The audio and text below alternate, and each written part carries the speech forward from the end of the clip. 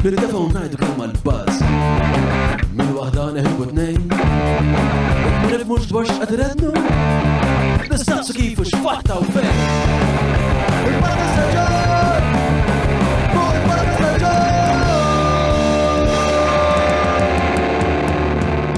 Mela, tlaqna? Merħba l-episodju ieħor tal-podcast illum fl-istudio miegħi għandi l-bnidem soċjalist trade unionist magħruf għax huwa bnidem li iħobb jaqsam ħafna l-opinjonijiet tiegħu mal-pubbliku qed nitħadded dwar Jeremy Camilleri li wkoll għamel xi żmien jaħdem fil-medja huwa wkoll rocker. Ma Jeremy ħadħattu fuq ħafna affarijiet fosthom il-libertà tal-espressjoni, is-soċjaliżmu, ħanitħattu dwar il-qagħda preżenti tas-soċjaliżmu fil-pajjiż, ħanitħattu wkoll dwar it-trade unionizmu, insomma, perswas li ma Jeremy ħadkun taħdida varjata immens. Qabel ma nitlaq bit-taħdida nfakkarkom patreon.com/John Mallia jekk tixtiequ dan ix-xorta ta' kontenut, ta' produzzjonijiet, ta' ġurnalizmu li jkompli isir patreon.com/John Mallia qabel ma nkompli Maple, Hungry Hippie, Browns, Oxford House, Vinja Capricci ta' Brahms, Derek, Kutriko, E-Cabs u Garmin u ma dawn l-azzjendi li jagħmlu dan kollu possibbli. Garmin dejjem jgħid smartwatches vera sbieħ u mhux biss unikament preċiżi għax jgħinuk tikkomputa ċertu metriċi li bihom tista' taraf il-progress tiegħek imma hum ukoll stylish u sexy bħal sidhom.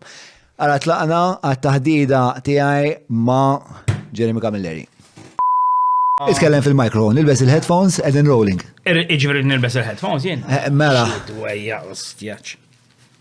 Ħatibda tgorra dik għall-update. U ma zammejt il-konxlus, diklar.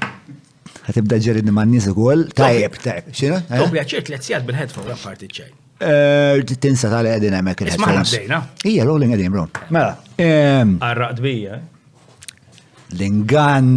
L-ingam dejna, għallu li tiġi Għallu li tiġi għallu li tmurx ostjan ma mill-ewel. Bejta ta' srib, le, laboratorju tal-velenu. Jistet intu għaw, il-ġibek. Dak raġel sew. Dak raġel sew ħafna. Xet inferixi għan. Tu għal-u għahda l-bipa xet nismaħħom fuq barra.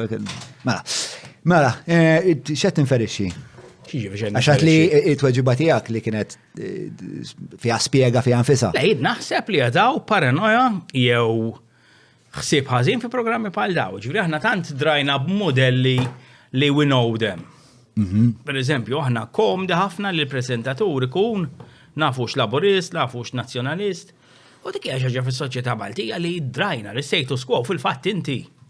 Issa jena mux għednajt li hemm ħafna affarijiet li ma naqblux jina għandi. Dal-podcast mux dejjem naraħ għax kultant nitkellem straight, 3 sigħat u nofs, 4 sigħat u nofs, najja kien hemm tal-li rajthom kollha.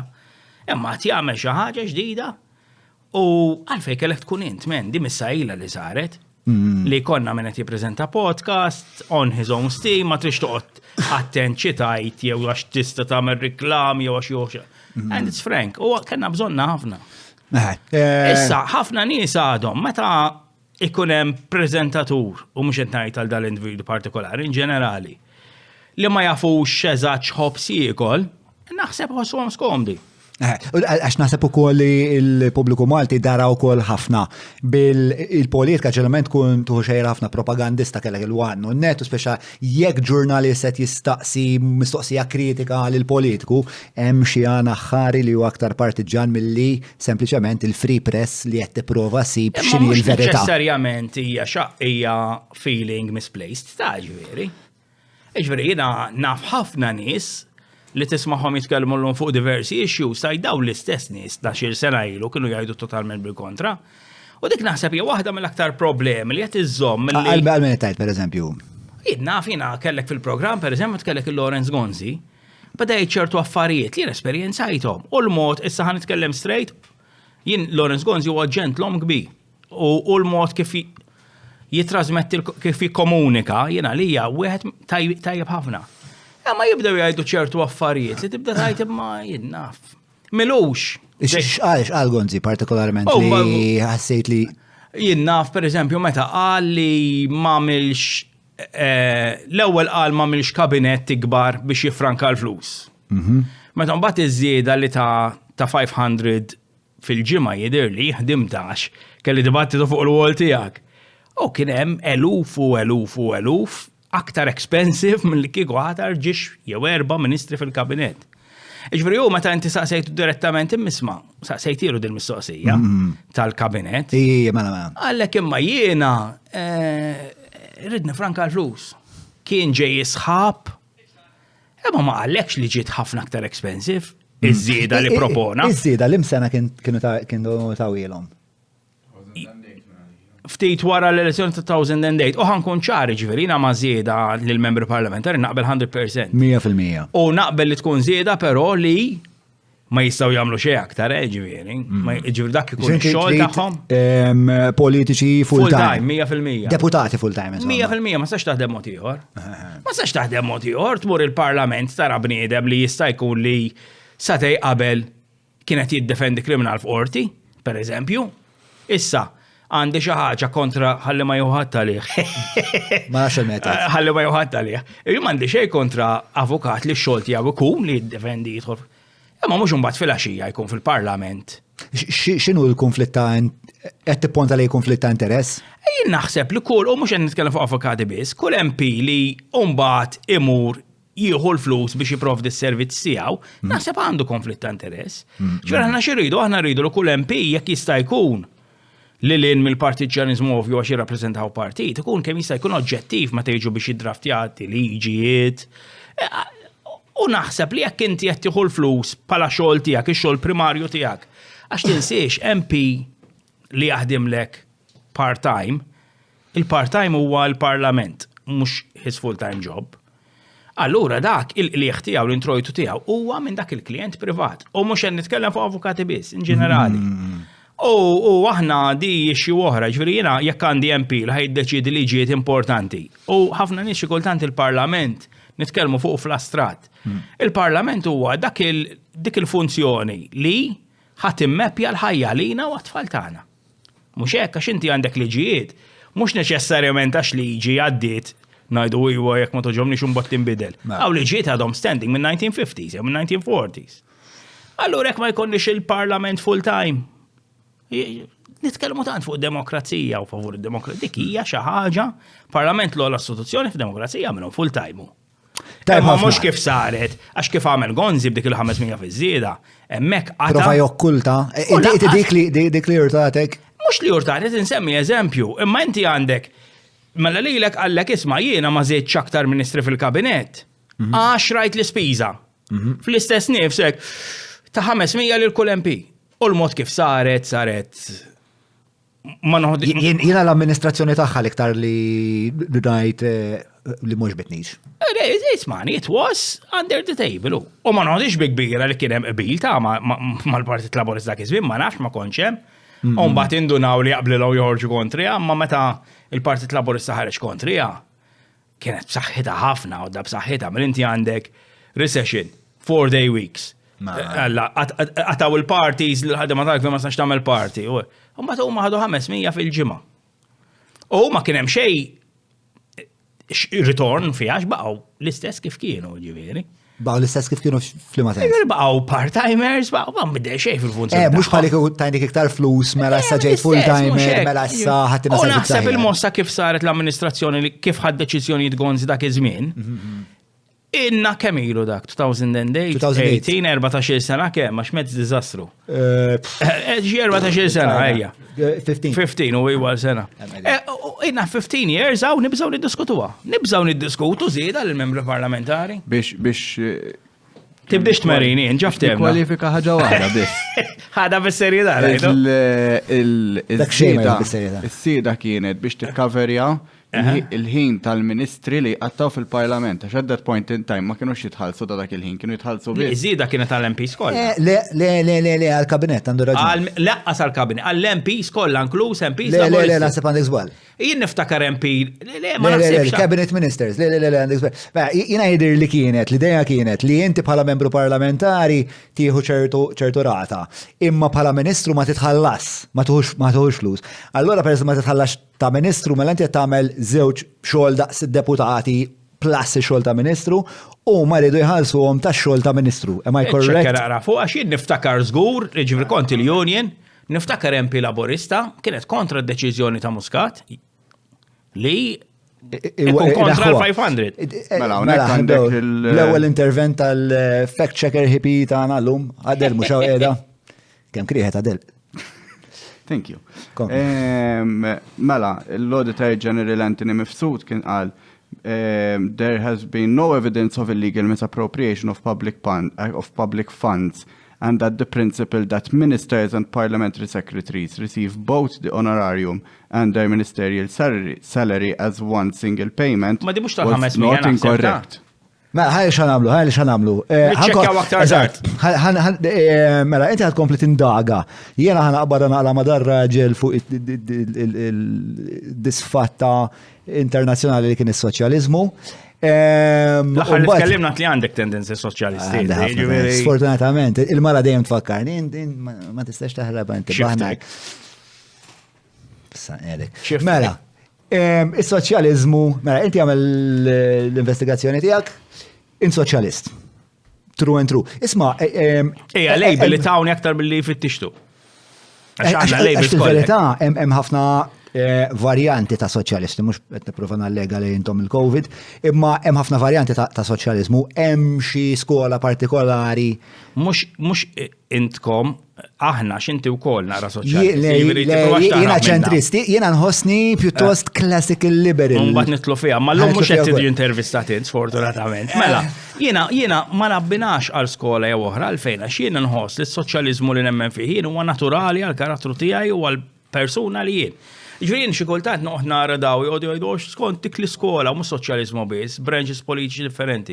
Nibda ngħid imma x'għandu x'jaqsam, mhux jgħodu jgħidu dak huma ħsibijiet ta' ħadd ieħor li nqabdu bdew isegwhom numru ta' nies, mhux hekk. Ekku. Issa jiena kont tkellimt miegħek darba meta kont intervistajtni f'wieħed mill-ar żminijiet politiċi Malta tiftakar. U kont għadlek x'naħseb li hu s-soċjaliżmu, jiena s-soċjaliżmu li nemmen fih jien huwa dak li jaħdem biex il-batut il-min qiegħed fil-qieħ jolli kemm jista' jkun u jipprova jfittex level playing field b'interventi diretti.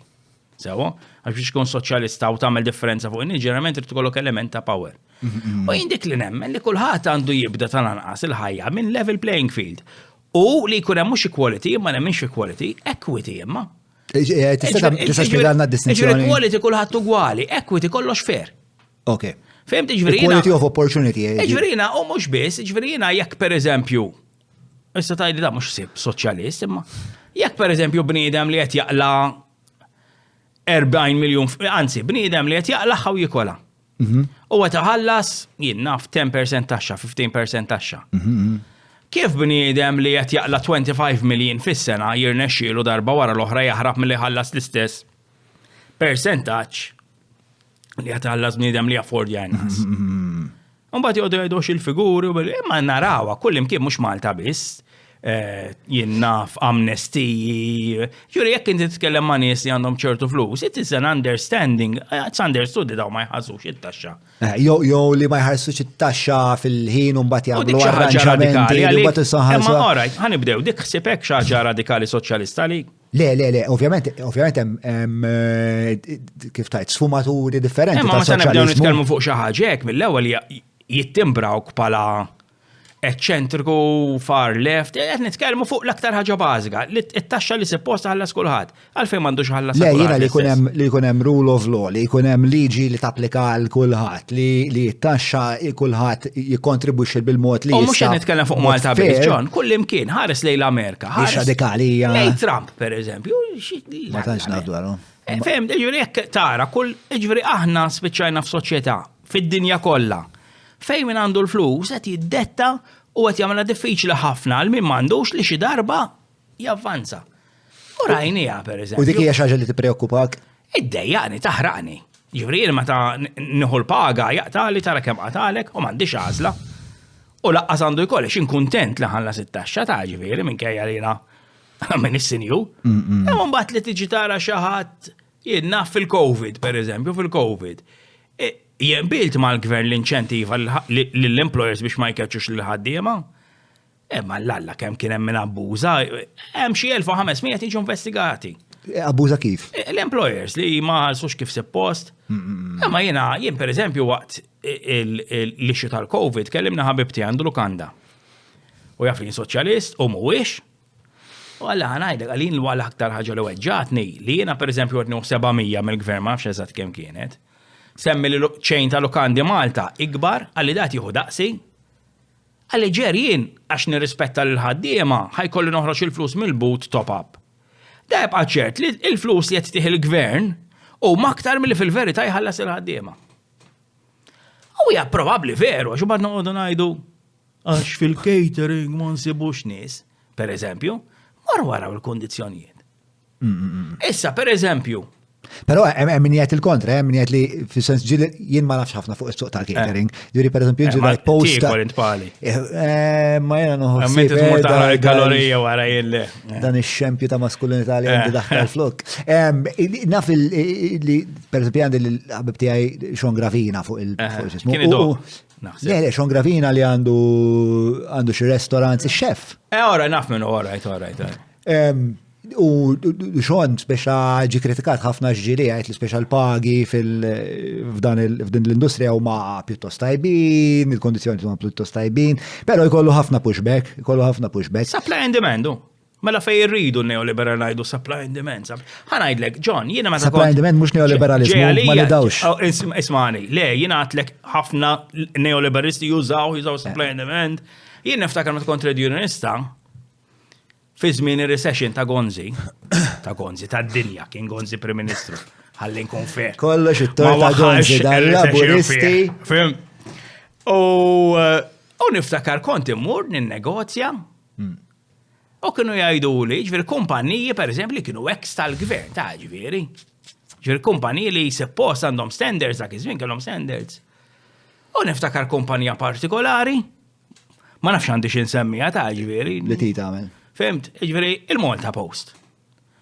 U kont niftakar mort ma gejtu merċija kien trionista, għax il-Malta Post dak iż-żmien bdiet iddaħħal ħaddiema bil-kuntratt. U taf kif kienet bil-kuntratt li inti il-liġi tgħidlek ma tagħmel 4 snin kuntratt definite, u ma nsjal 4 snin tiġi indefinite. U daw kienu letteralment jistennew li għamet 3 snin u 11 xahar, pereżempju, jgħidu rusma ma nibżon aktar is-servizzi tiegħek. Fimt, ġveri, kellek qed insemmi l-Malta Post, għax illum għandi relazzjoni eċċellenti ma' min qed imexxi, jiġri it's all water under the bridge, imma daw affarijiet għaddejna minnhom.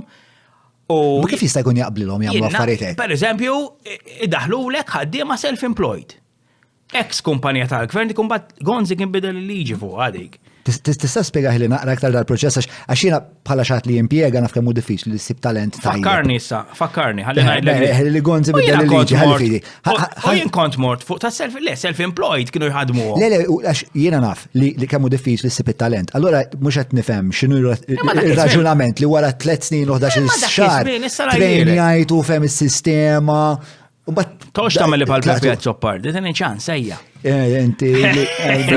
Ħabib birti għamma naqbat naqra miegħu. Palissa għandi naqra dibattiti miegħu fuq il-liġi. Mela, inti għettajt li kif jissib talenti, ma dak iż-żmien kien żmien, u għawġi għal-kunċett ta' supply and demand. Fej għal-kulad ma kien hawn mitkelb. Allura, inti kont literalment, inti tinsiex, inti il-paga fil-collective agreement li kienu antik tal-gvern u ma incremental, anke privati għamluha. Ġurinti jekk bniedem li għamil l-istess xogħol 6 snin jitħallas aktar minn bniedem li għadu dieħel. U naħseb kienu jifrankaw, u ġibdat tela naqra fil-paga, daqshekk thank you very much, u l-għada jdaħlu persuna floku. Lalla xeħsi. Femt, ġviri da kienet, u niftakarni ma għejtu mer, u għansemmi n-nies. Għaxin niftakar konna l-tqajna ma Joe Site, li huwa chairperson tal-Lombard, għandikun tal-Lombard, dak iż-żmien kien chairperson tal-Posta. U niftakar il-gejtu merċija, beda jgħidu, tarmijom dal-ħaddiema, tarmijom, għandkom ħaddiema tajbin, u ġejtu jiskom il-McDonald's l-istess fama, u da sajt kien ġveri għamna xi satej, u l-linja tiegħu kienet mi problema ta' xejn, minnhom dejja jitlaq. U għalfejn, għax għada nagħmel hekk, niftakar ifaqqasu baħek nagħmel hekk u għada ndaħħal postiera ġodda. Illum il-ġurnata l-posta, issa ġejja wkoll, mela supply and demand, mela dak iż-żmien meta kien hemm ħaddiema kemm trid ma kinux jollu l-pagi. Kienu jgħidu isma' minn imdejja jitlaq. Issa x'mawx ħaddiema u l-ekonomija b'saħħitha u m'għandhomx biżejjed ħaddiema kif qed tgħid int. Għax ma jollux il-pagi bl-istess loġika ta' ħsieb għalik huwa fundamentalista da huwa eċċessiv. X'inhu r-rimedju allura li qed jagħmlu? Supply and demand, jekk temmen fiha dejjem, jekk inti ma ssejbx titolli l-pagi. Ma x'qed jagħmlu qed jimportaw il-ħaddiema verità. Ejja mela. Ismani, dak. Xorta supply and demand fis-sens. Sabu demand artifiċjali. Biex huma jibqgħu komdi huma iġibu n-nies se jinbriedem minn dawk li tax kemm naqbes għal ħaddiema barrani. Imma litteralment daw qed jiġu hawnhekk biex iżommu ċertu pagi baxxi b'mod artifiċjali f'ċertu setturi x'għandek setturi oħra min tix issib. X'in definizzjoni tiegħek imma għal artifiċjali għax fl-aħħar mill-aħħar mhux f'dinja globalista qegħdin f'dinja globalista internazzjonali anke tal-impjieg f'dal-każ. Ngħidlek pereżempju, aħna għandna ċertu pereżempju qegħdin fl-Unjoni Ewropea.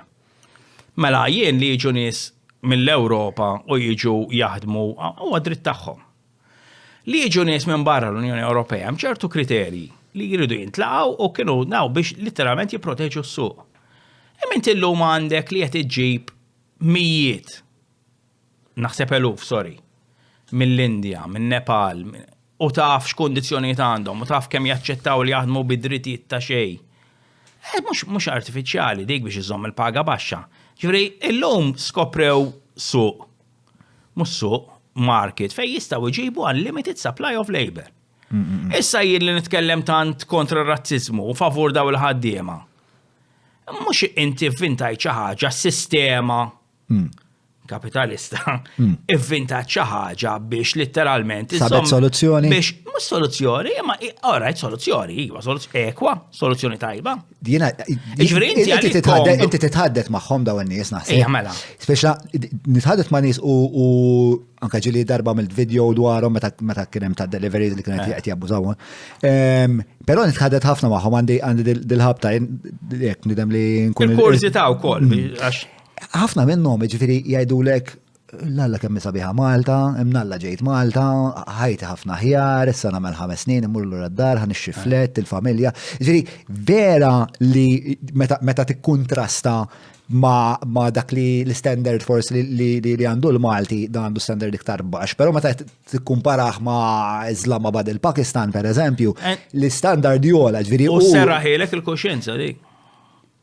Diment, fis-sens. Ħanajlek jien nixtieq Julian inti l-ġenju tal-istatistika ma naħsibx li ħassiba imma turnover ta' kemm hawn nies li jiġu hawn ma jdumux. Għax jien naħseb dik l-akbar problema li għandna li hawn ħafna nies barranin qed jiġu hawn jitilqu lura. Ovvjament l-eżami tal-kuxjenza hija xi ħaġa differenti. Jiena nitħaddet bħalissa fuq l-esperjenza suġġettiva tagħhom. Huma ħajjithom ħadet mhux kollha. Ftit għalfejn daw ippruvaw kemm il-darba jorganizzaw rwieħhom fil-unions pereżempju għamlu protesti l-belt u kulħadd joffendihom. Ħażin. Għax huma li għadu huma tisirqulna xogħolna ma min qed iġibhom. Qed tifhimni x'ngħidlek. Żgur li hawn l-abbuż jiġri kelli podcast ma xrajtux ma' Mario. Markanti għal Mario. U l-abbuż li sofra dal-bniedem ġifieri. Ma li rrid ngħidlek hu għax aħna meta nparlaw jiena u dejjem nindew minn hawn u nispiċċaw in-nar fuq l-LSD. U ħalli nerġa' nipprova naqbad ma' suġġett għal min qed jara l-programm. Għax inti għad li ismani daw qed iħallsu pagi u mhux qed isibu. Mela mhux qed iħallsu biżżejjed. F'setturi li catering pereżempju ta' mill-kċina it is relatively unskilled u training mhuwiex daqshekk fit-tul, ġifieri jien kont waiter, l-ar waiter fid-dinja kont jien. L-ar waiter X'kien fid-dinja. jagħmlek l-waiter fid-dinja? Oh, ifhimni. Għax ma tafx tistenna. Darba mort ftiġ, per eżempju, ibatu ta' ftiġ. Ma nafx. Niftakar kelli stjadixxek tal-fidda kbir, mimli salzet b'xi ħal kien. U stjawat intiħ waħda tal-Pepe, Villa Madama jew ximkien hekk kien. U stjawat nara, fil-għodna nara. Ġara, u nara d-dix, tant kien tilin qaleb u l-ħal niżel kollu fuqha. Hemm element ta' training, imma mhuwiex xi ħaġa li ma tistax. Issa meta inti għandek nies li m'intix issib, hemm source li you can tap into. Ġur mhux qed ngħidu pereżempju fuq nurse li highly specialized trid titrenja u jekk ma ssibx ħajkollok tmur għal barra. Qed nitkellmu fuq xi ħaġa li bniedem ta' 18-il sena li m'għandux O levels, m'għandux kwalifiki, he can do it. Issa, spjegali għalfejn nies li għadhom ħirġu mill-iskola, m'għandhomx xogħol, m'għandhomx low levels. Jażlu ma mhux fil-catering. Jgħidulek il-ħinijiet. I'm not convinced. Għax X'qed jagħmlu da żgħażagħ ilhom il-ġurnata? qed marru bnadi oħra ma jaħdmu għax m'hawnx unemployment, mhux qed jaħdmu fil-catering. U jien nixtieqx, jien naf niċċekkjaw naqra l-average wage kemm hi fil-catering. U daħħalx ix-chefs u hekk imma għamela fuq l-unskilled. U tara li hija ċuċċata u. Is-sinti għatli isma' għatli imma daw qegħdin aħjar milli qegħdin f'pajjiżhom. Imma aħna minna aħna il-liġi tax-xogħol tagħna hija maħsuba biex ikollok basic minimums, il-minimum wage x'inhi? 777? Le, il-kunċett ta' minimum wage xi ħaġa oħra soċjalista di, ġifieri xellugija, għax meta daħlet il-minimum wage kienet revoluzzjonarja. Xi ġifieri trid tħallsu ma tistax tħallsu inqas, jekk irid jaċċetta b'inqas m'għandix dritt. U l-gvern kien qal le m'għandekx. Allora x'inhu differenti l-kunċett qed tifhem x'qed ngħidlek, ġifieri meta inti qed tgħid barrani. Le, ovvjament standards irid ikun hemm. Eżatt. Standards irid ikun hemm, anke standards tal-għejxin. Jiena kważi l-iktar li tinkwitani f'din l-istorja kollha hija l-standards ta' kif jgħixu mbagħad hawn Malta. ġejna li wkoll għalfejn jgħixu hekk għax daw jgħidu ħnamlu ftit żmien u nisiru.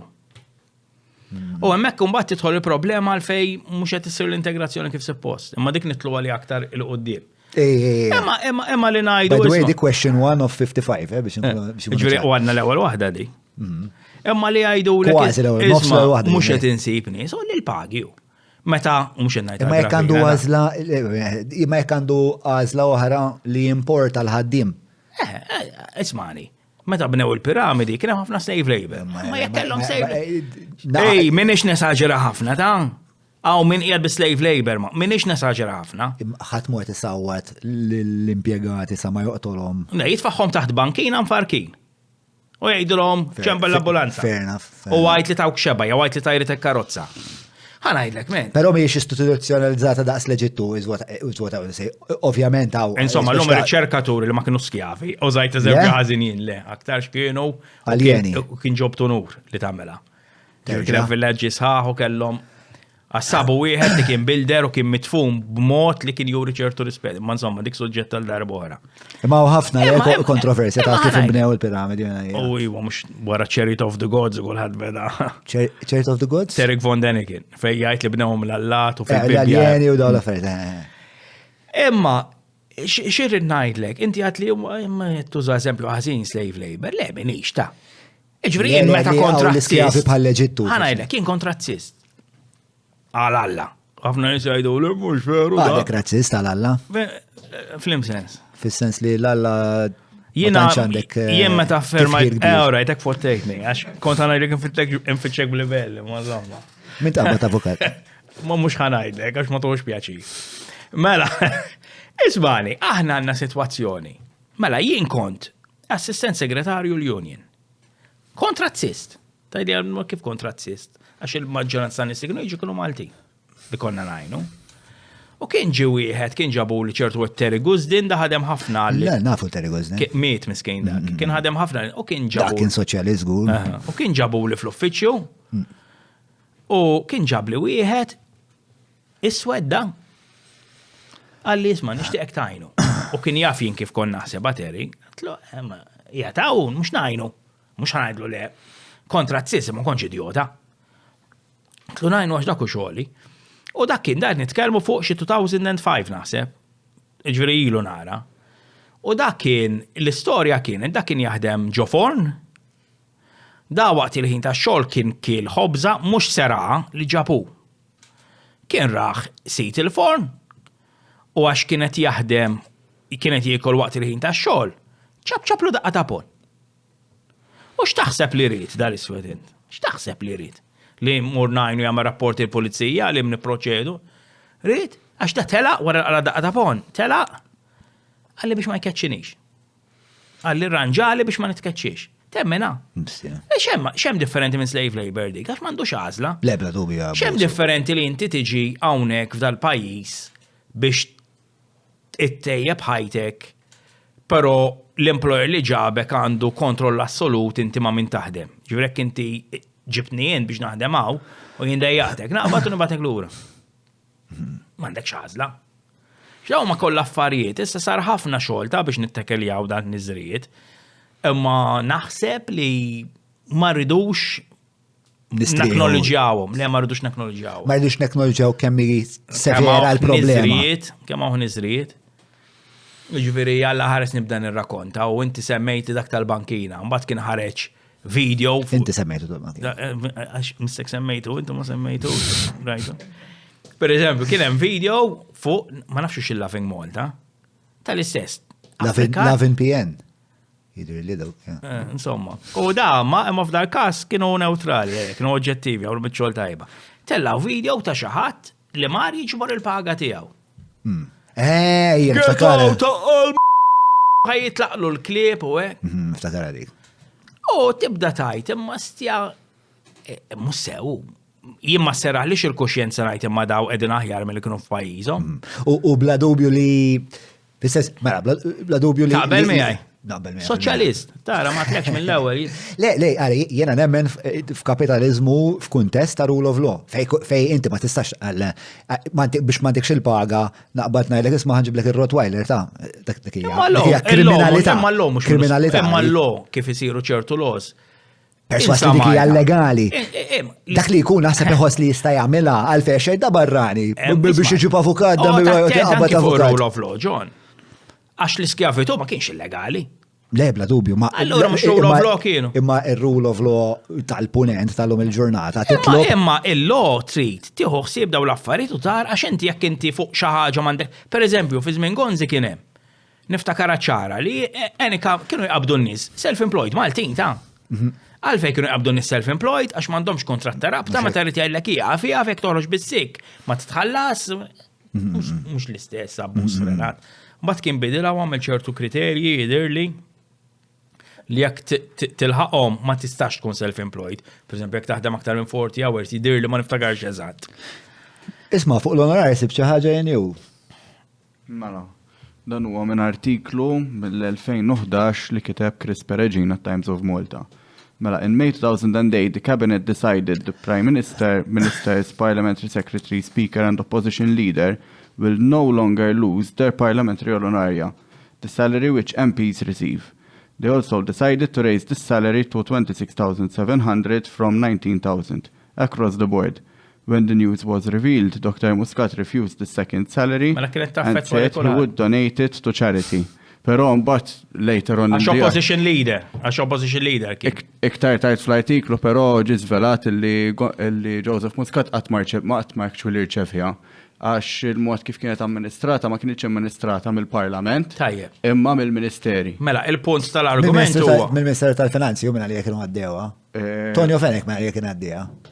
Minix ċert jekk ħarġux minn dak il-Ministeru jew mill-Ministeri rispettivi. Mela, kellu raġun Julian. Ninħarat għandi raġun, imma l-punt jibqa li kienet ħafna aktar expensive mill-ekkużerva ministri, jibqa l-fat, ġiviri, u meta nisma l-Gonzi, nigustaħ il-Gonzi, il-mod kif jgħida, tajjeb, imma meta tasar, tibda tajt, mux, u għat insemmi lilu par eżempju, għax politikanti kolla jusaw il-double speak, ta' ġiviri, it's part of their job, imma li rritnajda, kħax inti għat li rule of law, all right, imma jekk il-liġi tkun tiżvantaġġa ċertu waqsma fis-soċjetà. M'għandekx tagħmel liġijiet biex tara li ma jkunux żvantaġġ taqbel miegħi. Soċjalist. Ħadd it-tema rikorrenti Soċjalist. Inti jiena naħseb li s-soċjaliżmu u l-kapitaliżmu jistgħu jgħixu f'armonija u jagħmlu babies ferm attrajenti. Ma jsirx hekk. Mela, għaw ħafna. Danimarka, per eżempju. Ma Danimarka, minti jettajt li, għet semmi li pajis li u exception. Le, u bħalu per eżempju New Zealand. All right, hemm l-exceptions. Le, għahna naħarsu li dawk l-exceptions. l-exceptions. Tijak hija mixed economy li kollok jinnaf kollok ċertu. Strong welfare state, ħalli ħatma no one falls through the cracks. U li kunem ħafna trasparenza. Inti temmen soċjalizmu, pero li ħalli free enterprise. Eżatt. Imma, u kol mux perfetti. Imma jien per eżempju ngħidlek New Zealand ikun hemm ħafna miljonarji li ma jħassux taxxi kollha per eżempju. Ma fux għax tibbaża l-analisi tiegħek qed tajt jiena ngħidlek ma min fejn tajda. Qed insemmilek eżempju. Anke fil-pajjiżi fejn għandhom mixed economies. Fejn in-nies li għandhom flus bla doċċ, they set the rules. And jirnexxilhom daw anke il-liġijiet li jsiru jew jirnexxilhom iduru magħhom. Jew il-liġijiet meta jsiru jieħdu ħsieb isma' di ħanaddi din-liġi. Ħanara kif ma nweġġax. Għax taw il-kunċett li daw persi ħarsu ħafna miljuni f'taxxa, mhux daqskemm suppost, imma taħarsu ħafna, mela allura huma ara kemm qed jgħinu l-istat. Di li ħafna nies kuntenti li isma' il-business isir sinjur tajjeb, u mbagħad inti mhux ħatuħu l-frak. Ħud Danimarka, pereżempju id-Danimarka għandhom jidher li it-top tax bracket għal corporations hija 22% u għall-individwi xi 53% imma meta tkun taqla ċertu ammont ċekkja ħelu għal però huma bla dubju ħafna iktar trasparenti, ġifieri li għandhom tajjeb id-Danimarka li il-korruzzjoni hija vera baxxa hemmhekk. Għalfejn għax inti għandek 22% eżatt corporate tax. I got it right. First try, amazing. Neħħi dik in-nota minn taħt li kont qed taqra. Tipprovax tfotti. X'huma mhux jarawha jien qed nara. U tu għandhom free press vera b'saħħitha u d-Danimarka. Fis-sens li inti biex inti kollok kapitalizmu vera tajjeb, mimżewweġ ma' soċjaliżmu vera tajjeb, dak li jaqadhom it-tnejn huwa rule of law bħala conduit li l-ħin kollu qed jiġi assess mill-free press. Ħafna watchdogs. Fil-fatt naħseb għandhom ukoll l-aqwa free press fid-dinja jidher lid-Danimarka. Jidirli. Xi tektek fuq il-keyword biex jiċċekkja dak xogħol. Merieħ jekk m'għandux. Għaset nlaħħaq magħkom. Qed naġġel jew ħammorru ftit lura għax sibt naqra affarijiet li saqsejtuni. Mela, rigward it-turnover ta' third country nationals ma sibtx xejn per se, ma forsi statistika ħelwa hija li bil-12,000 fuqhom third country nationals inqas minn 1,000 kienu employed part-time. Ġifiri kien 11,600 li kienu reġistrati full-time. Sewa, ma nafx dik. Lemon, pittos predictable naraj. Erġajda, sorry. Mela, il-maġġoranza assoluta ġifiri minn 12,000 fuqhom, 747 only were employed part-time. Jistaw ikunu impjegati part-time huma fis-sens.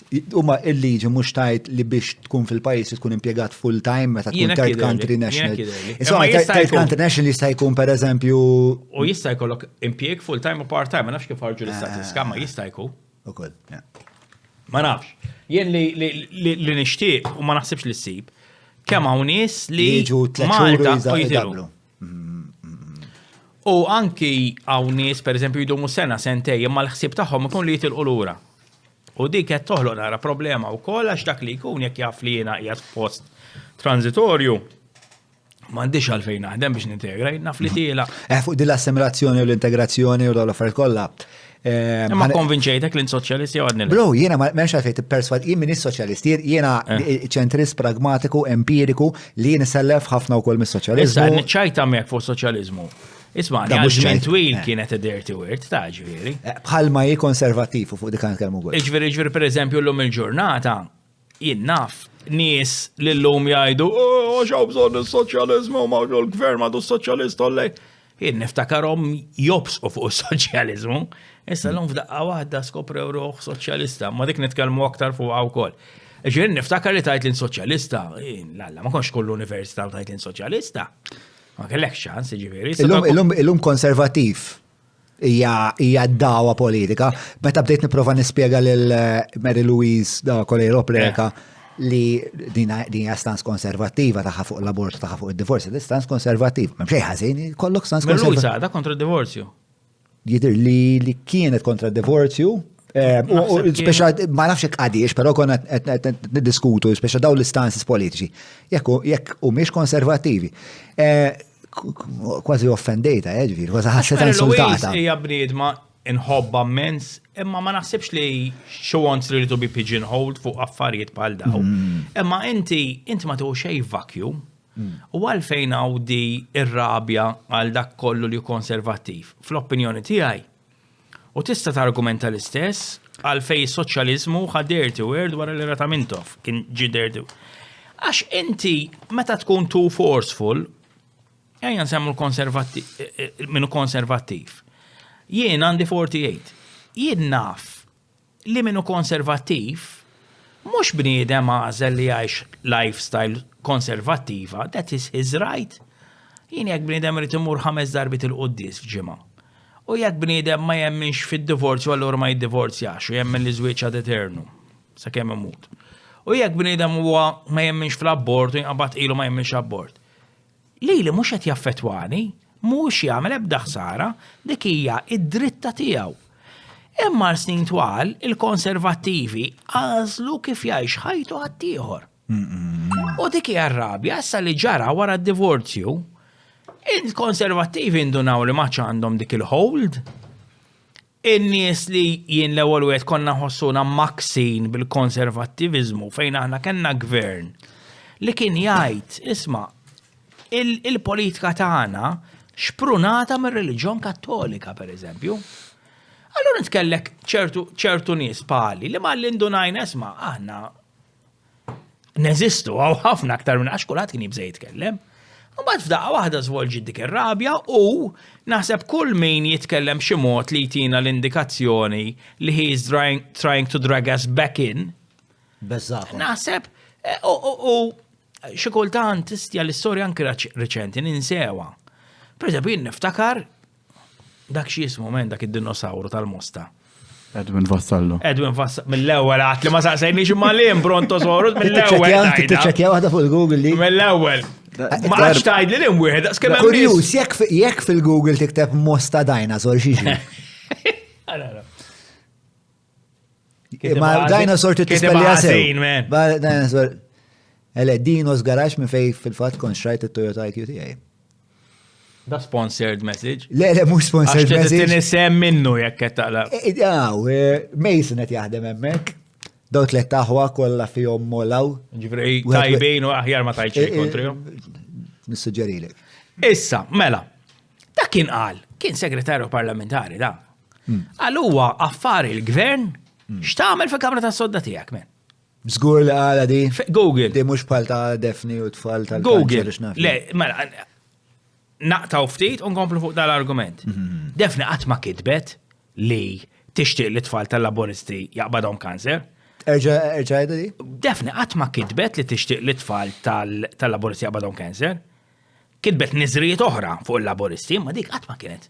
X'inhi l-iktar ħaġa li meta nara kera li dejqiet. Issa niġu ħankomplu fuq tal-konservattivizmu. Nagħmlu digressjoni lura.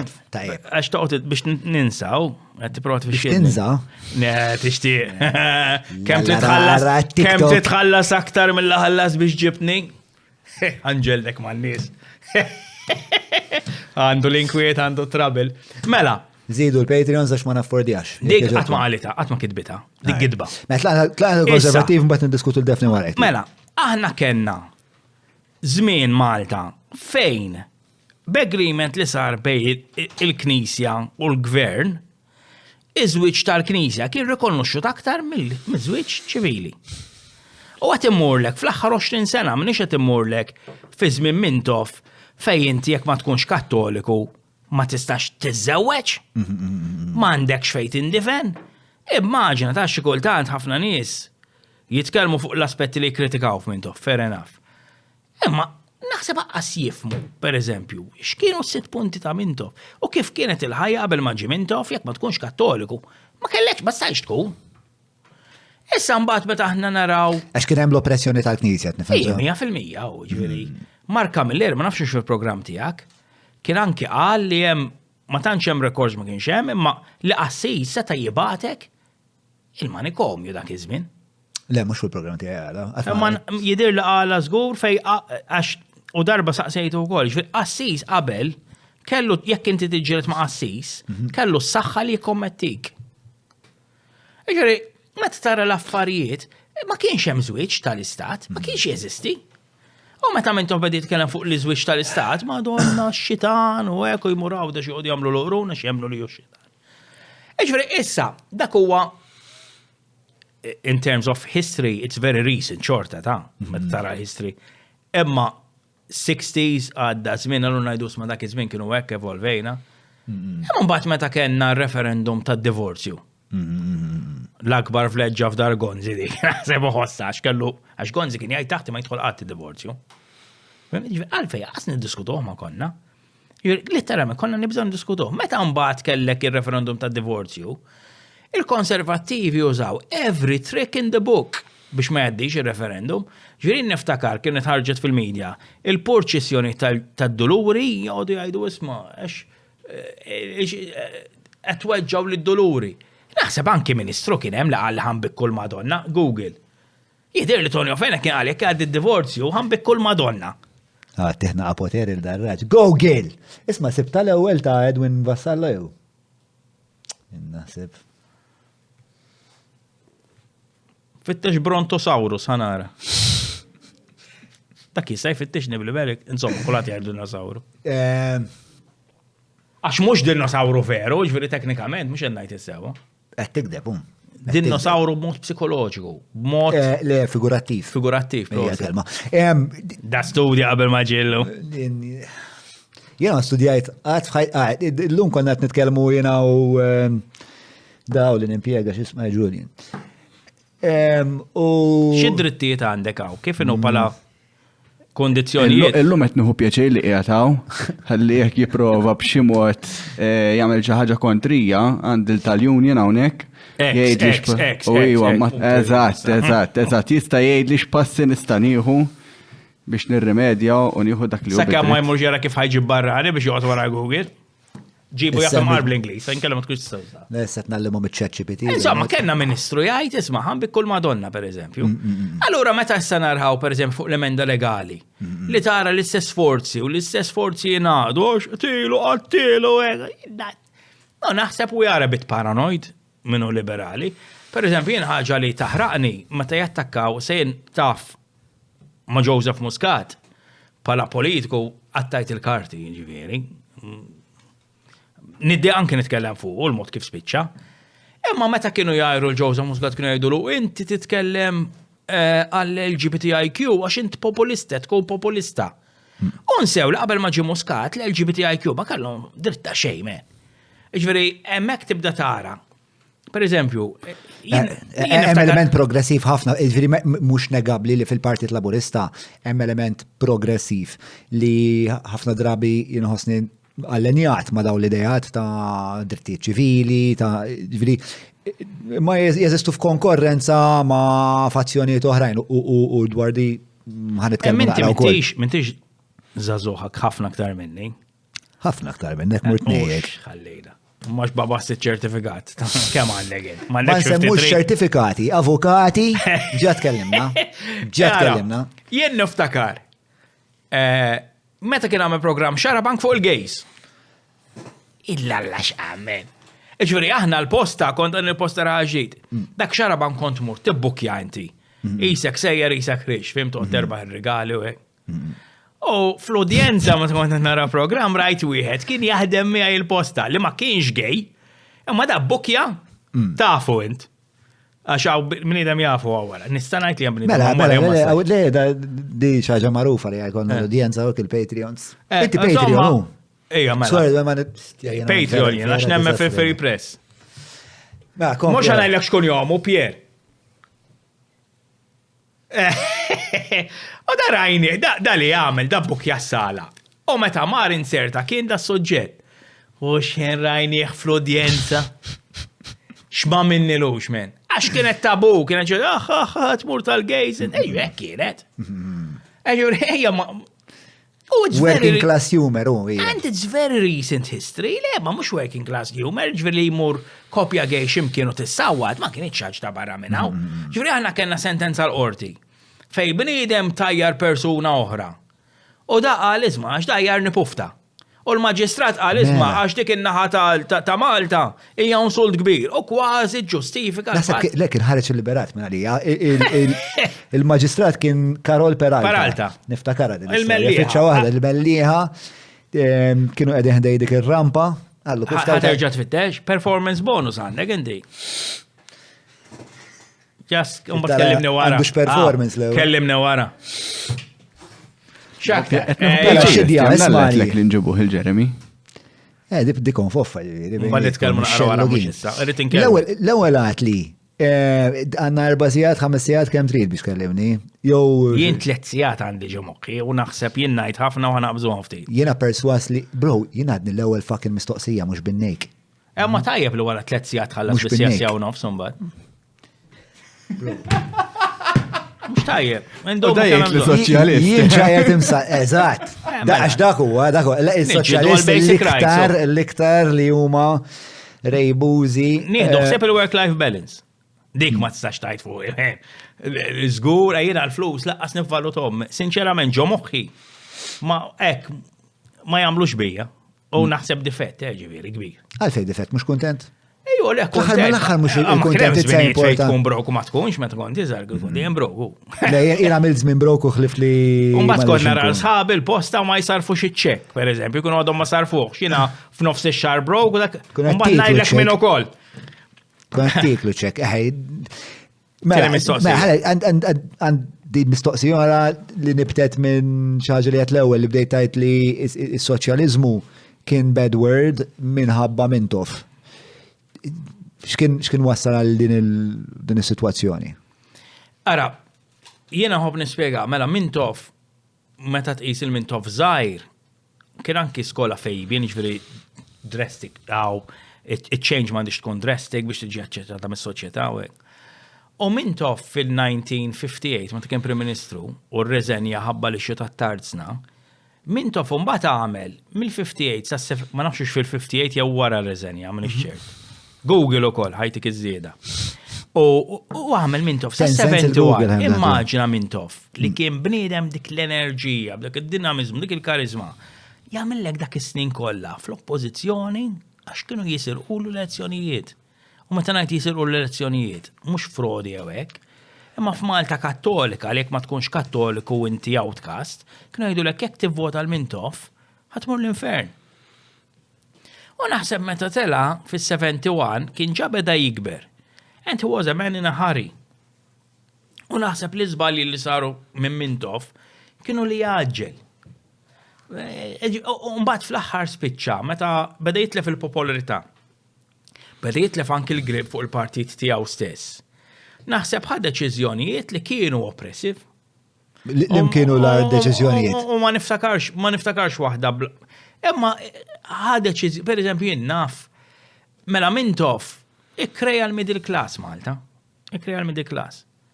Imma, meta mbagħad il-middle class kellha ċertu affluence, mela filli it-tfal m'għandhomx jieklu, m'għandekx titma' l-itfal, letteralment. M'għandekx fejn toqgħod. U Mintoff tak minimum wage, tak post fejn toqgħod, probabbli. Allura inti bdejt tesperjenza ċertu kumdità. Laqas ma esperjenzajt, and that was brilliant. Dak u s-soċjalizmu kif jgħadem li qabad in-nies mill-qiegħ mill-mandraċ ħarriġhom bl-armata, biex għasirdu għax tant kienu draw jgħixu hekk. Mbagħad f'daqqa waħda daw in-nies spiċċaw għandhom post saqa fuq rashom, job stabbli, il-basics tas-survival tal-ħajja għandhom. Għax kien hawn nies jittalbu bil-ġuħ ma kellhomx jieklu. U f'daqqa waħda riedu dak il-flus li għandhom, dak il-newfound wealth, ikollhom fejhom fuqha. Imma ma kellhomx imbagħad għax Mintoff imbagħad tant kien moħħu biex jiddetta suq b'mod totali. Li mbagħad inti jiena ħobb ngħid li waħda mill-ikbar issues li nies ma votawx il-Labor fl-87 apparti issues oħra ta' violenza il-Mars. Il-Mars għalfejn daqshekk sinifikattiva fis-sajki tagħna. Għax il-ħaddiem li issa il-survival, il-basics ħadna ħsiebhom, Rid jiftaħ, rid igawdi aktar, u dak Mintoff kien iżom ħafna.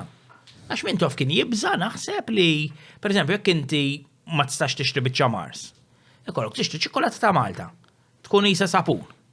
Kien hemm waħda kienet, id-deserta kienet toġobni. Il-ħaski kienet toġobni, na? Insomma, ma tantx kien toġobni. Imma Milux qed nitħa, għax Milux istja rajt wieħed għaddej bil-flok tal-ħaski. Li inti jekk kollok ċertu rappers jittik fl-ostja għadu għaddej bieħ, da' jekk, imma insomma.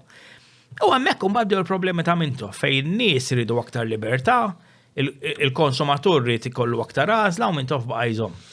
U ma rafx Mintoff li dik kienet il-kirba tal-poplu dak iż-żmien. Issa hemm ironiji, pereżempju, naf niftakar il-catch dak iż-żmien kien jagħmluha Malta. Għada sir. Għalqu l-fabriki imma barra importata mill-Irlanda. Ġur naħseb Mintoff dak kien iħsieb tiegħu, isma' ejja nkabru il-fabriki Malti, l-ekonomija ta' ejja nkabruha. Ma naħseb never let go mbagħad. U kien hemm ukoll nisma' ħafna nies jitħattu fuq il-vjolenza tal-80s. Issa niġu għalija wkoll, però li rid ngħidlek hu li dak iż-żmien. Sa-70s, sorry b'derġa. Ma tmur lura, mhux 70s u 80s, tmur lura 60s, tmur lura 50s, x'dawk ħadd ma jsemmihom. Għax ma kienx il-Labor. Imma meta tajt affarijiet bħal daw, jekk tmur lura fit-30s li n-nies l-awturi pereżempju tal-laburisti mhumiex m'għandhomx interess, mhumiex kapaċi għalfejn ma jissemmewx. Fis-sens nofs tal-pajjiż huwa laburist. Le għax l-istorja tibda tinsa. U issa ngħidlek ara, Strickland ippruvaw jogħtluh darbtejn. Jew darbek tidħol YouTube hemm video tiegħu jgħid li he survived an assassination attempt bl-Ingliż għax ġiel il-vjolenza dejjem kienet magħna anki. Hemm mbagħad li ġara meta inti tibda titlef il-kontroll, mela kien hemm rabja li ġara fis-snin ta' qabel. Beda jintilef il-kontroll kellek elementi li kienu vjolenzi fil-Partit Laburista. Insomma, ħankun fil-ġiex partiti kien hemm elementi violenti. Għax aħna nisimgħu l-affarijiet li kien hemm il-vjolenza u l-Labor kienu jsawtu l-nazzjonalisti li kienet tiġri u kien ħażin immens u llum nitqażżis anke nitkellem fuqha u ngħid għalfejn ta' issa. Imma ara ma taħsebx li n-nazzjonalisti ma kellhomx it-tough guys tagħhom ta'. La ħares li hum. Le, ma ismani, tough guys li sawtu n-nies ta' wkoll. Li mor. U di ara taħseb li ma jien pereżempju għandi niskanta llum il-ġurnata.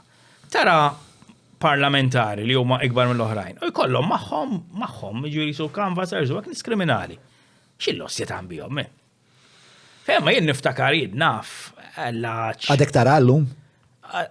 Naqset imma għadek tara. Ġifieri kien hemm wieħed kien ikun pereżempju ma' Simon Buzutti. Għandu rekord kriminali, mhux qed ngħid li hu raġel ħażin, għandu rekord kriminali. Ma rekord kriminali fis-sens.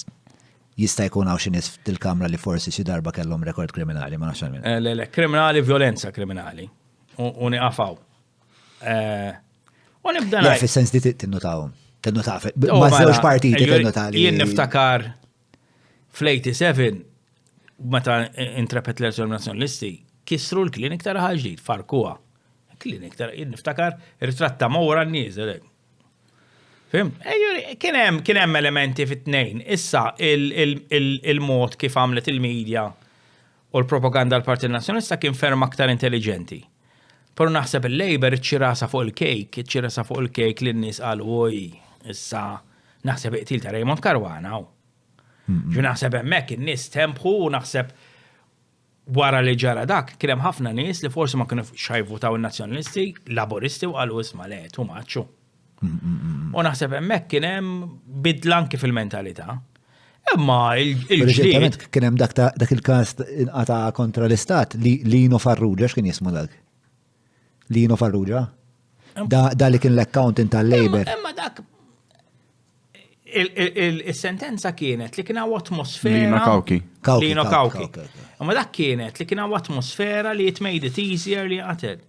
Imma ma sibx li kien politiku dak kien qtil fuq kien ħajkxef xi affarijiet mill-lider. Xi artijiet kien hemm fit-test li kont rajt jista' jkun għandi żbalek tista' lalla x'intuk x'tagħmel illum bro. Isma' x'qed ngħidu fuq jidher li kemm l-Orizzont ukoll involut fi għadha l-istorja. Għax inti għatli. Qattaw biċċiet. Insaqsejni għatli allura l-laboristi inkompetenti ma jmurx lura fis-60s u fil-50s.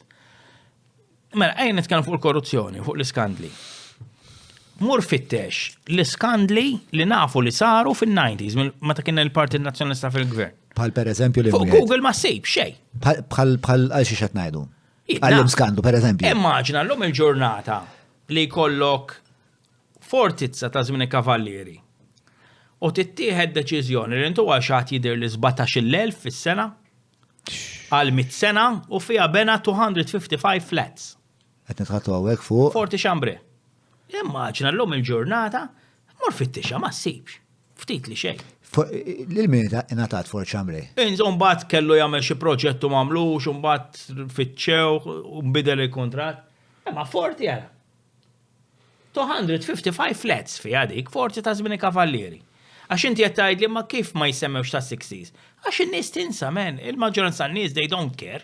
Imma sekond waħda, qed nitkellmu fuq atti kriminali li saru fis-sebgħinijiet. Le għax inti għatli. U hemm rekordju tagħhom. Issa qed nitkellmu fuq affarijiet li saru wara terġa' sebgħinijiet jiġri suppost ikollna xi xorta ta' libna minn mela. Inti għatli isma' allura għax insaqsejni fuq il-vjolenza ta' 70s u l-80s. U n-nies dejjem fuq dawk jitkellmu għax ma jmorrux lura 50s u 60s. U kemm issawtu laboristi fil-50s u 60s.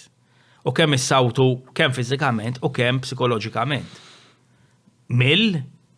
Aktar mill-Knisja mill-PN ironikament, imma l-PN kien qabel mal-istenta dik il-Knisja, imma aktar violenti mill-bniedem li tgħidlu isma' inti meta tmut m'għandekx fejn tindifenu. Mhux illum nitqu, illum jien meta mmut jiġi qassi jgħidilhom isma' mhux int ma la tmut, mhux ħanitfnuk fiċ-ċimiteru, ngħidlu li x'titnejjek, mhux ħanikkomplejni dak iż-żmien għamel li trid. Illum pereżempju l-iskomunika nitqu biha, jiena ġbajt ngħid irid imur niskomunika ruħi, imma ħesil għalissa, ħesil li toqgħod tmur, imma rrid nagħmilha. Għalfejn trid tagħmilha? Għax jiena ma ħassix kattoliku. Ġifieri jien meta joqogħdu jgħidu Malta pajjiż kattoliku, jgħidu 90% tan-nies huma kattoliċi, qed jgħoddu lili għax ma ara kemm mitannejk. Imma li rid ngħidlek. Kien hemm xi statistika hu ta' faħħa jidrin fuq il-Champions. Li 83% kattoliċi. Hemm issa kxift meta ġi rekordi du. M'hemmx tagħmel.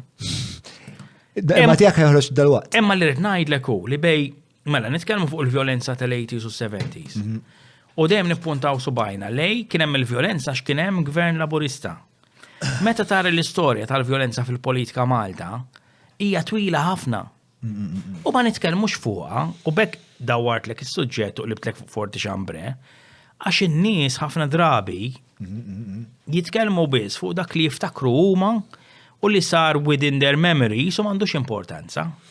Per eżempju fin-1920s jidirli 20s minn istoriku, Lord Strickland kien mara għawdex, da qalbulu l-karozza kellu l-mara pregnant korriet.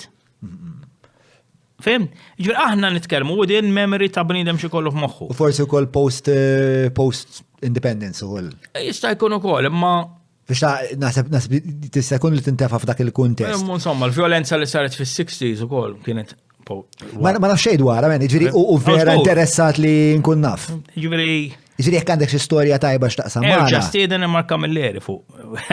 Fuq il-vjolenza tas-60s. U għalli wkoll nkellem għax l-aħħar darba staqsejtu dwarha, għalli tista' tkellem il-Djone Borċ minnaħa ovvjament ta' kien kiteb Libertà Medda. U naħseb liħor kien Godfrey Perotta.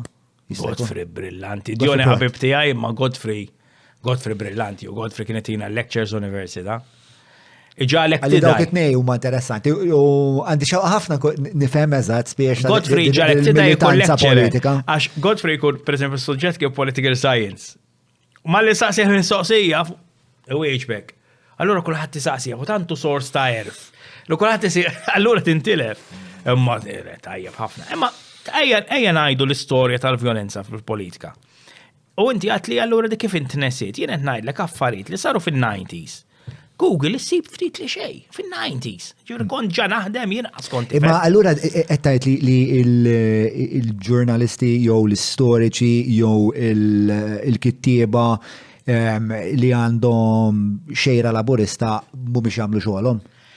Għax aħna dejjem nisimgħu kif qed tgħid bil-vjolenza tas-60s tas-70s. Fuq l-istoriċi laburisti ma nafx qed jagħmlu għax imma jekk il-Partit Laburista ma tantx għandu għalfejn imur lura fil-50s u 60s. Dik jonsu jżid aktar voti. M'għandux għalfejn qed jiġġieled fuqha. Imma li kieku kelli ngħidlek pereżempju niġi hawn u inti tagħmel programm scoops joġbuk. U li kieku kelli ngħidlek isma' kien hemm kawża l-qorti l-bieraħ u l-Prim Ministru ta' Malta Robert Abela instab ħati ta' diskriminazzjoni. Xokkanti tkun. Taf ġraġ Malta jew le?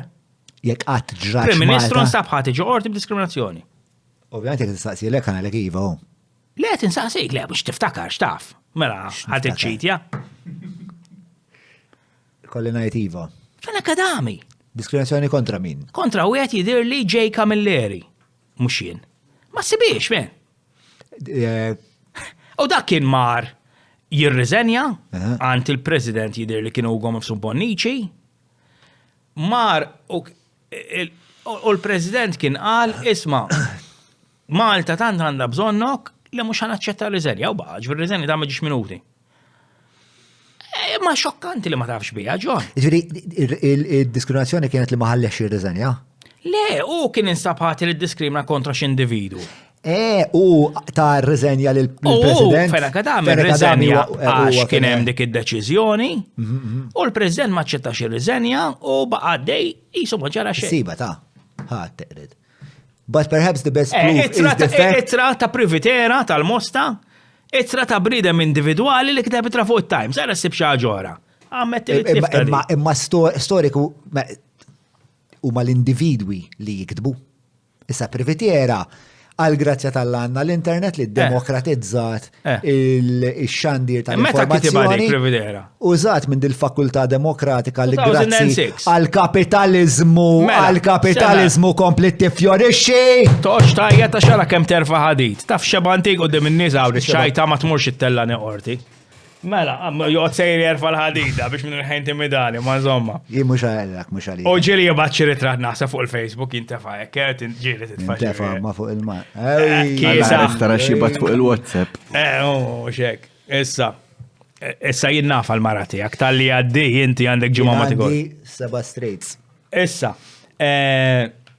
Imma ma tesistix. Nistgħu naqraw l-istorja tal-political discrimination. Le m'hemmx isemmija lajn, isemmija dik litra. Issa fittex, violenza tal-80s. U wara kemm jitilgħulek. Imma Tistiba sew imma. mhux l-istoriċi rridu jagħmlu iktar xogħol. Ismani, fin-90s mhux kwistjoni ta' storja għada men. Għala le. Fin-90s. Storja reċenti. Fin-90s kienet current, żgur.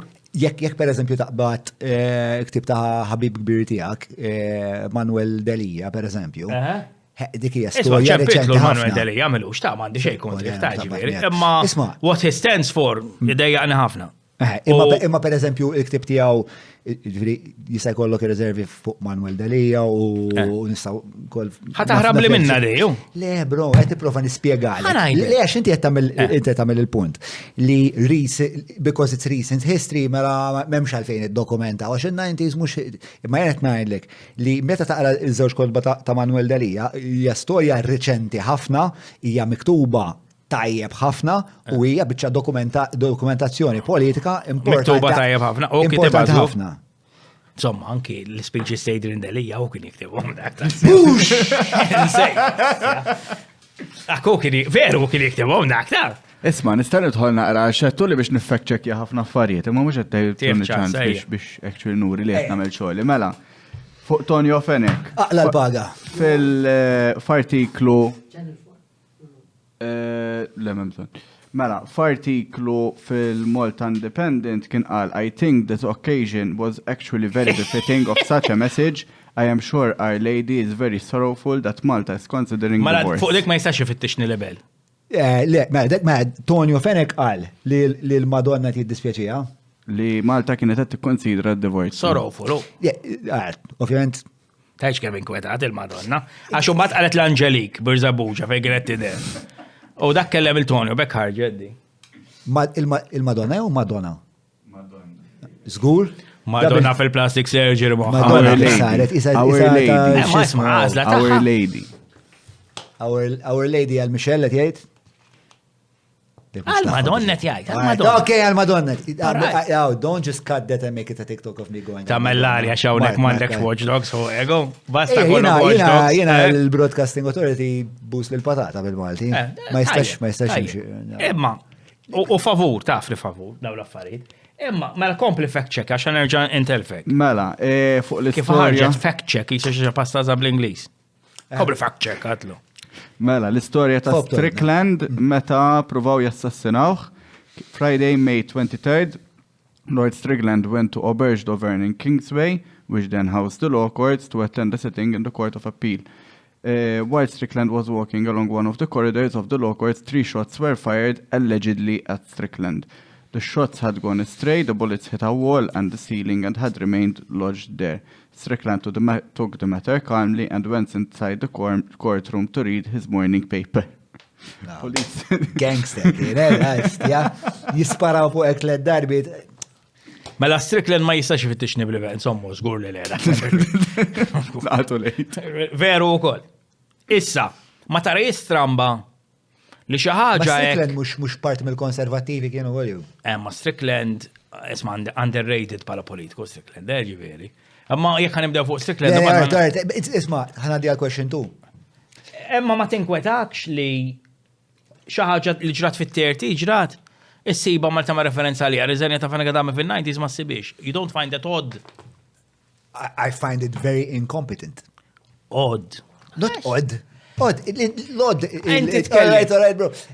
Odd, meta għandek id-demokrazija tal-internet u inti fuq l-internet tista' tfal il-Madonna trid kull content creator jista' bħalissa jiffilmja li nifsu jboss jitfaw fuq TikTok joħroġ viral. Fuq xiex bdejt il-lument? Meta kont qed tiffilmja ma kontx naf. Odd. Mela, inti bdejt fuq kemm importanti il-media ħilsa. Ma tagħtix importanza dik l-aħbar. Iġviri inti għed, iżom sekonda, imma aħna t-najdu li ma jeżistux nies fil-medja ħilsa li huma oġġettivi u li interessaħħom 1, 2. Issa jeżistu żgur. Ngħidu. Issa jeżistu żgur. Imma dak iż-żmien il-medja indipendenti kienet zbilanċjata għal-Alla. Issa jien nifhem li dak iż-żmien apart il-medja indipendenti dejjem kellek il-medja laburista. Iva, l-orizzont u li dak iż-żmien ma kellhomx portals, probably. Le, kellhom il-Malta Star dak iż-żmien. U l-Malta Star wara ġiet fi żmien Muscat x'illos jettaj. Le, qabel Muscat, qed U le l-Malta Star ġiet meta Muscat kien MP jiderli, għax hu bdi għadik. Jew kien għadu ġurnalist imma bdi Malta Star Muscat. Bdi għadik. U naf għax kon nikkorreġi l-Ingliż tagħha jien. Għala volja laborist naf bl-Ingliż. Sewa. Issa, u hemm tara, ġifieri immaġina llum, provajna nagħmlek paragun, li kieku Robert Abela għada jinsab ħati f'qorti. Robert Abela, any Prime Minister now, li kien ħati ta' diskriminazzjoni u jagħmilek dik il-farsa ta' parsa jirriżenja. Kif x'taħseb li tkun il-lali jkun hawn fil-pajjiż? Kun hawn rebus, żgur. Imma dak iż-żmien, daw l-iskandli kollha li kienu jsiru fin-90s taħt Fena Kadami, il-medja kienet tal-għajna għalihom dik ir-realtà kollha. U nista' nsemmilek ta' ġifieri, jidna fien nifta' immaġina kikun iġi issa. Ħansemmu l-Konrad Mizzi, għalli ma nsemmilekx l-aħjar eżempju. Lilin mit-taħwit kollu tiegħu fenomenali li ħareġ fuq. Li kieku ħarġet li Konrad Mizzi għandu biċ-ċart sostanzjali u meta ġi biex saqsew biex jiddikjara minn fejn ġiet, jgħidlek ismani, jiena kont imur meta kont żagħżugħ ninnamra mal-mara tiegħi hemm. U mbagħad kien hemm bidwi kien joqgħod jiggustana u tajjeli. Kif tħossok? Ġrat. Kolli dubi serji partikolarment għax Ġrat. l-imxorta ta' Sejba, sorry, u l-boss, għajdlu jisejba. Le, fidejk. Ma sejbx tgħid. Imma naħseb il-paragun mhuwiex fair. Tista' għal min qed tirreferi? Louis Gallia. Il-paragun mhux fair għax fis-sens ta' ma nafx hekk hemm xi sensiela ta' Le, dawn skandli fuq l-iskandli, Louis Gallia. isma'. Sekonda, ħan spjegalek di. Ma nafx hekk hemm xi sensiela ta' skandli wara Louis Gallia li meta nisma' dik l-istorja mal-ewwel ngħid mela da żgur fotta. Imma kieku nisma' dik l-istorja fuq Konrad Mizzi li naf kemm għamel problematiku, Ħawieġ ukoll. Mela, Inti li ma tistax tifhemu li minkejja l-medja indipendenti u medja ħirsa li kienna fin-90s, l-iskandli tal-gvern nazzjonalista, 99% minnhom kienu biġu biex tirrapportati mill-orizzont u mit-torċa. Dik ir-realtà. Għax il-medja indipendenti ma kienx tagħmel xejn biex id-dejja li dak iż-żmien kien l-establishment tal-PM. Ma pereżempju niftakar ħafna artikli ta' pereżempju Chris Pereġin fuq l-Arriva. Niftakar kien id-dejja. Ma mbagħad kien beda jdur il-pindlu, mbagħad kellek, dak kien żmien differenti fejn kulħadd sar ġurnalist mbagħad fis-sens li jinsaj nikta fuq l-internet. Ġifieri jekk nara Le, Pereġin kien fuq kien mat-Times. Ma il-kunċett ta' media kif taħdem Beda kien jevolvi. inbidel, kien infeta. Ġifieri inti qed tgħid li hemm epoka tad-disajnijiet u jgħadin ix-xilja tiegħek li fid-disajnijiet kien hemm din l-epoka fejn il-medja indipendenti ma kienx qed tiskrutinizza il-gvern. Lex tiskrutinizza, isma'. Fuq xejn? Fuq affarijiet li tant kienu jkunu serji. Per eżempju, ta' Queiroz. Ta' Queiroz kienet ħadit tal-medja indipendenti, imma bdiet tal-medja tal-partit, jew il-medja tal-union. Imma Queiroz kellek li dak iż-żmien kien l-akbar drug dealer li qatt tinqabad Malta. Weħel, ma nafx 12 jew 20 sena minn ix-xert. Da weħel il-ħabs. Da wara li mara ħabs għal isma' jien għandi l-hepatite. U taħ mafra minn. Bil-bagaljan u tela, ferħan. Hemm ritratt fis-sodda jgħetek jiswat jitnejjek bik.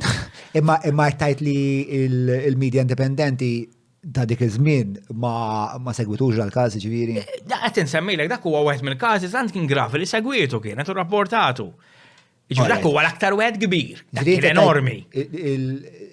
Mela l-lim każijiet ma segwitx, speċa skontok kella il-medja diskussjoni ta' diskriminazzjoni ta' risenja ta' Venegadami, imma Imma aktar żgur li ma mill-medja. kien inkiteb xejn għax jista' jkun hemm ukoll problema ta' archiving, f'din l-istorja kollha. Jista' jkun. Għax- Imma għax jien inti- niftakarni naqra, jien kont, għamela aħna d-dar konna. L-ewwel gazzetta li tkun hemm fuq il-mejda fil-ħodu, it-Times. Aħna, ommi ma tantx kienet taf taqra bil-Malti, Malti jew tkellem imma bil-Malti, u kienet it-Times konna naqraw aħna, ġifieri aħna familja staunch Labourite minn Tofjani. Imma Times il-gazzetta li taqra, u mnalla x'ikun hemm mix tiskant. Ukoll jkollok bilanċ tajjeb mhux. Fim? Niftakar it-Times u ġifieri it-Times kienet dak iż-żmien pro-PN, il-lalla men, gravi kienet. Ġifieri ta' huma affarijiet. Imma għalfejn tiddeduċi li hija grafi, ma xiex kontra tikkontrasta. Ġifieri inti kont qed tisma' il-medja Għax inti bdejt. il-propaganda tal-wan u tajt dak kif mhux qed titkellmu dwar. Inti bdejna fuq il-vjolenza. U inti għat li jisma' allura sar fil-50s u 60s. Għaskont taf bih, u jina għatlek. U inti għat li allura Xorta dik ma allura tajtix il-laboristi ma joħorġ ta' xiex. ta' violenza tal-50s u 60s. ċibtlek ta' 20s u 30s. U semmejtlek 20s u 30s, 50s u 60s. ċurinti għalik l-internet ma kienx kas ta' violenza ħanina Madonna. Nishtiqek għanna t-tispiega. L-internet, Anka l-Gonzi għatlu li kien kas ta' Fem, violenza. Jena, il-Prim Ministru Gonzi ma jdejgħanix, il-tsijuħ nobodu, per eżempju. Bus tsiju jew tsiju kien. Il-violenza, semmejt l-kas, ma tantx forsi impressjonak, għax li l-ek il-lum ma jaffetwakx. Ta' diskriminazzjoni Imma li politika. jiġi ġaħat. Għax nishtiq nifem Li jiġi xaħat, li jiġi xaħat, jgħidlek isma, inti, jek tivvota Labour, jek tmut ma tindifinx. Il-lostja, men. Aħjar, dak iż-żmien aħjar Le, hija tuxxaħ. krudili ħafna. Ġifieri, għarmin hekk jiena forsi għax jiena U kien hemm violenza wkoll, imma sfortunatament Li rrit nispiegalek jekk infittex tal-archiving. insib. Għalik nispiegalek għad il-bicċa xol tal-archiving għal-minet jismana forsi mux familjari. Ovvijament kien hemm epoka fej l-online portals ma kienux jeżistu. Ġifieri inti li tinteressak U li ġara li ħafna minn daw partikolarment il-legacy media, ovvijament kella arkivi kbar li tellat online, però mhux kollha tista' tfittxhom fil-Google. Aħna ġieli kellna bżonn nitlu f'dawk l-arkivi u Julian għandu idea kif jidħol fihom. Jew le. Però tas-60s issib kollox. Sip, jek tfittex ħafna, imma peress li dak iż-żmien ma kienx jeżisti tags u keywords u daw l-affarijiet li jeżistu llum. L-artikli kienu miktubin Inti pala bnidem biss, xi allura ħdaqsi. it's very difficult to find certain keywords. Ġifier inti pala bnidem xi ħdaqsi. Min ixxi daqsek, bro. Ma teknoloġijax Kideb li li jibda l-laburisti il-medja ma- fin-90s kienet zbilanċjata Bro, għall-aħħar. bro, John Malia fin-90s. John Malia fin-90s. Tipprova tkun kantant, Suċċessi kbar. Mużika tal-qamel, imma nżomm. Bro, fl-idejni ġu fuq din. Xidwejja. Next, semmejt xaġa fuq kontra l-Mitzi, jew ma ħobbux dak l-istil. Jien rock x'tisma'? propjak, let's say rock. Jien Ek xi Bon Jovi, ek. Le. Ma jdejjanix. Ma jien 70s, man. Jien aqbad fis-70s Time Warp, għaw min jgħid. Per eżempju, Ma tħobbx il-mużika inti. xi White Snake jew ek. White Snake, Deep Oh, yeah, Purple, yeah. Rainbow, Black Sabbath, Lallat, Deep Purple. Napprezza, però inti naqal naħseb moħħok malu u kikun semmak naqareb. Sa, ma naħsebx tal-Black Sabbath laboristi kienu. Fejta, Ma u jinnaf. għax hobbu x-xitan. Semmejt li xaġa fuq Konrad Mitzi għatlek mux veru xejdik. Seta u ħabbeħu xita ma taffetwanix, ma mux veru. Is-sabat kienu, u l-medja li daw għalu isma li xaħat jibżat sels, dik kienet. Oh, daw marru jaraw film ta' Marketing tajjeb. Ma kienx marketing, kien intuition dak iż-żmien. Daw marketing kissum batu. U daw marru jaraw. L-allat tal-marketing. Daw marru kienu għaddejjem u dim sinema u kien hemm Black Sabbath, il-film ta' Boris Karloff u kulħadd jerġ, lalla men, ġewwa taħarsu biex jibżaw. U ma jazz kienu fil-bidu. Saqt li Daw xaġa. kienu jibdew u għeja. Jazz. Isma drummer tinduna li jazz. Fil-fatt anka il-jazzisti, ħafna mill-jazzisti tal-lum il-ġurnata fil-hip hop jgħidu. Għax kullħab xie difettu. Xkont najt? Semmejt li xaġa fuq Konrad Mitzi, għat li kumbat niġu għalija. Insejċ kienet.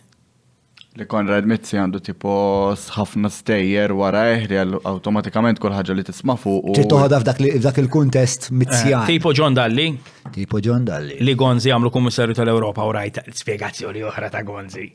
Għallek tadda. Għallek għax ma kellix il-rapport. U kienet ġej elezzjoni u minn għamel il-rapport l-Awtur ġenerali kien ħajiskadi, għandikun l-Awtur għallek kien ħajiskadilu. Allura għallu. Skadilu t-terminu. Kien skadu għallu jena. Ma setax jifferma. Għallu, u trid iġġeddid li u mismani. Ma l-auditur ġenerali, mela, ovvjament inti taf jena kif inħossni fuq John Dalli. Jien le ma nafx. Jien naf. Jien smajt li Ma tarax kaxxaturi inti allora? Le, ma li rrid ngħidlek.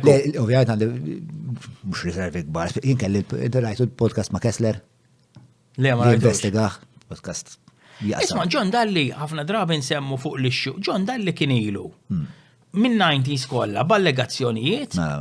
U kienu joħorġu l-allegazzjonijiet fuq l-orizzont torċa. Ma kienux joħorġu fil-gazzetti indipendenti, mhux billi jgħidu. Herman jekk qed tara, min hemm bħalissa editur tal-Independent. Herman ħabib tiegħi. Le Herman tat-Times. Ejja, le, tal-Independent. Kevin Xkembri Orland. Probabbli. Jekk tara, min kien hemm iktar qed jopera dak iż-żmien. Jekk qed issegwu u tixtiequ tgidbu dal-giddi. Ma tkunx nista' nrispondihom lura. Inti ma tirrispondix lura fuq l-internet. Le, jiena kollhom programm tiegħek kummenti ma nispondix. U veru, ma nispondix, għax jaħarquni nibdanajt ħana qonna għal-ħin ma dali blaħ, ikun qed jgħid ħaġa, mhux ikun qed jikkritikani tajjeb ta' ikun dat ma insomma Ma jkunx. U jista' jkun li rapportaw, jkun rapportaw ma' footnote. Tkun xi ħaġa mhux li tagħmel ġimgħat tafas fuqha tirrapportaw daqshekk tafhem. Ma nafx Għamlu artiklu tajjeb. Tajjeb namlu investigazzjoni fuq il-media ħilsa ta' disajniet. Taħseb imma l-affarijiet bidlet illum il-ġurnata? Fl-imsens. Fis-sens li l-media ħilsa hija ħafna iktar bilanċjata? Imma l-media tfottietu. Ġifieri mhux kwistjoni ta' illum il-ġurnata kulħadd ġurnalist. U that's begun a rat race to the bottom fil-media. Ġifieri inti tara naf toħroġ storja f'gazzetta, tkun tellija fej jkun is-sors. Għajdi fej jkun is-sors, man. Status fuq Facebook. Ikun kiteb xi ħadd, ops jagħmlu storja fuq li kiteb xi ħadd. Asma' ħanajt kontrija. Jiena għalfejn tididni inti immur fuq il-programm, immur fuq television u hekk. Għax bnejt following through Facebook. U allura sirt bniedem validu. Mux tajjebek? Iva u le, imma. Le, tajċek, man. Inti bniedem li idejek l-overreach tal-poter. L-internet id-demokratizzak b'tali mod li inti m'għandek bżonn il-ħadd, m'għandek bżonn gatekeepers, tista' toħroġ u ħatajt tiegħek.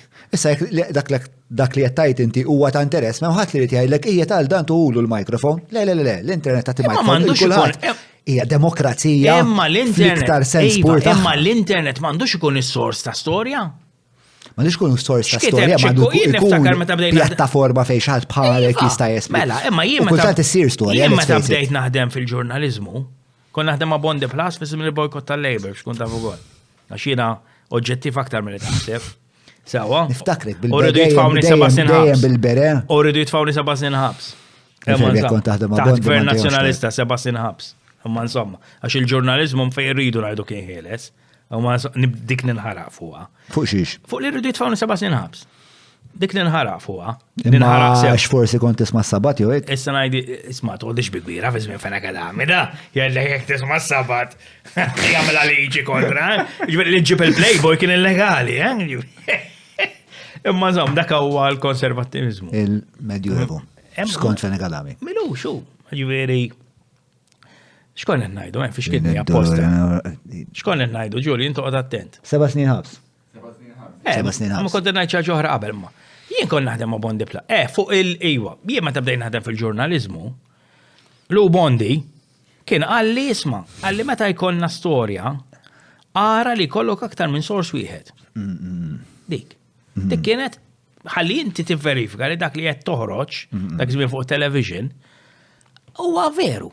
Illum il-ġurnata jkun hemm wieħed jew ritratti swetriqet barra ftaħt bankina u jtellaw storja. Ma tkunx taf x'inhi l-istorja, ma tkunx taf. Xem wara. Għalkemm ma sibx li tkun kompletament ġust. Jien ħdimt f'newsrooms, newsroom waħda, reċentament kont naħdem alla fejn Malta. Li hija tabloidi ħafna. Li għandha element, għandha jien naħseb li meta taħdem minn ġewwa u tifhem l-istrutturi kif huma u tifhem sew il-ħsieb warajha. Biex naħseb li hemm Tabloid, shit sells. Le, hemm argumenti kummerċjali valid ħafna. Sekonda waħda. Il-Laf Malta vera għandhom affarijiet tabloid. Le, jiena fuq il-Laf Malta ma tkellimniex, bro. Jiena fuq il-Laf Malta ma tkellimniex. Hemm element. Dak il-ħadid kollu biex ċala il-mikrofon bażwar. Insomma. Ħan ixxutjak minn taħt Tfixkela. Le, isma' ħanajdlek jien. Għax qed ħanajdlek tiddefendi xi ħanajdlek ħaġa ħanajdlek. li maċ kontrija. Le, hemm element tabloid. 100%. Mela naqblu. Imma element tabloid, trid tkun ġust, dik hija l-ġustizzja. Li għandek element li huwa speċa fejn ħansib laqwa pastizz ta' Malta u l-pastizz qed ngħidu għall-vaġina. Hemm dak l-element vera. Imma mbagħad għandek l-element ieħor li pereżempju fil-kriżi ta' 2019 l-iktar nies li kienu qed jagħmlu investigazzjonijiet tajbin fil-fema tiegħi u jiena kont qrib ħdejhom u kont narhom jaħdmu letteralment 24 siegħa wara 24 siegħa din fuq is-sofani u jivverifikaw is-sorsi u jiltaqgħu ma' sorsi lem u law li kienu dak iż-żmien kont ħossu li kienu affarijiet perikolużi wkoll ġifieri. Kienu wkoll il-Laf Malta. Ma tarax li l-isfortuna ħajlek x'inhi, li qegħdin f'suq fejn il-ġurnaliżmu waħdu ma jaħdimx b'mod kummerċjali bħal di xifti sibuha vera diffiċli biex kummerċjalment ikunu vijabbli. Allura huma ħalqu dal-hybrid fejn isma' jiena ħanattira n-nies b'Valentina Rossi tilaq in-Nutella. Imma wkoll dak Valentina Rossi tilaq in-Nutella ħad tiffinanzja biex jiena jkolli 4 ġurnalisti li nkun nista' nħallasom biex joqogħdu jagħmlu l-investigazzjonijiet, jagħmlu reporting tajjeb. Kien hemm dak tajjeb ta' kaxxaturi, gustuż ħafna. Dejjem bisut. Għasdaf x'inhu dak kaxxaturi. Dik daqqa ta' bajru. Ma nafx. Show tiegħi, bro. Kemm il-lossjat mem li bikin nifs again. Trinna la kaċċaturi għax tagħmlu int kont tajjeb kien. Jiena mimli bil-muskoli. Vera tajjeb kien. Kien xi ħaġa differenti, vera. Iġveri, dik hija r-realtà tal-Laf Malta. Iġveri ma temminx li l-standards fil-ġurnalizmu niżlu għax ħafna ġurnalisti jekk jikteb ċikku aħjar toħroġajn ta' xi toħroġa. Jien naħseb minn lat niżlu. Però hemm benefiċċji u ovvjament u hemm ħsara. Iġveri, il-fatt li il-medja saret ħafna iktar demokratika, hija xi ħaġa kieku għalla dal-podcast ma jeżistix, bro, kieku jien xi ħaġa mal tfaqqa. Inti li għandek issa li ma kellekx PSA, il-PBS. Inti għandek platform issa, għandek platform dimdu inti. Imma l-internet tajju li dal-platform. Ejju, għal-hemm mhux hekk. Għaġir ma not nistenna l-ħart, ma rridx imma bħal kull ħaġa oħra li qed tajt inti, hemm it-tajjeb u hemm il-ħażin. Eżatt. Waħda mill-affarijiet żiena hija li nara gazzetti. U l-clickbait. U konni ġielet anke meta konti li juri fuq l-orizzont, pereżempju, il-lalla men. Tara storja, ma nafx fuq l-orizzont, ma kienu jagħmluha ħafna daw ukoll. Jien naf iswed jew Afrikan jistupra tarbija, tajt il-lallament, tara kliks fuqha. Mbagħad tkun storja li ġejja minn qiegħ il-Mozambik jew clickbait. Line News. Line News. Naħseb. Kienet tal-Ġemakers Julian dak iż-żmien, ma nafx sar minnha. Imma hemm ċertu clickbait u tarahom anki l-Laughing Malta ġieli jagħmilha. Imma qatt ma xaxa bħalli tal-Laughing Malta. Jien anki li semmejt eżempju esaġerat. Imma li int tara storja tgħidilha mbagħad tidħol fiha u tkun taf li qiegħda x'imkien jew li tara storja u mbagħad taħt ikollok this is a sponsored story. Ġifieri hemm affarijiet li huma negattivi. Il-ħass. Ismani, hawn Malta irridu naċċettaw li ġurnalisti full time kwalifikati ftitaw għax is-suq huwa li hu. Eżatt. Allora inti tkun intelligenti bħala imprenditur f'dak is-suq u ssib business models li jaħdmu, però ma tistax tinnega li hawn ġurnalisti fil-media ħielsa speċi talija dawa li tajt inna bħal Jacob Borch jew bħal Jacob Met tal-Malta Today, u mela mawx. James Debonora Kemilu professional immens, u mela mawx. Imma jien naħseb li l-lum il-ġurnata biex issir ġurnalist ma trix tgħaddi minn ċertu rigi. L-lum nista' naqbad jien naqbad ngħid jisma' jien ġurnalist. U dik tiggwetani naqra. Għandek ġieli kontemplajt kif nistgħu nimmitigaw biex ikollna iktar mill-benefiċċji u għax inkella jkollok tirregolarizzaw. Ma nasibx tista' illum il-ġurnata jien naf toħroġ lok storja media li hija stabilita, toħroġha fuq l-internet. U tara li kollha jinnaf 5,000 views. Mbagħad ikun hemm bezzina jgħal xatt karrotta, qed insemmilek eżempju, bezzina mhu ġurnalist, u jkollha xi 20,000 xi 20k views. Allura naħseb li rridu noqogħdu attenti li fl-aħħar mill-aħħar il-medja tradizzjonali li nafu ċertu media serja, it doesn't sell all that well, u nsemmejt eżempju tal-Laughing Malta. Li raw kif għamlu biex jisom ikollok l-aspett kummerċjali u tipprova taqdu mal-aspett hija kwistjoni ta' bilanċ. Issa jien li tinkwetani u minni qed ngħid li jista' jsir xi ħaġa fuqha, li jiġi għeni Tom Dick and Harry. Jiġborlok following fuq il-Facebook jgħid iċċuċati u jkollu udjenza taf tkun aktar minn ċertu media houses. Tinkwetani. Iġri jien naf tara ċertu nies li għandhom influenza fuq ċertu nies u tibda tajt imma damen, ostja xarlatan, ċaru tont. Qed isegwu dan nies kollha ma tinkwetakx, jien tinkwetani. U hija kwistjoni tista' targumenta inti? Però tinkwetani iktar li jkollok narrativa waħda monolitika jew li jkollok narrativa kif kellna fin-90s. Duopolistika spex ta' għax fin-90s aqgħa duopolistika ma kellna. Tinkwetani. Ġifieri issa x'irridu l-estrem ta' waħda u l-estrem ta' ma kellix duopolistika fis-sens li kien hemm ir-radju, kien hemm it-televiżjoni tal-partiti speċi qed ngħidlhom. Le dawk naħseb it-television naħseb 94 beda li kollok l-istazzjoni. 94 meta jiġi. U minn 90 sa 94 x'kont ta' ma kien hemm xejn. Mhux kien hemm ir-radju qabel. Ma kien hemm xejn, le kien hemm tal-istat biss. Il-liġi tal-pluralizmu ġifieri għaddiet meta. Jien jidher li 94, jidher li għax niftakar fejn akadami kien waħħal fija li telef l-elezzjoni tan-96. Kien qal isma' aħna ma kienx television u kien żvantaġġat. U jekk tmur lura pereżempju jien niftakar fl-87 kienu għamlu meta ħarġu l-Alternattiva Demokratika. Kellhom programm tar-radio li kien xi ħaġa ġdida, kien illegali ta' dak iż-żmien.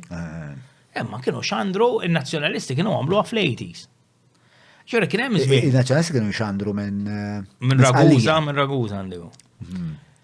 Ġifieri kien hemm żmien fejn ma kienx hawn sa-94 żgur. Ġifieri jiena aktar insib problematiku li jkollok din il-ħakma soċjalista. Ma għalfejn ħakma soċjalista. ċora mill-87 sa-94 taħseb nazzjonalisti kienu soċjalisti? Naħseb li jkun hemm overreach tal-istat li ma jippermettix biex wieħed isemma leħnu spiex ta' jiddiklar ħaġa, aktar ħaġa perikoluża li jista' jkollok.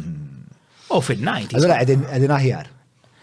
Iva u le, għax kull ħaġa jkollha the other side of the coin. Ġifieri jien sinċerament tinkwetani sej wieħed li għax nitkellem iġi fil-programmi, jistidnuni, eccetera, eccetera.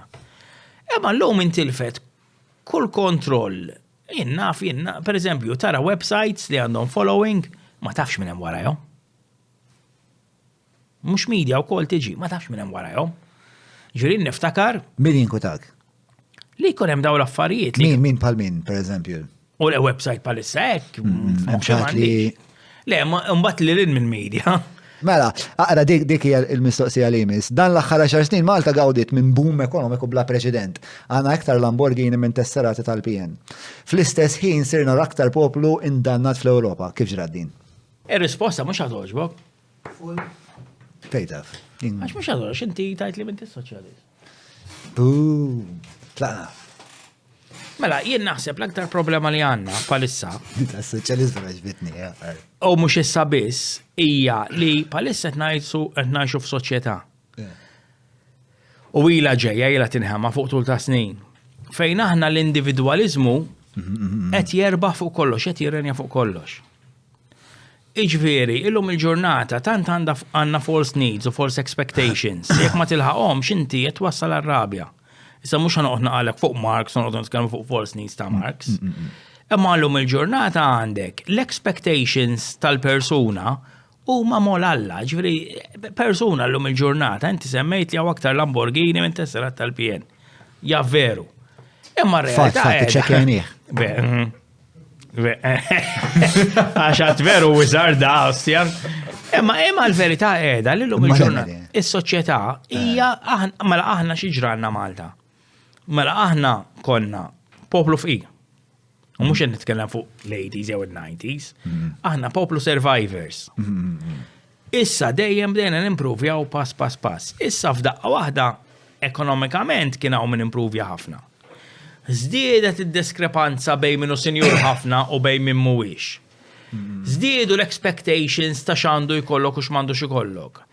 And that in itself leads to frustration. Issa, meta żżid ma' dawn l-affarijiet kollha li huma qed jiġru kull imkien mhux Malta biss. U żżid il-ħniżrijiet li qed naraw, pereżempju fl-ambjent, il-bini tiela kull imkien. X'qed jiġri eżatt?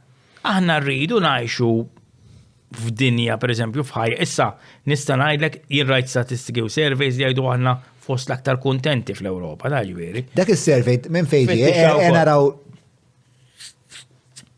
Ġurijiena. Gallup poll huma. Issa fittex Maltese happiest people in Europe. Immaġna bro, ostja.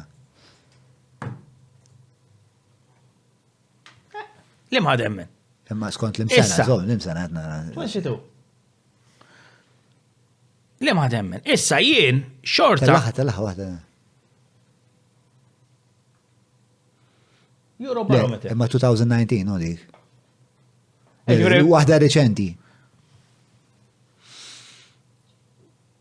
2008. Insomma, 2019, viċin ħafna. Ġuri fit-tlet ma nemmix li serna mill-aħjar sena l-aktar indannati. Fost l-aħjar l-aktar indannati. Bis nemmen li huwa il-mod kif qed napproċċaw il-ħajja qed iżid fil-frustrazzjoni. Ġifieri, inti x'tistenna mill-ħajja inti kun saqsi lilek, kun saqsejtek 10 snin ilu, 15-il sen ilu, l-expectations tiegħek huma ferm differenti. L-insir 50 cent. Veru, probabbli. Veru. Kien jogħġobni 50 cent, kien jogħġobni 50 cent. Imma u xkont tissejħ lilek nifsek IQ. L-IQ. Anke l-pulizija tal-waqt. L-IQ ejja law, x'għamilt? Issa, niftakar kien, mux dreadlocks kellek xerek twila, intu? Kalli xerek twila, kelli cornrows f'wana biħafna. Issa, inti, kull ma tmur il-ħajja, u nemmen li kiku d-dur ħafna pajizi, il-level ta' ferħ qed jonqos. U mux Malta biss. Issa, nista' nsemmilek l-affarijiet li jien, per eżempju, jien. Ejja ma nsemmux il-surveys, għax ma nafx kif kienu scientific il-mizzaqsew. Per eżempju, Gallup ma fost l-posters imdejja immens u l-Eurobarometer. Imma l-Eurobarometer 2019. Imma l-affarijiet li kien tal-Eurobarometer 2022 x'jgħid. Issa, żgur ħassib diskrepanzi. Issa jien li lin minn xtajd li għax istuġer tajd li l-Maltin issa l-aktar nisim dejjin fid-dinja intqbad sempli. Irrabjati. Imma jiena nista' ngħid l-affarijiet li jirrabjaw lili. Ġifieri bħala Malti. L-analiżi tiegħek nixtieq. Ġifieri nista' ngħid li mdejja immens bis-sitwazzjoni tal-bini, kif isir il-bini, bil-mod kif inħarsu b'nuqqas kbir ta' serjetà kif isir l-iżvilupp. Jien naħseb li kos semmi tgħid li ma l-aktar ħaġa li ddejjek u huwa rrabjat fuqha.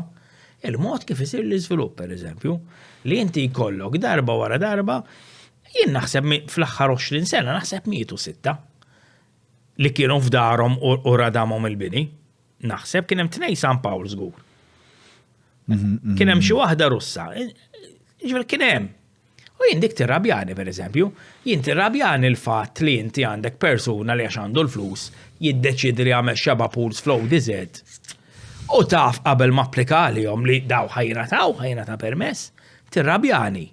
Jien tirrabjani pereżempju naf meta ddeċidew kien hemm deċiżjoni li Marsa Skala ħajjamluha marina, tirrabjani.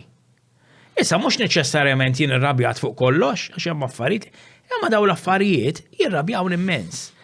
Issa, waħda mill-affarijiet li jiena pereżempju tirrabjani wkoll hija ir-razziżmu fost il-Maltin pereżempju, imma minix maġġoranza li nemmen hekk, mhux hekk. Ġifieri hemm imma u pereżempju il-fatt li ħadd ma jitkellem fuq ir-razziżmu, tirrabjani. Issa jien nista' ngħidlek xi rrabja lili u qed ngħidlek xi rrabja lili. Issa xi rrabja lil ħadd ieħor, pereżempju tista' ssaqsi lil ċikku, jgħidlek jien nirrabja rrabjat Malta għax il-waiter Filippin. Mhux hekk? Ġifier tanti subjective xi rrabja persuna. Issa jien daw is-surveys li daqqa jgħidu jekk jgħidu l-aktar persuni kontenti jġibu għal one, jekk jgħidu l-aktar persuni rabjati jġibu għal net. Ma l-aktar persuni kontenti sibnija jew ma sibnijiex? Conflicting. X'inhi conflicting? Qed nipprova nsib kif waslu it-tnejn li huma kif waslu għar-riżultati li waslu għalihom. Ġifieri fit-2022 kien hemm żewġ surveys u għed qal li aħna l-iktar kontenti. L-Eurobarometer xorta sibt ta' 2018 l-iktar reċenti, però tal-Gallup poll li saqsew dwar stress u l-maġġoranza iktar minn nofs il-Maltin qalu li esperjenzaw stress fil-ġurnata ta' qabel. Fl-EU States kollha Ċipru biss kienet ola 53%. Monitoring joy, the Maltese came in at the lower end of the EU list, ranking second bottom only ahead of Portugal, whose citizens experienced the lowest level of enjoyment.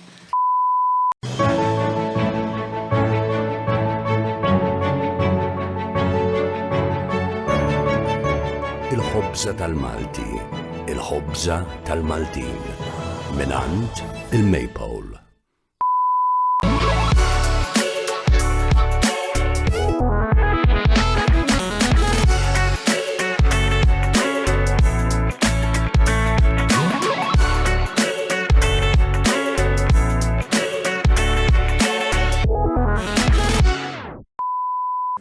Imma hija evidenti li speċ ta' hemm affarijiet fuq xiex nirrabjaw jien ngħidu. Ejja mela. U skont il-Gallup dik hija riċerka, jekk issib riċerka konfliġġenti nitolbok tielna kollu nistgħu nitkellmu dwar ukoll.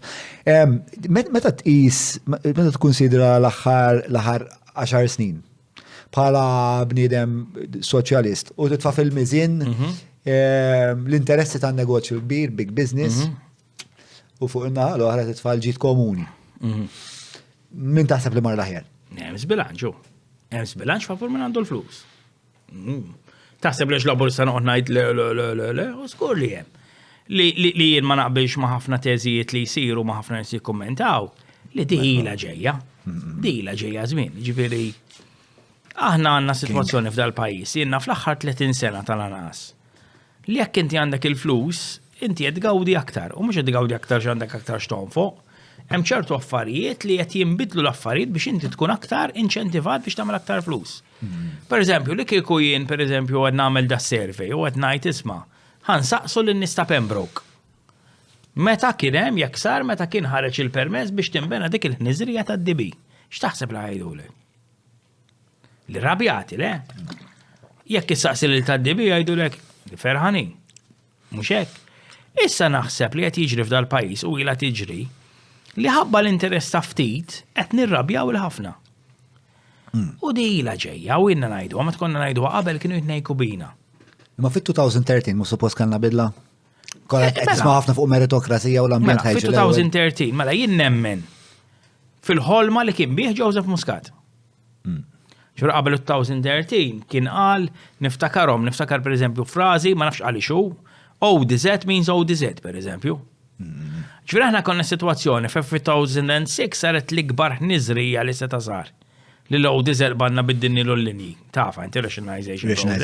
U kien hemm min illum f'sekonda sar sinjuru, għax kellu biċċal għalli ma stajx tibni u f'daqqa waħda sar tista' tibni. U fi-2000 qabel 2013 kellna l-Joseph Muscat u l-Partit Laburista li għafas fuq daw għax naħseb li kull saqsejt in-nies dak iż-żmien kienu xi rabjati. Jien f'2006 kont irrabjat għall-ostja. Meta bnew l-witt tal-Karkara, per eżempju, kont irrabjat immens. Jien dak iż-żmien qisu li bdejt ukoll ninkazza u bdejt inżid ħafna iktar minn retorika politika. Issa kellek politikant żgħir, għallek isma' daw żgħir fl-età li daw ħanibdluhom. Ħanibdluhom min jesa fuq. Ma bidilhomx, anzi, ġuri, issa inti orajt li kellna li spidjat l-ekonomija u li minn u dik kienet ħaġa tajba. Hemm mbagħad li inti kellek daw in-nies kollha li f'daqqa waħda bdew ħadu jisu da l-arroganza li jibnu fl-ODZ u li ġati bih il-ġerma, ġati bih il-flezzijiet il-ġerma. U hemmhekk ma tibda toħroġ ir-rabja. Issa naħseb l-aktar rabja li għandhom in-nies mhux biss lejn il-gvern hija wkoll lejn is-sistema. Għax naħseb ħafna nies pali jafu li jekk jien pereżempju noħodha kontra l-Labor fuq u ħriġ pubblikament. Meta taw iż-żon u ODZ lil dik l-università. Ħriġ toqgħod kontra l-Labor dak iż-żmien kont jien.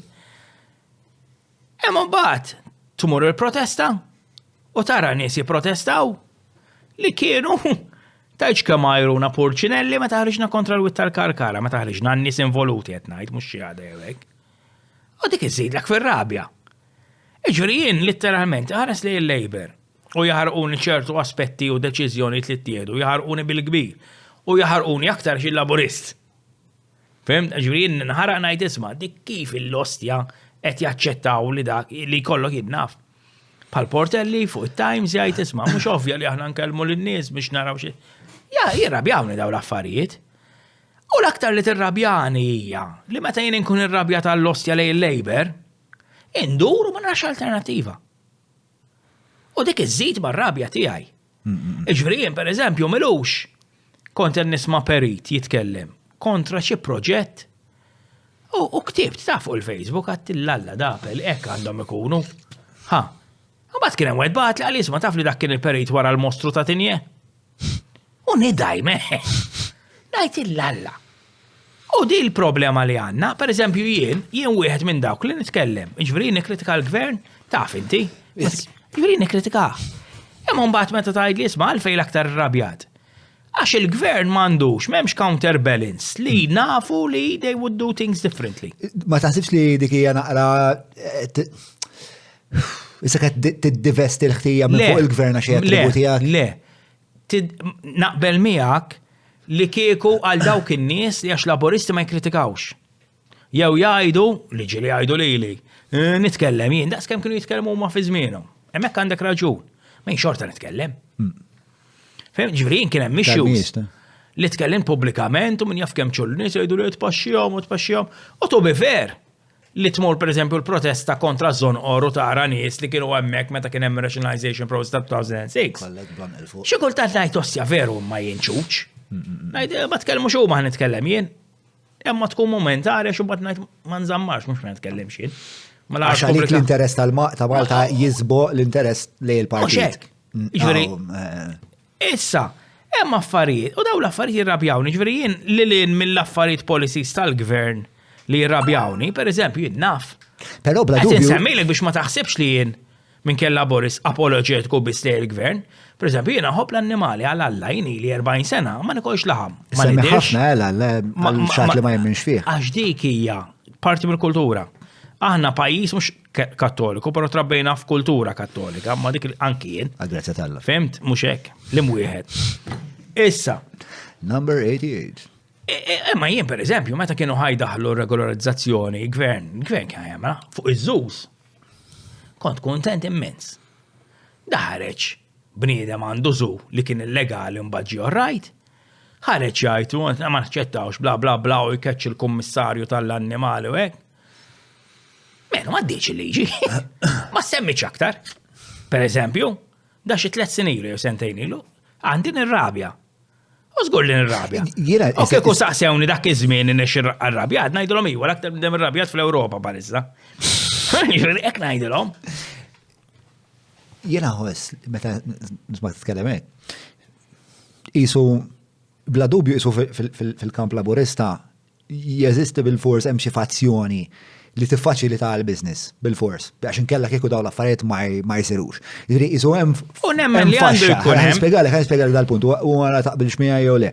Li għandek dil-faxxa fil-partit li hija naqra iktar forsi ispirata minn nies bħal Tony Blair, Alistair Sage kien jismu tafal metnajt il-konserent ta' Tony Blair li hija iktar neoliberali li trid iktar taġefu għall-business, trid iktar tkun ħbieb mal-business. Campbell, Alistair Campbell. U hemm dil-faxxa neoliberali. Mbagħad għandek faxxa oħra fil-Partit Laburista li naħseb li inti parti minna li iktar progressivi, tridu drittijiet ċivili, tridu tiġġieldu għal soċjetà iktar ekwa, eċetera, eċetera. U jiskom b'xi mod irnexxielkom. We survive together. Disom daw iż-żewġ fazzjonijiet jgħixu taħt l-istess kukun b'xi mod stranament koagulati. Jekk trid tara eżempju eżatt ta' kif ħadmet il-gvern ta' Fenek Adami. Sekond, ma ħasaqsi lilek. X'jaqqatkom daw iż-żewġ fazzjonijiet? Mela, inti xorta jkollok policies jew prinċipi li jkunu komuni. Issa il-problema li għandna nispali li meta tħares lej il-passat u meta kien hemm nies li kienu huma l-aktar b'saħħithom, nies li jaħsbuha pali. Il-Partit Laburista tilef elezzjoni wara oħra. Issa it's hard to argue ma' Laburist li għajdlek isma' imma that's the way we could have won elections. Ġifieri naf ħafna Laburisti li jaċċettaw affarijiet li ma naqbilx magħhom. U jgħidulek imma dik ma naqbilx magħha, imma ra kemm għamilna avvanzi fuq smoħra. And it is hard to argue against il-verità. Immaġini konsidrajt li forsi il-kompromess and the end of the day mhux tajjeb. What's the alternative? Illum il-ġurnata. Għabel ma għaddu għall-alternative. Kif kollum il-ġurnata? ħafna mistoqsijiet dwar kollum il-ġurnata. Il-Labor. Jaqbad il-Laburisti kollha jgħidu aħna mhux ħanivvotaw aktar Labor, min ikun hemm fil-gvern. Ma mhux il-Laburisti kollha ħemlu għadi. Qed nsemmilek esaġerazzjoni. Jgħid isemmilek żewġ fazzjonijiet fil-fatt. Qed inkun qed nasaġra apposta. Ejja nagħmlu mod illum li għandek. Ma hija iperbola li ma treġix għax jiena ngħidlek qed ngħid jiena li qed insaqsi. Ejja nagħmlu mod. Daw żewġ fazzjonijiet li qed jagħmlu jisu kompromess. Mela, ġejja kompromess ukoll. Ejja nagħmlu mod illum jistempħu 60,000 ruħ li ma votawx lil-Labor, 60,000 ruħ li jaħsbu pali forsi, għajdu aħna daqshekk votajna lil-Labor. What is the alternative? Ngħidlek, jekk ikun hemm dik il-fixer, u dawn nies progressivi ta' xelluk li qed jgħidu sma' aħna ħanaqdu u ħanamlu exit mill-Labor. U daw jiġbdu 60,000 ruħ, daw jispiċċaw il-Kingmakers. Ma taħdimx imma. Għalfejn ma taħdimx. Għax kien aħna meta kien hemm l-imbuttaturi għat-tielet partit, pereżempju ngħidha ma nitlaqlih, jekk kien hemm inti rid tħares lej partit xempju ta' xelluk fin-90s, kienu lejdi. U anki naħseb fit-2000s. Lejdi kienu xempju, ġirek kien tkun veru soċjalist, ambientalist u l-ambjent, lejdi kienu l-partit għalik. Imma fil-realtà kif in is-sistema Malta, meta jkollok it-tielet partit, għaw il-biża li huwa a Trojan horse. Għal dak il-partit li inti ma tridx. U fil-verità hemm naqra verità f'dan il-biża. U naħseb il-partit. X'in il-verità f'dak il-biża? Per eżempju, meta ħarġet Marlene u Godfrey u għamlu l-PD. Il-PD kien dak li qed issemmient li joħroġ partit minn 2 li kienu fil-Partit Laburista u x'għamlu? Bottom line. Marru mal-Partit Nazzjonalista. U dak huwa biża li ħafna nies pari anki nibża jiena qatt ma rrid li ma nivvotax Labor jew għax dejquni ċertu elementi fil-Labor. U la da fil-ħodu il-Partit Nazzjonista fil-Gvern. Ma nagħmelix. U dak huwa biża reality għaj. Issa jista' jkun hawn min jgħid, ma inti tivvota Labor ħabba għax dik mhux biċċa ta' ħadd nivvota jien jiġifieri. Imma jiena għandi biżejjed sinsla li ngħid pereżempju l-aħħar elezzjoni. Jien nkun dispjaċir li għandi li votajt Labor fis-17 biex inkun fair. Ġifieri jien fis-17 għandi inħossni guilty li votajt Labor. Fis-17 l-aħħar waħda ta' Muskatu xejn. Fimt? Imma r-realtà qiegħda nitkellmu fuq tielet Partit Soċjalista jista' joffri alternattiva.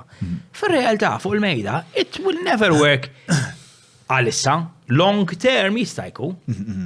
Per eżempju, jien li nuża ħafna l-fatt li hemm numru kbir ta' nies li mhux jivvotaw li qed jikber.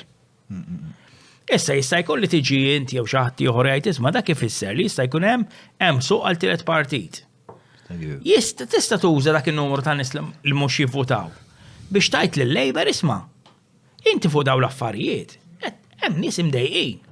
Se tagħmel biex iġġibhom lura ġa lil partiti it-tnejn huma geared for winning elections. U jien uża dik biex nippressa lil-Labor biex jibdlu ċertu kompromessi li jista' jagħmlu huma. Min jista' jagħmelhom? Għax fundamentalment. Tin nagħmel ma jew titħallas.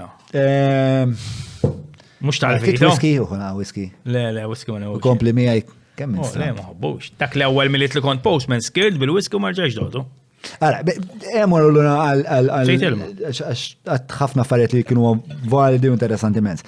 Mela, ħanibdew b'da l-kompromess speċa ta' parties that are geared for winning elections.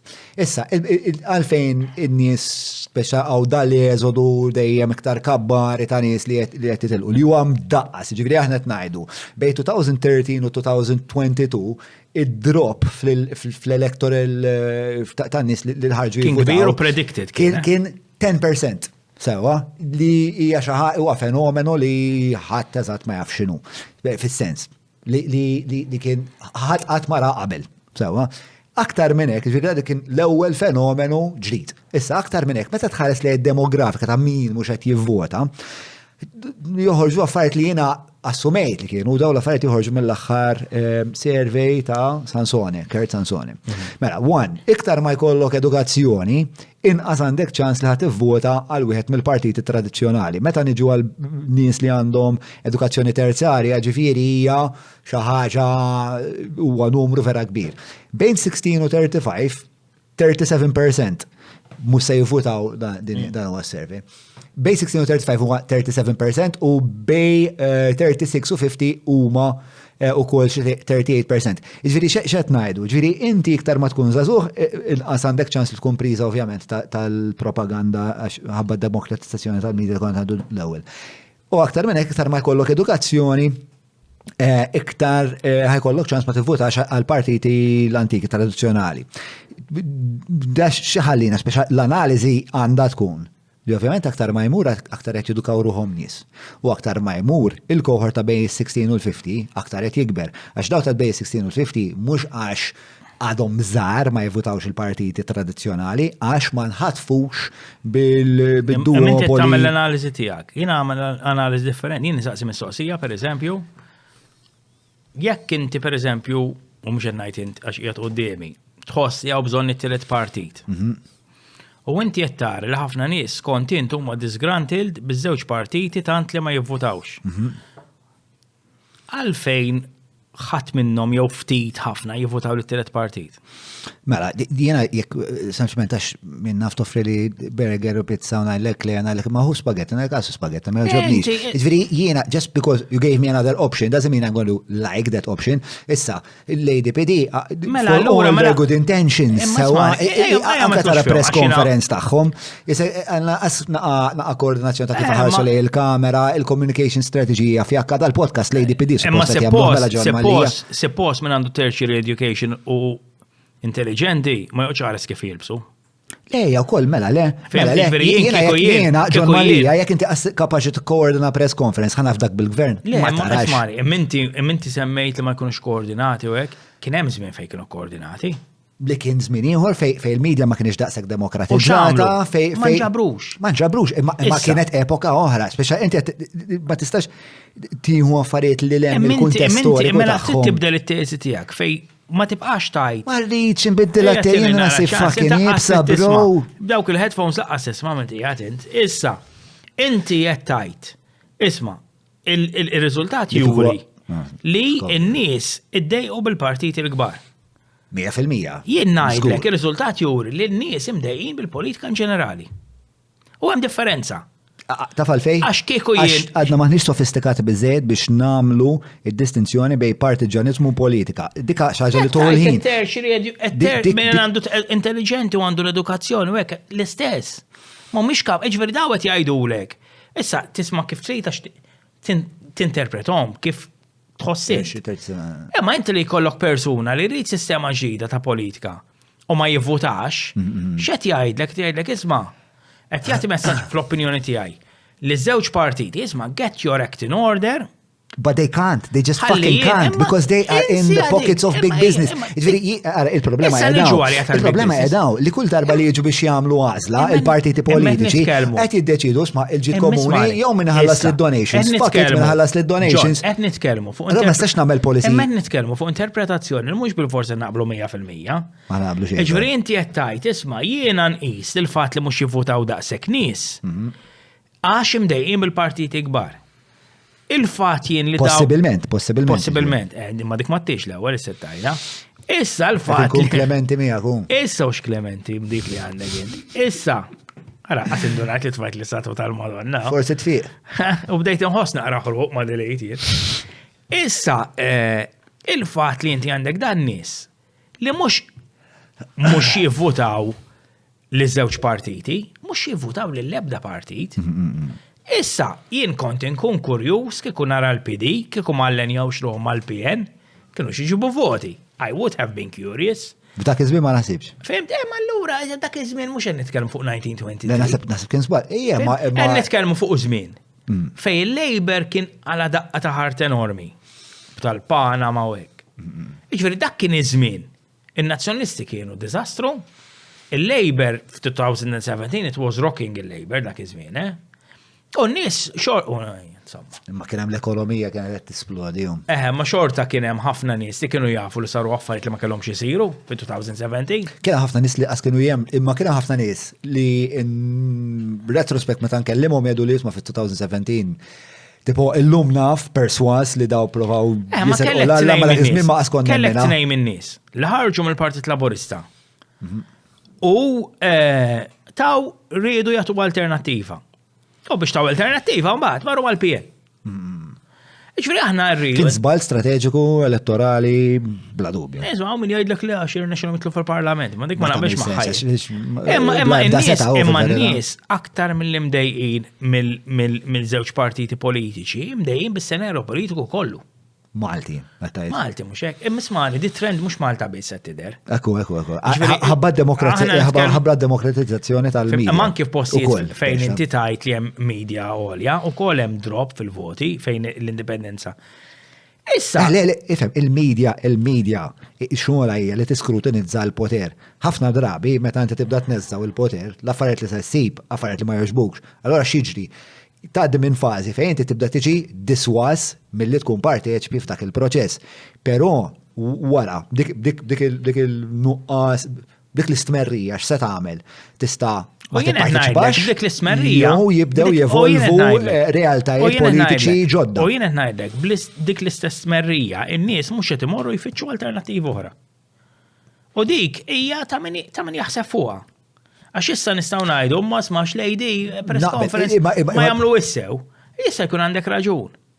Imma mbagħad għandek jien tafx naħseb jien anki naħseb il-fatt li jien naf il-partit iż-żgħar saru ingħataw l-impressjoni u fl-opinjoni tiegħi kważi ġustifikata li huma Trojan horse għall partit ta' kontrik.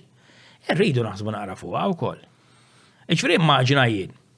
Ħansemmi jien bħal-eżempju. Ħajti nivvota lill-Partit Laburista.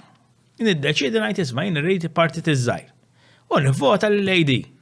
U jiġri mill-akru jitellaw 3 siġġijiet. U l-Partit Laburista għandu siġġu aktar mill-PN. U dawk it-tlieta jmorru mal-PN u jitla l-PN fil-gvern. Mux hija possibilità. Hija possibilità mela. Fem, dik naħseb twerwer l-ħafna nies.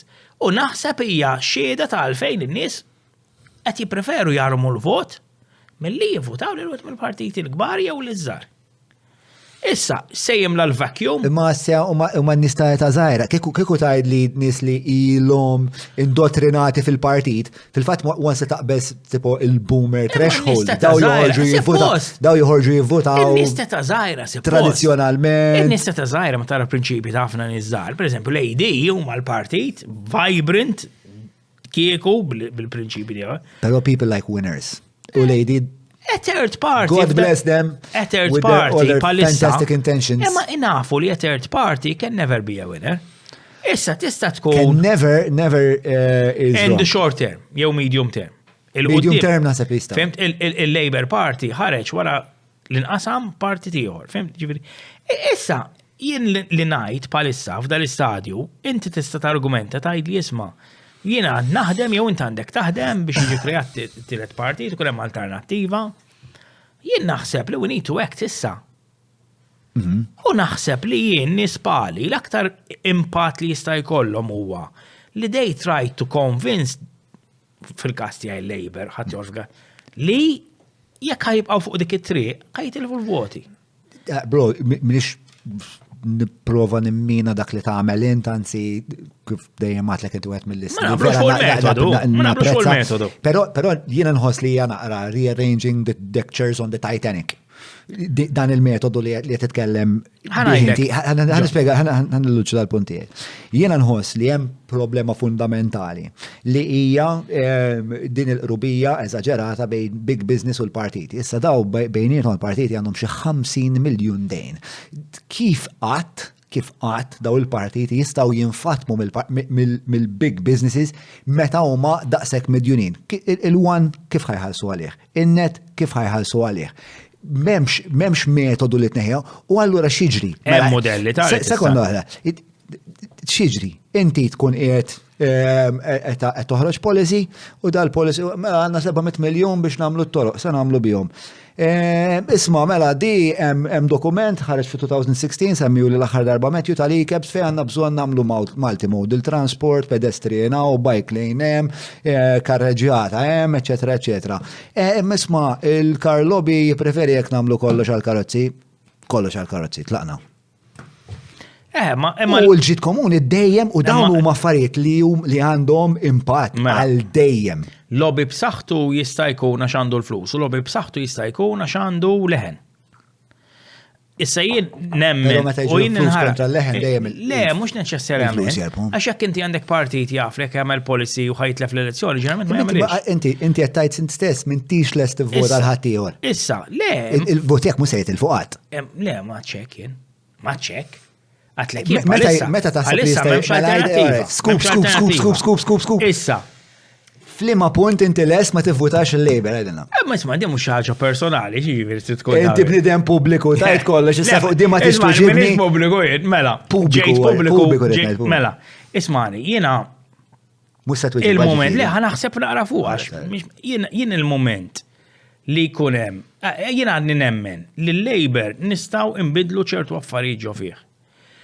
Per eżempju, ejja ma mmurux bot, jien il-viżjoni tal-Labour ta' Joseph Muscat, li ri Joseph Muscat u għamel fuq biċċiet għamela u fuq biċċiet oħra għamel bil-kontra, dik għaddi nemmen fija. U jiena nemmen fil-possibilità li l-Labour fuq ċertu affarijiet jibda jbiddel. Issa, diġà kien hemm bidliet fil-Labour li beda jbiddel. Diġà kien hemm bidliet. Per eżempju, jien naf illum il-ġurnata tolleranza zero għal minn MPs li għamlu xi ħażina. Qed narawha. Issa, tistax tbiddel tali mod li. Ma tasibx li hemm pereżempju nies li qegħdin qrib il-ministri li jieħdu pagina akbar. Jista' jkun ukoll. Li mhux suppost jieħdu pagina akbar. Ma skontx pagi jieħdu wkoll. Dik ukoll dik miżnomer oħra li inti jkollok nies li huma konsulenti li jieħdu pagi li dejjem kienu jieħdu. Kull minn ħadem mal-gvern f'ċertu affarijiet. Minkejja il-Prim Ministru qallu jirrevedi dawk il-pagi. Li ma ngħidux, pereżempju, li ma ngħidux huwa kemm hemm nies li jagħtu servizz lill-gvern ħafna drabi ċuċċati u għol, għat ma najduhom. Issa, li tibdel il-Labour li tinbidel mit-taħwit li ħalla Muscat fuq issues fejn ħalla taħwit għax hemm affarijiet oħra li jiena bdew jgħidu iva trid tagħmel kontinwazzjoni fuq l-affarijiet li pereżempju is-civil liberties. Ma naħsibx li Labour jagħmel ħażin li jibqa' jinbotta fejn civil liberties. Hemm mbagħad fuq affarijiet oħra fejn kien hemm Merky deals, kien hemm affarijiet li tapnu l-Labour, hemmhekk nixtieq nara l-Labour jitbiet minnhom kemm jista' jkun. Issa d-differenza bejni u bejnek, inti ma temminx li ebda partit ma jista' jagħmilha ħabba ċertu deals forsi li hemm. Jiena għandi tama li ssir. Għandi tama li il-ġiex partiti, anki jekk jippruvaw talaqas jiftehmu fuq party financing, pereżempju aħna Malta qatt ma nsemmu li l-istat jiffinanzja l-partiti, pereżempju. Hija alternattiva. Għalfej qatt ma jitkellmu dwarha. Taqbel magħha inti. Naqbel magħha. Għax ġeneralment il-partit li għal-axħa li jkun l-aktar broke ikun dak li jkun fl-oppożizzjoni. Fim? Imma, aħna kena situazzjoni u għaw nistanara li forsi jkun hemm bidla. Niftakar konna nitkellmu fuq it-tieni Repubblika ġieli smajta. Li nibdlu l-liġi, nibdlu s-sistema, hemm il-professur Godfrey Pirotta pereżempju inti semmejtu. Dan ilu jgħid mis-70s li trid tinbidel is-sistema elettorali pereżempju. Għanna ħarsu li affarijiet. Għalfej taħseb, għax dik mbagħad tibda jibdit l-suspett, tibda tgħid l-idea li ngħiduha mis-70s ta' mis-70s illum qegħdin 23. Appuntu. 50 sena. Imma. U ma millniex qas biss qas kienet parti minn konverzazzjoni pubblika. Weġġibt lilek innifsek. Le, dik hija l-mistoqsija dawn m'għandhom qisu ebda interess li jagħmlu għal konverzazzjoni. Issa sta nies li għandhom ċertu vuċi li jagħmlu aktar pressure biex daw l-affarijiet naraw il-bidliet fihom. Ġifieri jien inti għad li meta jasal żmien li ma tinfutax aktar Labour, meta naqta' qalbi. Imma x'għandu jaqtalek qalbi? Meta naqta' qalbi, ġifieri jien bħalissa f'dan l-istadju qed nara differenza minn Joseph Muscat għal Robert Abela. X'inhu d-differenza bejn Joseph u Robert? Nara affarijiet li qed nara li Robert Abela qed jiġbed jitbiet ftit minn ċertu politika ta' Joseph Muscat. Tista' tina eżempji? Jien naf pereżempju kemm ilek ma tisma' xi skandlu kbir ta' xi ministru u li ma tneħħiex. Ilek ma tisma'. Issa, to be fair, fil-bidu Joseph Muscat hekk beda. Joseph Muscat fil-bidu, it's a bar we've got used to ta' għax ħanajdlek, għax issa kulħadd jgħid low bar, imma kulħadd bela l-sien u fl-aħħar 30 sena. Issa mbagħad niġi laboristin u qed ngħid isma' ġiret nara. U xi ħadd mhux għalik ta' in ġenerali għid it's low bar għax ma tkellimx qabel. U mhux qed ngħid għalik m'għandix idea, imma ma tkellimx qabel ħadd. Issa lhom il-ġurnata nitkellem jien li laborist. U jgħidu li ma mhux biżżejjed. Iva, all right. Meta kellek il-Manuel Delija kien fis-siġġu tal-poter, viċin immens ta' nies il-poter. Għax ma tkellimx dak iż-żmien fuq li tinbidel is-sistema elettorali. Dik il-mistoqsija tiegħi. Ibqa' dik il-mistoqsija tiegħi. Il-mistoqsija tiegħi hija min kellu l-poter, kull darba li kellu l-poter ma kellu ebda interess li jbiddel is-sistema għalfejn għax is-sistema taqdihom. Mhux ma kienx hemm bidliet, taħt il-ġiex gvernijiet kien hemm bidliet. Dat tip ta' bidliet fundamentali li jista' jibda joħroġ minnu frott. Ħasasik mistoqsija forsi naqra differenti. Nkompli lek ħaġa. Fejn tara sejra dell-istorja? Jekk dawn id-dinamika fundamentali ma tinbidilx. Jekk isewx part mela. L-ewwel irridu naraw il-fejn sejjer naħseb il-Partit Nazzjonalista fis-sens, u mhux biex nattakka l-Partit Nazzjonalista, imma palissa hekk ħanibqgħu sejrin li l-oppożizzjoni dejjem qed tisparixxi. U l-gvern tiżom ċertu maġġoranza, mela allura l-pressure fuq il-bidla li suppost qed tagħmel l-oppożizzjoni mhux qed issir. Allura sta nies oħra li mhumiex fl-oppożizzjoni li jkunu l-oppożizzjoni huma naqblu fuqha di.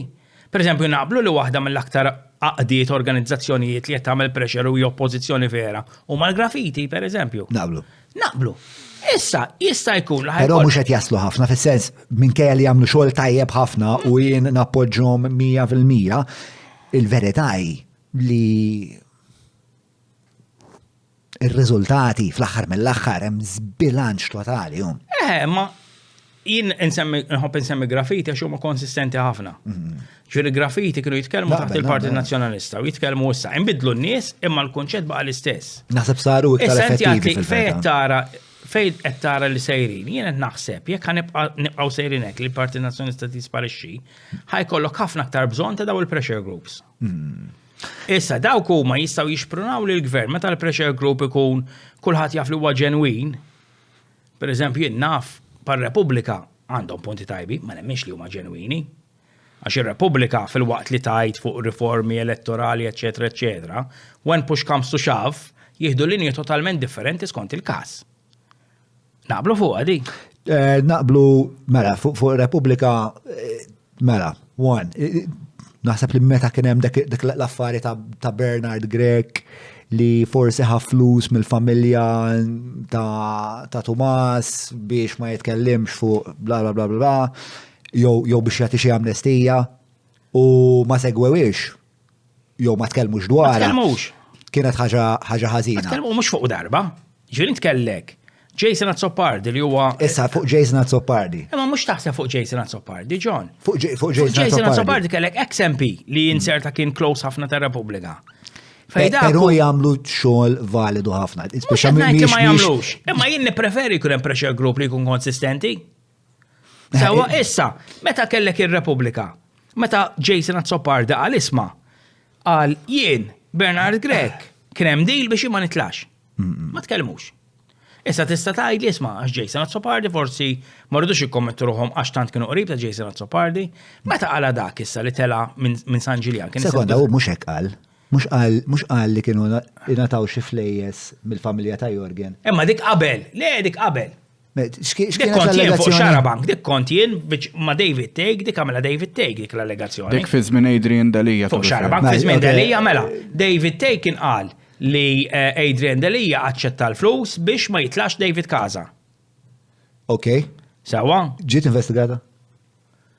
Internament, il-Partit Nazzjonalista. Sewa. Partit Nazzjonalista ċat u kien hemm żmien Adrian Dalija. Dak iż-żmien ir-Repubblika kienu jattakkaw l-Adrian Dalija. Issa Adrian Dalija tar u Jason Azzopardi li huwa persuna viċin ħafna tar-Repubblika għamel allegazzjonijiet. Fej qal isma' Bernard Grek aċċetta jew kien les jaċċetta xi affarijiet, i-Google jaħal inkonċert għal ma jfittexx b'livell, imma mill-memorja qed ngħid biex ma nitlax, biex jien niġi żvantaġġat. Ir-Repubblika ma tkellmux. Issa, dik hija allegazzjoni serjissima għax jien li għandek bniedem li inti tafdaħ inti, tant tafdaħ li qabadtu bħal-avukat.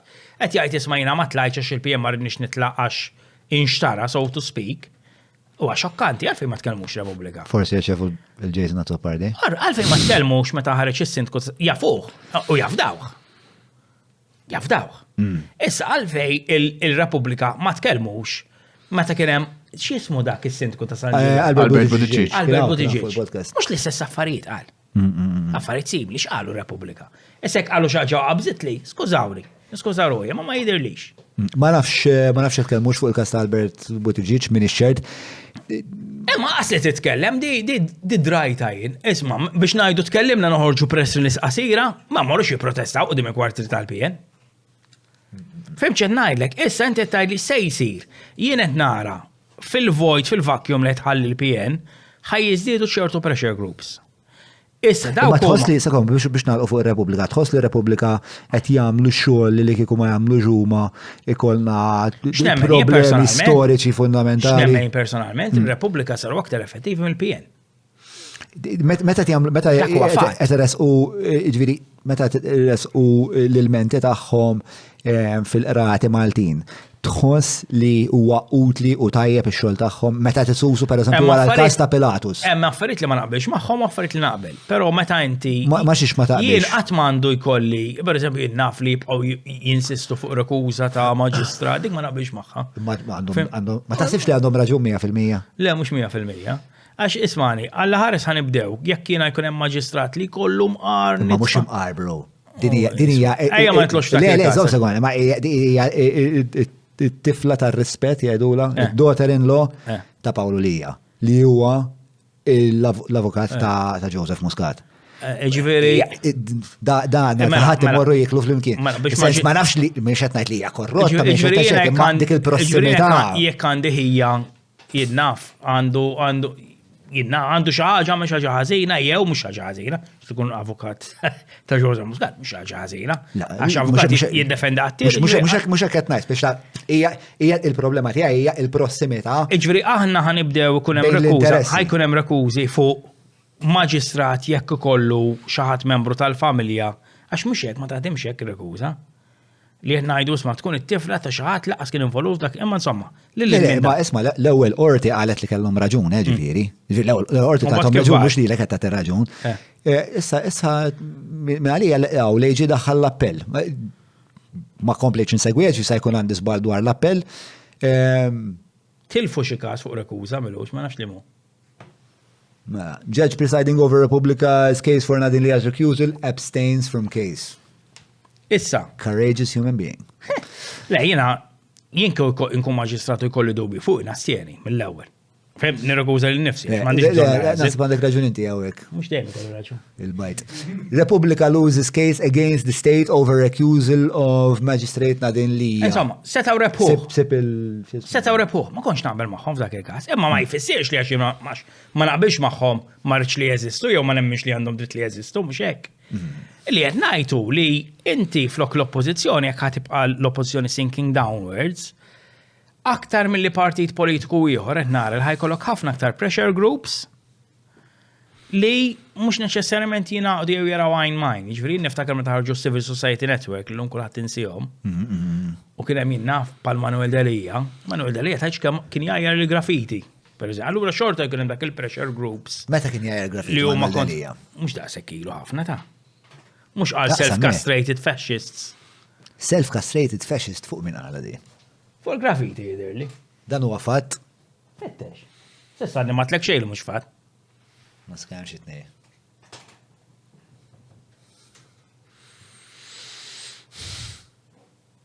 Fascists against the law. So, enkomplu jenati. Insa Manuel Delija unsa kulħadd, unsa Repubblika. Inti għandek gruppi li ħajkunu qed jagħmlu pressure lill-gvern. Però mhux ħajkunu maqudin. Which means li l-gvern anke jekk jibqgħu jonqsu l-voti tan-nies li ma jridux jivvutaw u jibqgħu ma jivvutawx in-nies, il-gvern jibqa' jerbaħ l-elezzjonijiet, mhux hekk.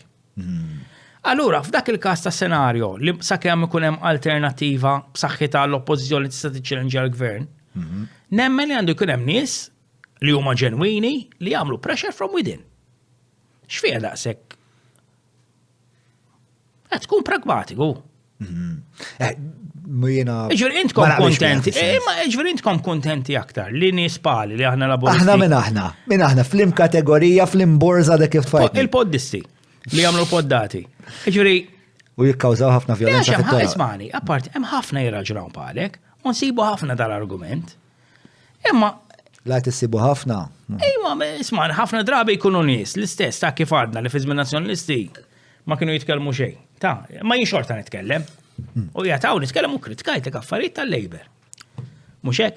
Allura mhux aktar aħjar li aħna nagħmlu pressure biex hemm change from within sakemm tal-anqas tinstab soluzzjoni. Imma għalfejn niġu x'tippreferu ma nitkellmux? Le, bro, minn jgħid. Le, u għed najdek, għax ħafna d-nis jgħidu, konem, ta' għara l-kommenti meta najd xaħġa, kritika l-gvern. Mux u votalu, mux u għed. Ma t-kellimx not komdu aktar jien. Le, ovvijament, jien mux għed najdek jgħek. Le, ma, ejju, naf. Pero ma xikultant insiba ibsa, forsi inti, forsi mux inti, li nis jifmu li jien minn kelli laborist inħoss li għandi obbligu nikritika jek nara xaġa ħażina. U jisom daw jgħidu, isma, lejn laborist, m'għandix trid nikritika. Nasab li narrativa żbaljata. Jien ħossi għandi aktar onus nikritika. F'issa jien, per eżempju, jiena kritikajt, kontrarju għal nies bħal Manuel Delija, jiena kritikajt l-nazzjonalisti fuq issues meta kienu fil-gvern, u kritikajt il-Labor fuq issues meta kienu fil-gvern. Issa, u di għax saqsewilek ukoll rajt ċaħat kiteb fuqha. Jien meta kritikajt fi żmien nazzjonalisti għaddejt infern u meta kritikajt fi żmien laboristi ftit soffrejt. Setbek x'kien hemm affarijiet li kienu jħarqu ta' ġifier meta ħriġ nikkritika li żonqor. Jien żgur irfistika li jittaxat ta' żonqor. Tgħidlix li ma żgur għax ta' żonqor kien ċe. Imma qatt ma sawtuni. Fi żmien nazzjonalisti, l-alla men. Ġifieri hija f'sena għandha ta' xi 4 transfers. Hija li ma kienx jitkellem għax kont nitkellem jien. Mbagħad jien naf meta konna għamilna programm tal-ġurnaliżmu fi żmien Bondi Plus li dal-programm bid-difetti kollha tal-Bondi kien kritiku lejn il-gvern, lejn is-sistemi ta' security tal-gvern kien wara 9/11 u konna xaba ġurnalisti tħanna f'postijiet sensitive. Irridu jitfawni 7 snin ħabs minn. Issa, Manuel Dalija kiteb fuqha u qal da Min iddeċida li jrid jitfak 7 snin ħabs? Il-Heritage dak iż-żmien u l-Maltacom. U Manuel Dalija l-ewwel kiteb qal isma' mhux veru ma niftakarx u hekk. Mbagħad kelmu x'għad ikorreġu kiteb li jiftakar, u mbagħad qal da ma jistax jagħmel is-separazzjoni bejn l-istat u l-pulizija. Dak il-pulizija, bejn il-gvern u l-pulizija, dak il-pulizija resquh, mhux il-gvern. Għax tal-laborist ignorant li jien, ma nistax nagħmel. U ċempitlu. Hemmhekk jaħseb. U jiena ċempitlu l-Manuel Dalija. U to be fair, kien kordjali ħafna fuq it-telefon. U spjegajt li ngħidlek jien x'kienet ir-realtà. Li jien minn tim ta' 5 li biss resqu. Kien hemm 5 ġurnalisti oħra li daħlu fil-post, imma li resqu. Għalfej, blima argument resqu lilek biss u mhux l-oħrajn. Dak huma jridu jgħidulek jiex naħseb, jiena x'in kont il-laborz fuq it-tim. L-oħrajn fejn daħlu? Bondi daħal fil-kwartieri tal-armata. U inti fejn dħalt? Jiena tħalt ħafna posti, avventura dik, Jien naf jiena omt mal-patrol boats u għamilt bomba finta mal-patrol boats f'tax biex omta bil-lejl, jiena tħalt fil-radio antenna tan-naxxar, tħalt ħaġar im jew l-imnajdra. U x-xilja x'kienet allura? X'inhu? X-xilja x'kienet biex resquk? Breaking and entering. U jiena l-lum tarom redikoli, ma aħna tħanna ħaġar im. Fi żmien fejn ftit sin qabel kienu daħlu n-nies u għamlu mandra minnu tefgħu iż-żeba fuq. U tħalt kullim kien għal xanxe. U hemm tara l-big business, pereżempju, jidher li min kien jipprovdi s-security lil Maltacom kien neħħelu l-sponsor lill-programm dak iż-żmien. Imma jibqa' l-fatt li minn dawk in-nies kollha li daħlu f'dal postijiet jien biss ġejt akkużat. Allura ukoll dik nara xi ħaġa aħjar li tara qasina l-lejber nħossni komdu nikkritika. Issa mhux qed ngħidlek li ma jkunx hemm min jajjarni. U mux qed ngħidlek li ma jkunx hemm min jgħid. Forsi mhux les li weġġak personali biex ma jitlifx il-vot tiegħek. Għax immaġna, mela. Ejja vot wieħed. Ma ġeri mhux vot wieħed. U mhux vot. Lex vot wieħed l immaġna xenarju. Inti mort protesta fuq iż-żonqor, tiġi l-għada filgħodu, għandek transfer king, mur naħsed il-lokiet, whatever. Ovvjament ngħid xi żoppa, xi U jerġaw pattu fl-axħar taħt il-villa t-għamma għanna fuq il-Facebook. Demel kol jena laborist. Jien ma ta' tkellim ma' ċertu nis fil-Partit Laborista. Taf kif ma jistaw ma jaffordjaw xo weġġawk? Mela jien kien hemm żmien fej l-uniku darba li ħassejt li xatt tagħmel pressure biex ma nitkellimx kien meta ħriġt kontra l-Marina ta' Marsa Skala. Kien hemm xi tkellimni għalli jisma' għalli inti m'għandekx tanbih dal-inkwiet jien antik parir u kien xi li kellu ċertu awtorità fuqi. U kont ħatta bi kbira. U rajt kif għamilt, u għajjimt dir-rabja u kien hemm xi ħadd ġol partit imlaħħaq sew b'saħħtu ħafna.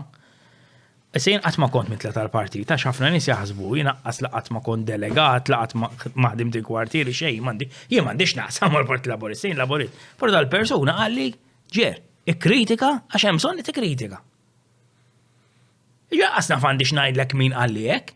Nasib hija jena. Il-prim għalli ġer, fej tħossi għandek bżonn kritika. Issa aktar minn hekk. Issa, jekk xi darba l-Labor jgħid isma' jien ma rridx nies kritiċi fiħdani. L-prim qed ngħidu. Robert Dabela, iltqajt miegħu kont u għatlu isma' jien nikkritika jien minni hekk u ħanibqa' nikkritika, għalli kritikax. Ikun hemm bżonn ċertu kritika. Ma ġewża muskata ma kelli reazzjoni. Asma Robert nafu ftit.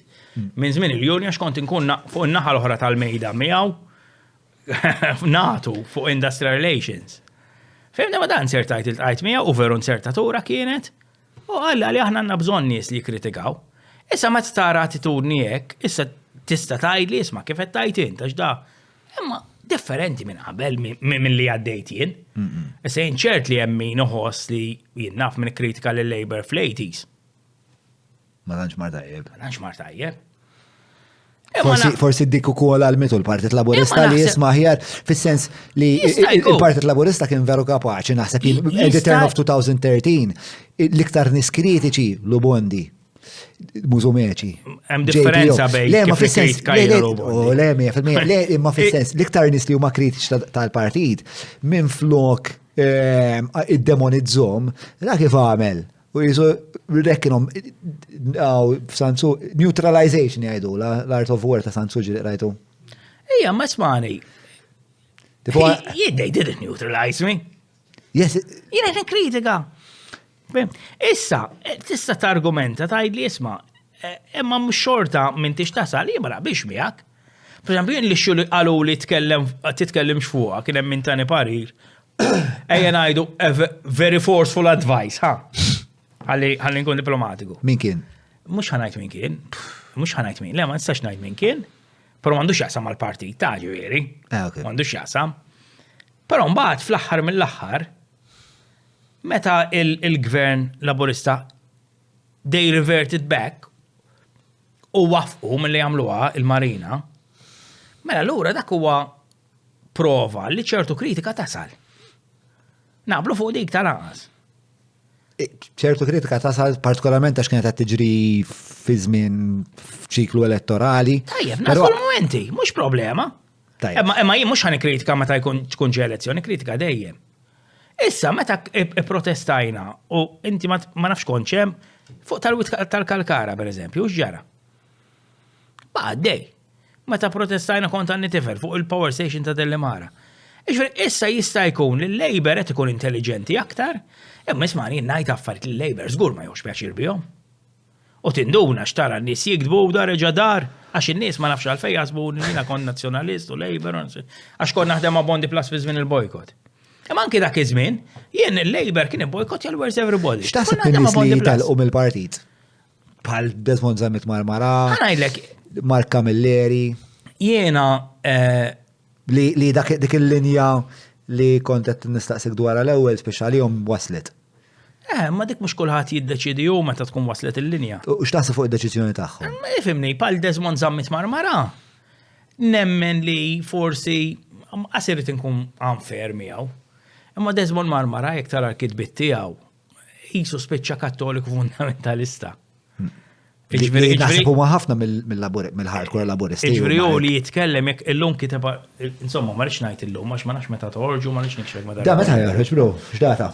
Fil-bidu ta' April, fil-bidu ta' Marzu.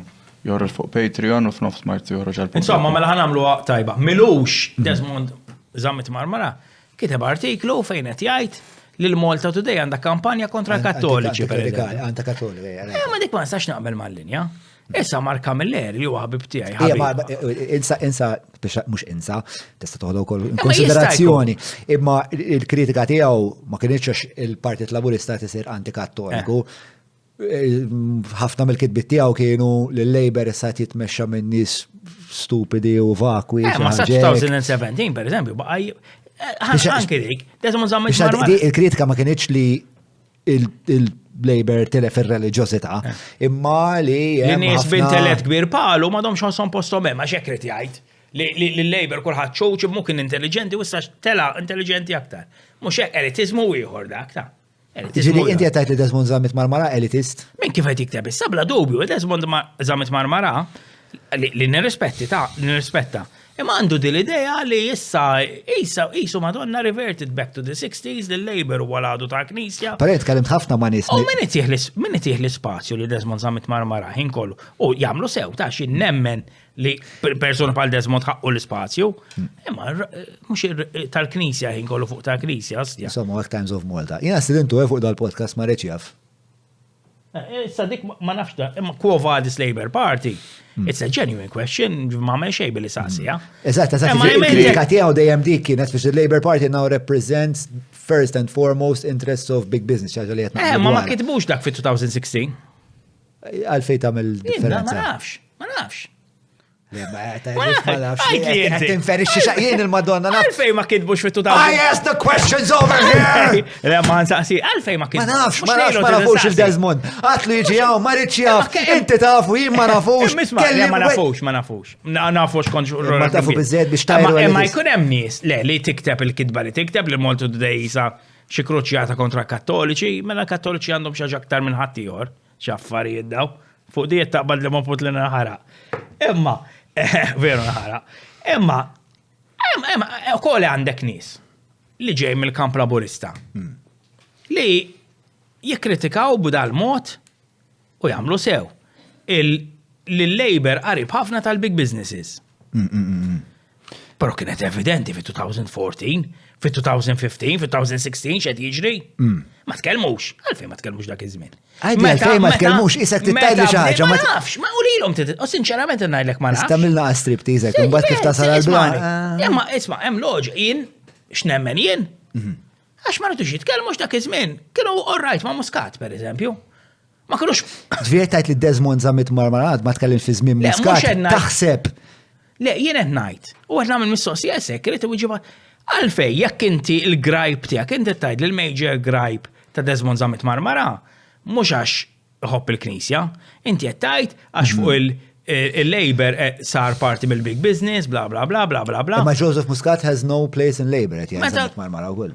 Fi-2021 għal. Imma ismari, ġifieri inti qed tgħid li evidenti li Labor għandu unhealthy relations mal-big business issa.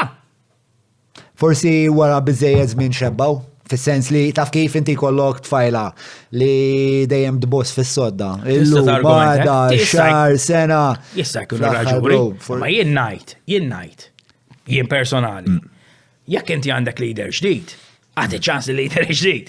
Mhux tagħmel 6 snin tilaq. Umbat meta Joseph Muscat splodiet l-istikka dynamite, tikteb ġi artikli fuq. Ettajt li Zamit Marmara kien jilaq il-Muscat? Le, ma kienx. Inta da kif tagħmel 6 snin tila. Rispondi kif irid mhux kif trid. Le jiena kull marita affarijiet tat-TikTok. Desmond Zamit Marmara, mid-13 sa 20, kemm il-darba kritika il-Muscat? Meta kien hemm l-aktar żmien. Fact checker. 13 sa 20, maħu kem. Ħaj għazzek da, Wara l-istupraħu l-fact checker. Ma l-rinnajdleku, mux kull min jikritika għandu intenzjoni ġenwina, u mux il-najt għal-Desmond Zamit Marmara. Imma l-differenza xini? Jiena nsiba stramba li meta kien hemm ċarissimu li l-Labor kienet jagħmel irbid viċin ħafna mal-big business. ħadd manduna da allura. Jien ktibt, jien fi żmien Muscat, qabel ma faqqa l-iskandlu tal-Ostja Panama, kont qed nikteb hu. Issa, kont qed nikkritika l-Muscat f'kollox, le, kien hemm ħafna affarijiet li faħħartu l-Muscat. Imma anke dik il-mentalità, meta nfaħħar lill-Labor jgħidu li ntlaqet għall-Labor, meta nikkritika l-Labor jgħidu li proset kif proset. Mbagħad l-għada nikkritika fuq ix-xogħol jgħidu di l-mentalità ta' it's not easy li tikkritika. Persecution syndrome inti? Le, għaxej, għandi persecution syndrome ma niktibx. Mhux hekk. Le, komni ħogos. Ma niktibx. Le, jien isma'. Mark Camilleri? Isma', jien I'm not happy, sinċerament, I'm not really happy that I'm a public person, Inti public person, mhux ħaġa sabiħa ħada. Dik li tmur fejn tmur jiexati prova jaqbad dibattitu miegħek ma tafux minn adam. Rajna, tafux ma naqbilx miegħek. Ma jista' jkun l-opinjoni tiegħek valida, ma ħalli nieħu l-pizza me. Fejn tħollik il-fakof. Ma tantx għandi ħajja soċjali, ġifieri ma tantx niltaqa' ma' nies. Hawnhekk biss jien indi ħajja soċjali dini. Issa, dirridu niddeċiedu aħna. Mela, kulħadd jiddeċiedi min jikkritika u ġenwin jew le and that is totally subjective. Però jien naħseb li ħafna nies anke nazzjonalisti jarawni pala ġenwi. Għaw min jarani pala ibla, għax mux ħana salu għetta parsi. Għaw min jgħati. Le li l-kan konvertik, bro. Conversion therapy ħana mi l-ekin. Mux ek. Għaw min jgħati. Imma irridu naħdmu biex kunem dil-bidla. Issa, jek toqgħod issaqsini kien hemm aktar li ġildu mal-Labor. Ħatoqgħod issaqsini għala jien naf xi kollhom min jaf xi kun hemm. Mark Camilleri.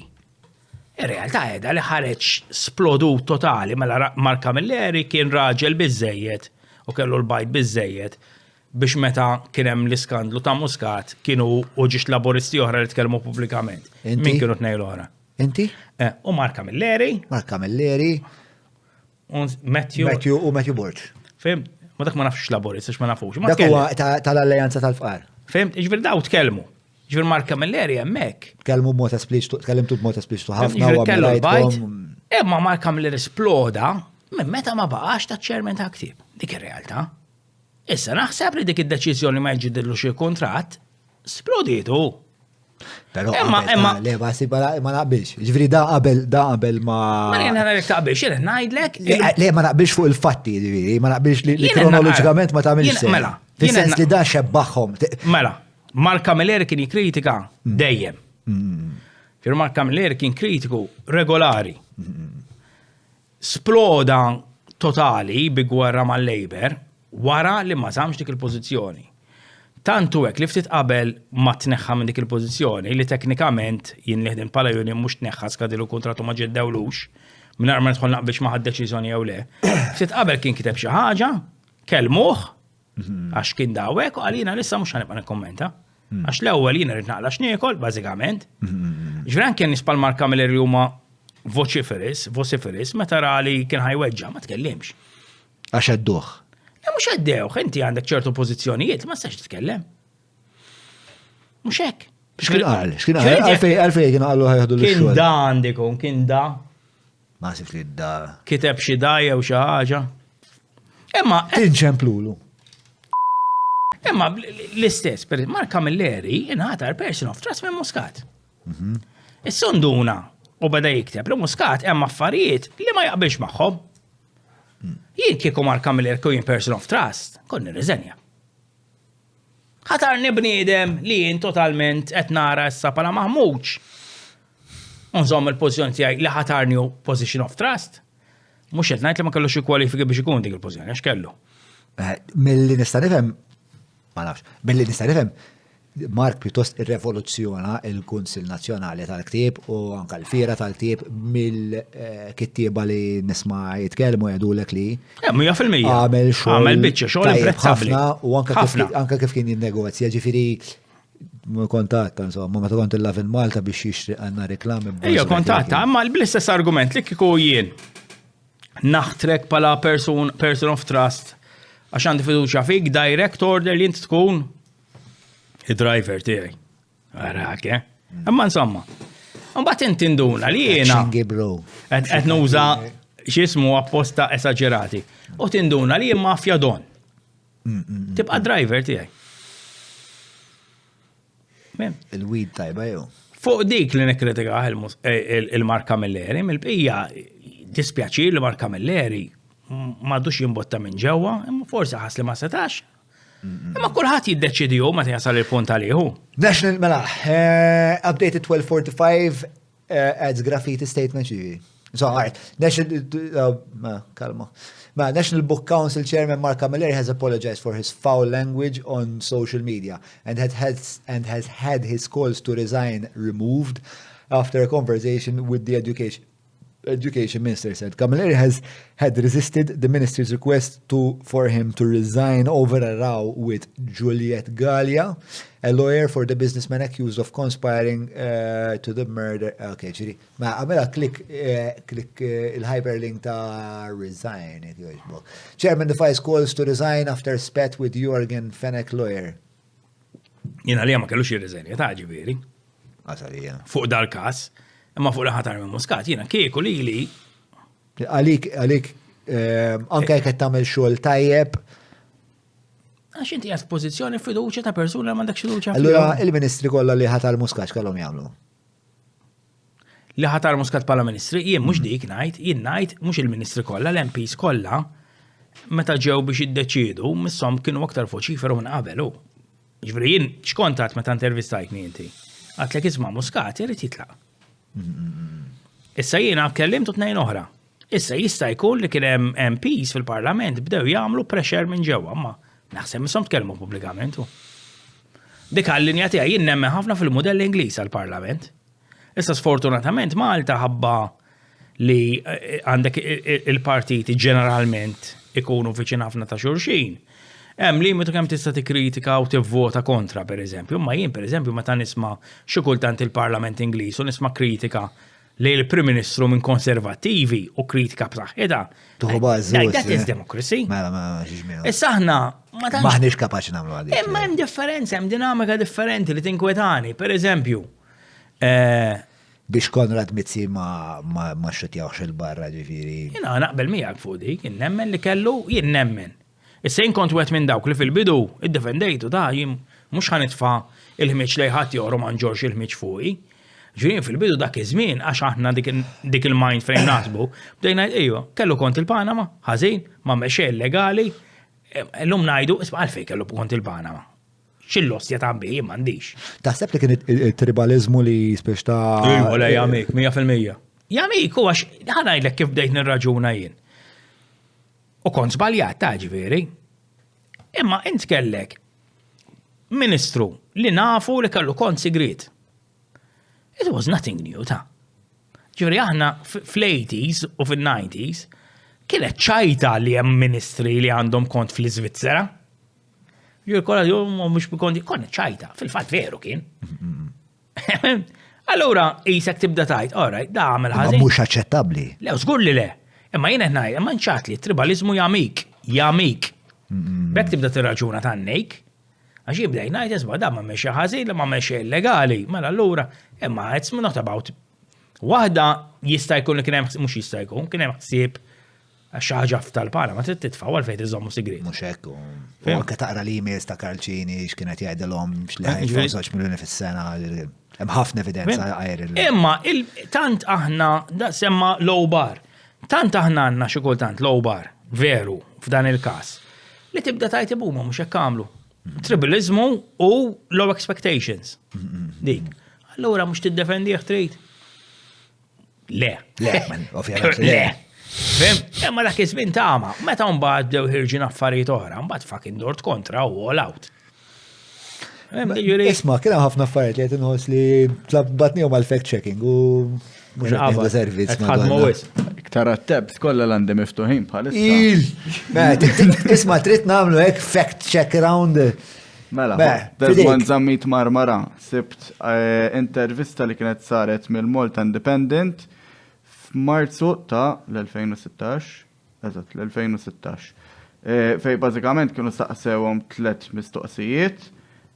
Konrad Mizzi and Keith Cambry set up their trusts in New Zealand and companies in Panama while in office. Could these two have had for setting?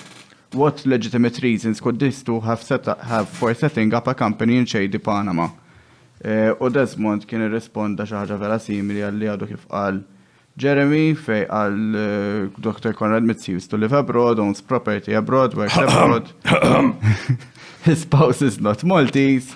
He set up his trust. Konrad Mizzi is subjecting himself to a tax audit. I'm paraphrasing just. Bus li dejja u skuża ruħi. Ma dik ir-realtà. Jien nistaqsi qiegħed.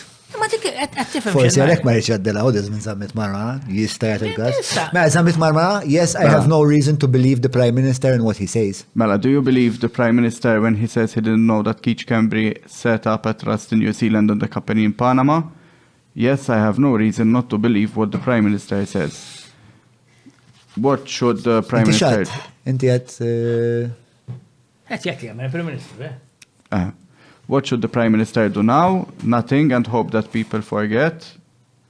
The Prime Minister has... Għal, nothing and hope that people forget. Xaktar, next. Le, dik kienet il-mistoqsija. What should the Prime Minister do now? Nothing and hope that people forget? Question mark. Prime Minister has already brought about change, he acted, he enacted laws, u kien hemm dat tip ta' retorika. To be fair, fi 2016 int kellek l-istess sib, U 2016 di? 2016 ma naħsibx ta'. Le? Ma naħsibx. Ħanajdlek, jien li... 2016 hawnhekk 2016 kien għadu kif ħareġ l-istorja tal-Panama. I think this is as soon as the story broke. Imma forsi ma kienx dak il-video spettakolari tiegħi għalhekk. Dak ħareġ ħafna wara. Jien l-aktar dawa tiegħi li għandi f'2017 għalfejn votajt Għax fil-kampanja ta' 2017, Joseph Muscat tana l-impressjoni ħajn għaddaf. Ġvien niftakar, jien ma konċi more meetings, ta' imma niftakar f'xi meeting minnhom qal min għamel ħażin irrid iġor responsabilità tagħha. Kulħadd ħaseb li kiex kebrajn hekk. Meta fit-2017 reġa' ħatru, għandna l-lost jagħmel. Mbagħad naħseb dik kienet id-daqqa li tajdam ġaġa ħażina hu. Għax ngħidlek, anki li ngħidu isma' Joseph Muscat forsi ma kienx jaf x'qed jiġri. Ja ma kienx jaf. Ikoll minn ħadem ma' Joseph Muscat, da jekk Alla jkun f'dil kamra u f'dik il-kamra l-oħra d-boss dubbina jkun jaf minn. Ġifieri I find it very hard to believe li ma kienx jaf. Ġifieri that being said, ejwa trabalizmu għamel fatturu għax ħanajdlek ara l-istorja ta' ħafna politiċi meta kien hemm l-attakki fuqhom marru aħjar. Ara politiċi li ħafna nies attakkaw. L-istorja ta' Malta, fl-istorja ta' Malta. Kien hemm ħafna ġviried, naf, meta kien hemm politika. Pereżempju, hawn min jgħid u jista' jkun fattur li fit-2008 il-PN rebaħ l-elezzjoni bis-saħħa ta' JPO. Mbagħad ġimgħa wara li rebaħ l-elezzjoni ħareġ Joe Saliba li kien għamel kampanja uża l-JPO mbagħad għal dam issu jirriżenja. Għax issa nafu affarijiet dak iż-żmien ma konniex nafu. Kif għamela? Issa nafu affarijiet xi ħaġa hekk insomma. Ija. Tidħol is-siege mentality u dik problema. Eżatt. Very Catholic, siege mentality hum. Dijek li Mhux bista, mhux bista. Anzi, ma narix Catholic, anzi nara tal-minoritajiet jien. Catholic ġeneralment kienu doing the sieging. Le, imma l-idea li anke tismaħħa meta biex immur lura fil-konversazzjoni tal-kalz, imma tismaħħom il-kalz jgħidu qed jiġrilna kif ġralhom il-Kristjani, Bibliċi, eċetera, eċetera. Imma per eżempju Nixon ma ġralux hekk, Nixon. Mhux kulħadd biex ta' jekk titkellem fuq lokali ftit huma u laqqas in-noti għax Jason Azzopardi tista' argumenta pereżempju kien attakkat ħafna ma nġabarx. Ma Jason Azzopardi naħseb ma nġabarx, naħseb anki hu jaħseb hekk. Li jaqqas fil-Partit Nazzjonalista ma riduh. Jibri mbagħad ikun hemm fattur. Mhux hekk qalu li n-nies tad-distrett tiegħu huma għal-biċċa kbira tagħhom biex għandhom tendenzi reliġjużi u l-fatt li gideb fuq il-qabar ta' Kristu. Affettwatu wkoll. Mhux fuq il-qabar ta' Kristu li taqa' ma' Jurgen Fenek. Le ma bajna l-smajt issa jista' jkun żball, ma mill-canvassers li ġieli kelmuni għalu li dak id-distret ma tistax inti żebla. Ejja ntuħ waħda tajba jżomm mal-Liverpool nifu. Ma nafx xejn fuq il-futbol, bro.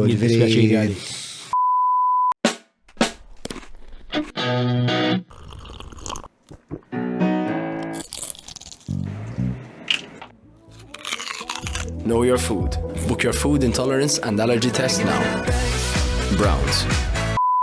Mawra sal-ħadnu ta' Derek mhux tranzazzjoni kif ġibu laħa, fejn apparti tinqeda blifjen kwalità se tiġi mejjun sabiex issawar l-arfin tiegħek dwar dak li qed tiekol u titma' lil familtek. Biss jekk m'għandekx il-ħin tad-disa fejnhom il-belt, ibad WhatsApp lil Derek fuq 9986-6425 biex waslulek ix-xirja fuq l-adba. Isma' int kontrazzist. Ħafna. Kif ġrat li kontrazzist? Int kontrazzist minn daw ta' l-ewwel u hekk? Isma' rina, għax kulħadd għawet jismaw jgħid isma' da Labour. Jien fl-ewwel elezzjoni tal-MPs votajt in-Norman Lowell. Ġifieri bdejt ngħid isma' da l-ostja Labour ilu jgħidilna tant kontra l-Ewropa u sa ma ħossniex kopnu nivvutalu dak iż-żmien. U kontrazzist u għad mela Norman Lowell daqshekk. Kont ħbieb ma' Norman Lowell ħbieb kbar. Ġifieri kont immur il-gatherings tagħhom kont nemmen dak li jgħid. Illum ngħid għax apparti li tkun ignorant, tkun hemm ċertu biża', ġifieri jien nemmen li ħafna min-nies deep down inside kważi naturali li jkunu xenofobiċi, mhux razzisti. Imma mbagħad bdejt naqra innaf ċertu kodba li jkun hemm twist u ma tagħmilx riċerka fuqhom. U jibqa' l-fatt li jien dak iż-żmien meta bdew diħlin ħafna barranin, ħassejtni meddet. Għax tibża, kont inżulari ħafna. U mbagħad bdejt insegwi Norman Lowell fil-bidu għal fan factor. Ġifieri niftakar kienu jintervistaw il-Malta Fly u kien joħroġ dik l-enċentriċità u hekk. Mbagħad darba kienu jisu ħadd ma jġibu fuq u kont naħdem fuq programm fuq television u għattax ma nġibux in-Norman Lowell jien. U kien ġej dak tal-preżenti għadu fuq YouTube. Dak jien kont intervistajtu barra mill-istudio. U jisna bdejna. Dak fuq il-1, no kien? Fuq il-1 kien. U min ippreżentaħ kien illum maġistrat. Joe Mifsud. Għax dak kien programm, provajna xi ħaġa ġdida. Ma kienx tal-1, ta' kien jidher fuq il-1. U kull programm jippreżentaħ xi differenti. Okay. Ġurdem kien prezentatur differenti. Tony Abela jkun fl-studio u ġibna u sirna ħbib jina norm l-ewwel. Ġurm jaf kemm konni tagħmel, u bdejt immur il-meetings u gatherings u tisimgħu jitkellem u fil-bidu tibda titħam, bdejna jtim nisma' veru tinfaduna u tibda dik il-żerrija ta' dubju ta' biża'. U naħseb Malta jien ngħid li ħafna nies Malta huma razzisti. U ħafna nies Meruni naħseb veru, naħseb parti mit-tort huwa l-fatt li aħna żgħar ma tantx għandna esperjenzi ma' nies barra. U mbagħad niftakar kont kelli dak il-każ ta' dak li semmejtek li qara daqqa ta' pon u bdejt ngħid mustja mussew. U mbagħad kienu x'eta kellek għabnu? Ma kont żgħir, Ma kont żgħir. 28, 27, 28. U jkun hemm affarijiet li jkunu Halloween u tibda tajt ma kontx razzis, man, jisni. Jien naf pereżempju darba kont postman taqsam litri u kont ma sieħbet nagħmlu d-distret u kien jaf li razzist u kien hemm baby sweat ġopux u waqafni gustah jien u nlaf miegħu. Naħseb li bong kien li jilaf ma' Malta. Naħseb għax missieru kien jilaf mal-Hibs, kien għanti Niklas kien supporter kbir tal-Hibs u Niklas bided li dak missieru player tagħna. U naħseb l-mbong li l-lum meta taraħ jilaf ma' Malta, fucking jilab dik il-grin tal-Malta da, mhux hekk. U mbagħad jien naf, u mbagħad mort l-Amerika, mort nistudja l-Labor Law tal-Amerika u niftakar kont qiegħed Washington u ġie xi ħadd biex itina lecture fuq kif jaħdem il-Parlament Amerikan. U l-istess ġiet waħda sewda u kienet brillanti, men, intelligenti u bdejna ma jien bħal di, men. Alla nista' ngħid li hija inferiori. Fucking brillanti. Nħossa nqas minni għas-sewda. U tibda tistaqsi.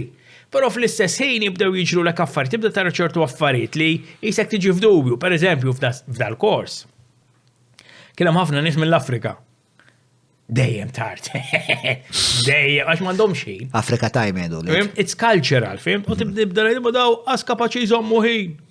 Imma ma tkunx taf minn fej ġejja u minn fej ħarġet, eccetera, eccetera. U naħseb dik kienet it-turning point. Mbagħad kont mor Georgia, Atlanta, u ħaduna d-dar fej trabba Martin Luther King. U bdejt interessaru ħafna f'Martin Luther King. U jisni bdejt nbidel, bdejt naqra l-affarijiet. U kien hemm ċertu affarijiet, per eżempju darba niftakar kont meeting tal-Imperium Ewropa, u kien hemm xatt beda jgħid li kieku għalih mhux fuq il-palk jewek ta' private conversation. Jagħmel van u jiġbor is-suwed u jmur isuq meħadding li għal-isfel. U bdejn ngħid il-lalla, men, għax anki ħafna meta tkun razzist kif kont jien, meta ma tkunx razzist fuq baż individwali. Insiba jibsa nispjega, imma meta kien jiġi jkellimni xi ħadd iswed, I would be nice miegħu, ma kontx inħoss beda leh. Imma meta jgħidu X'kont tħoss? Normali, assolutament normali. U imma mbagħad meta tibda taħseb fuqhom minn massa u hekk tidħol il-biża'. Fimt? Mbagħad bidil totali jiġifieri jien niftakar l-ewwel darba li mort fuq xarabank, nargumenta kontra favur razzizmu bażikament. Ejja, mela. Kont mort kien hemm. Jeżisti online dal-footage. Ma nafx, imma niftakar kien hemm fuq in-naħa l-oħra ta' Charles Micheli. Bniedem tlifniedak Malta.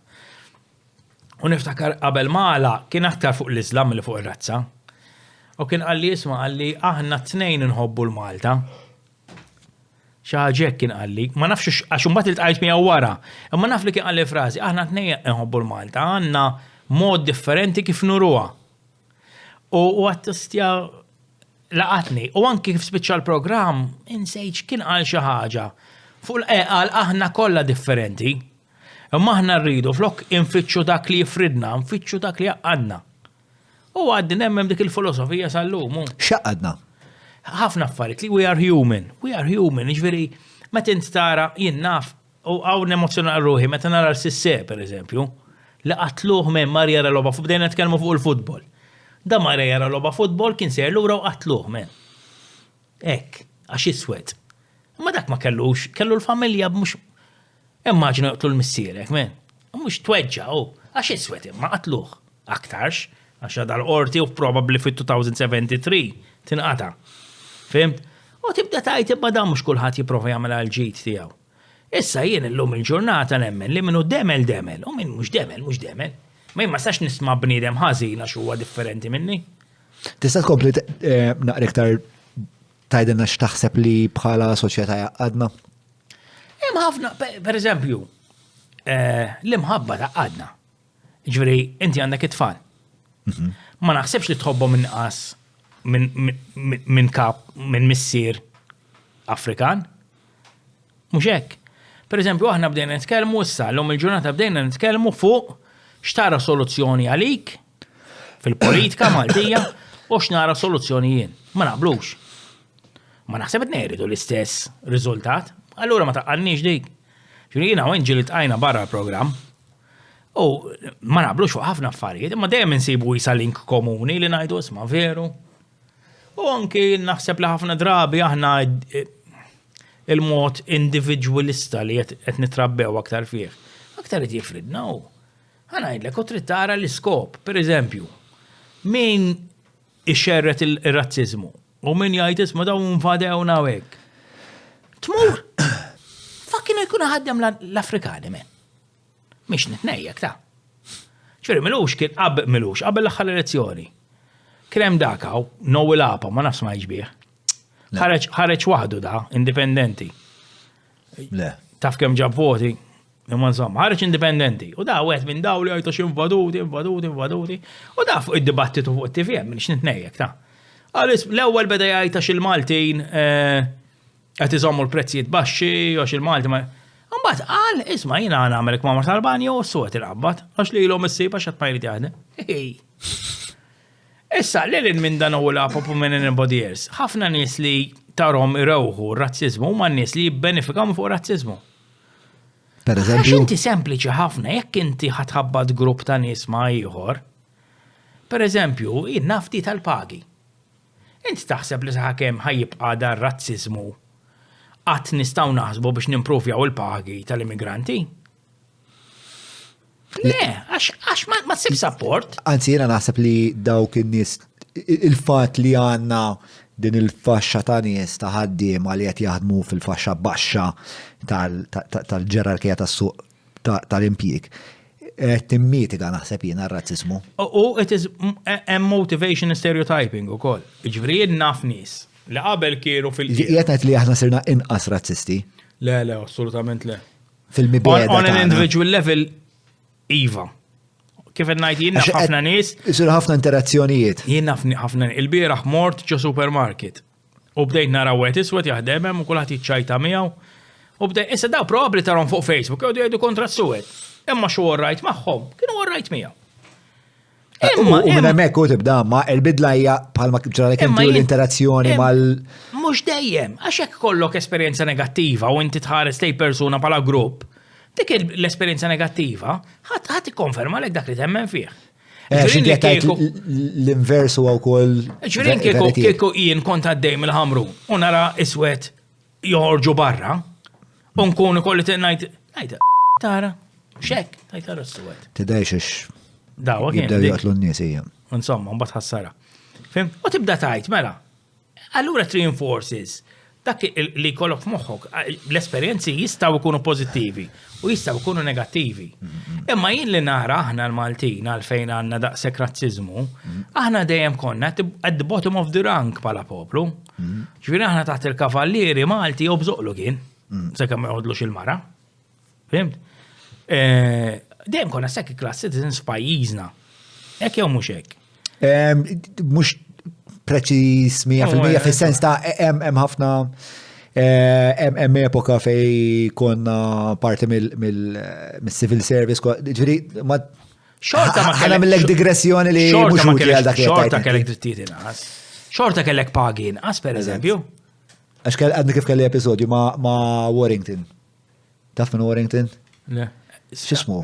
Edward Warrington. Vera interessanti, ma konx naf. Kienu ħafna Maltin li kienu parti ukoll mis-civil service tal-kavallieri mal-Ingliżi u ħajja, ġifieri krem punt minnhom tal-Ingliżi anka l-head ta' civil service kien Malti, ma Però konniex xorta jekk tqablu ma' xi ħadd li kienet jagħmel l-istess xogħol Ingliż kellu paginqas le? fuq il-paga ma nafx issa. Dak il-union titkellem. Dik kienet waħda mill-ġlidiet ta' Mintoff għal-fejret l-integration.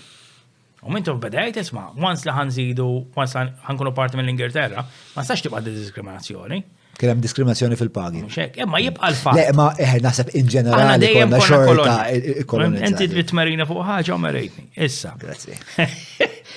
Issa, mela aħna f'daqqa waħda issa ġejna, isna aħna on top. Isna aħna. Issa, xorta meta ma kienx hawn immigranti, xorta kellna nies li ħafna nies oħra kienu jħarsu l-isfel. Leo, per eżempju, jekk inti m'għandek skola, jekk inti ma tafx tikteb, kien hawn stigma enormi, per eżempju, li l-lum ma nitkellmux fuqha, għalla folja teżisti ftit, fuq nies tal-kottonera. Issa f'daqqa waħda in-nies li kienu jħossuhom jew kollha nġibux ma kienux. Għax bniedem il-kottonera ma kellu xejn inqas lamentalment. Jien niftakar fin-90s program, ma nafx bondi plus jew le, għax mill-kottonera għal-junior LSU ma kien għaddaħat. U jistax news ma kien. Ir-realtà kien ma kienx tort tan-nies mill-kottonera għax għandhom IQ inqas. Mhux hekk. Ġifieri kien hemm strutturi in place kienu jżommhom lura. Issa f'daqqa waħda n-nies il-laborers, in-nies li għandhom li kienu jitħadmu bil-prekarjat qabel, issa għandhom is-suwed taħtom u qed iħossuhom pass il fuq. Allura inti dak li s-sidisma issa m'għandniex l-aħħar jien issa hemm daw taħti. U ara fejn tara l-aktar razziżmu. Hija pereżempju fil-ħaddiema tal-id. Dawk l-aktar li tiskanta li jiktbu mod razzist. Ejja mela. Għasba notajta din. Mbagħad tara ħafna u fil-fatt ikun hemm l-argument, pereżempju n-nies li aħna tradizzjonalment kienu high class, dawk ikunu favur l-integrazzjoni u hekk. U xi kultant issib nies, pereżempju minn Mars jgħidu żgur, inti toqgħod tgħid lilna ma taħduhomx ta' sliema, pereżempju, ssibu dak l-argument ħafna. Allura hemm dak l-element li issa f'daqqa waħda qed naraw soċjetà oħra li għalina hija taħtna allura we feel better. Dika psikoloġija nara, ġuri. Hemm mbagħad hemm affarijiet oħra li jindikaw li r-razziżmu minn dejjem kien. Għax in-nies jgħidu isma' għax issa razzisti għax għaw ħafna u qed inħosshom medda. Il-frażi mela jien iswed, xi tfisser eżatt? Meta Mela jiena inferjuri. Ġifieri anki tara ċertu affarijiet, pereżempju t-tork ta' taħt it-taraġġ. Dak ta' falfej u dik l-istatwa. Jiena kien għalli xaħat storiku, issa jekk gideb tnejjek bija, kien għalli dak kien replaced meta l-familji Maltin sinjuri ġi abolished slavery. Allura kienu jitfaw dik l-istatwa ta' tork fit-taraċ biex juru isma' aħna ma niskjavi veru, ma kenna. Iġveri, naħseb hemm naqra komplikazzjonijiet, pereżempju naf il-fatt li aħna għadna nitkellmu fuq it-torok jisom xi niskuri pereżempju. Meta nitkellmu il-torok, il-tqajt ma torok inti. Kebabs Nikol Blood Dodge. U xisom aħna pala dera, u hekk. Inti għat li naħseb l-interaction naqset minn razzizmu. Semmi li żmien ieħor fejn bniedem inqatel fi-triq għax uswed. Som sekonda, ma l-Assana, issa naħseb ilu 5 snin jien. 4. 4 snin ilu l-Assana? Insomma, ilu kemm ilu. Issa, ovvjament, ma jien l-ewwel darba li intervistajtek kien għal-dokumentarju tal-Assana. April 6, 2019, kont produċejt 4 snin ilu. Jena naħseb li f'4 snin l-affarijiet kulturalment kapaċi jinbidlu mhux ħażin, jiena mhux qed ngħid li Malta m'hawnx razziżmu kemm ġab voti l-Imperium Ewropa fl-aħħar elezzjoni? Jidir li ġab aktar anke mill-AD? Le, dika fis-17. Fis-17, alright. Ma jiena naħseb Issa ma tagħna l-interazzjonijiet ta' individwali fl-aħħar mill-aħħar għax inti kien ħaddum dak iġiblek li kiltajlu bro rajt kif kienet il-ġurnata taqbad parlata tħalt fit-tekst iqbad parlata ma' xufirta tal-linja fl-aħħar mill-aħħar ħadd tiġi normalizzata biex int kien hemm żmien fejn f'daqqa fil ma tarax iswed tarhom ġejjin fuq id-dajes u speċjal dan huwa fenomenu ġdid, kif ħan ipproċessaħ, kif jiena naqbel miegħek li ġifieri aħna bħala razza, bħala species, aħna dinatura Anke xenofobiċi. razzizmu benevolent, rajin. Perswas. Per esempio, milux kont jatem u nara wahda xieħa u kienem musulmana bil-hijab u kella l-baby maħħa u kienem mara xieħa Maltija u bdiet tkellima, jisa bil-Malti għax kelmi tal-ura. Mbagħad daret fuq raħni ħares, jimdejt niggustaw, daret u għamlet l-wahdek, mux xol intalla u kol. Ġuri, xi justified. Għalfejn qed tiggusta l-Arbija Musulmana. M'hemmx ħdura. How interesting. M'hemmx ħdura, imma tis racist.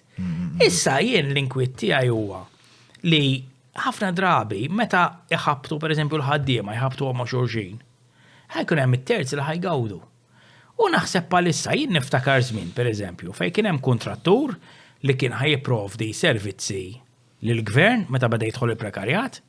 U dal-litterament kienu d-dur iswali ċissuet miegħu u l-ħaddiema jdur mek titlu fjori jien indaħħal il-daw flokom. Fim? Issa hekk inti għandek dal-element ta' razzizmu jew għandek dat tixwix.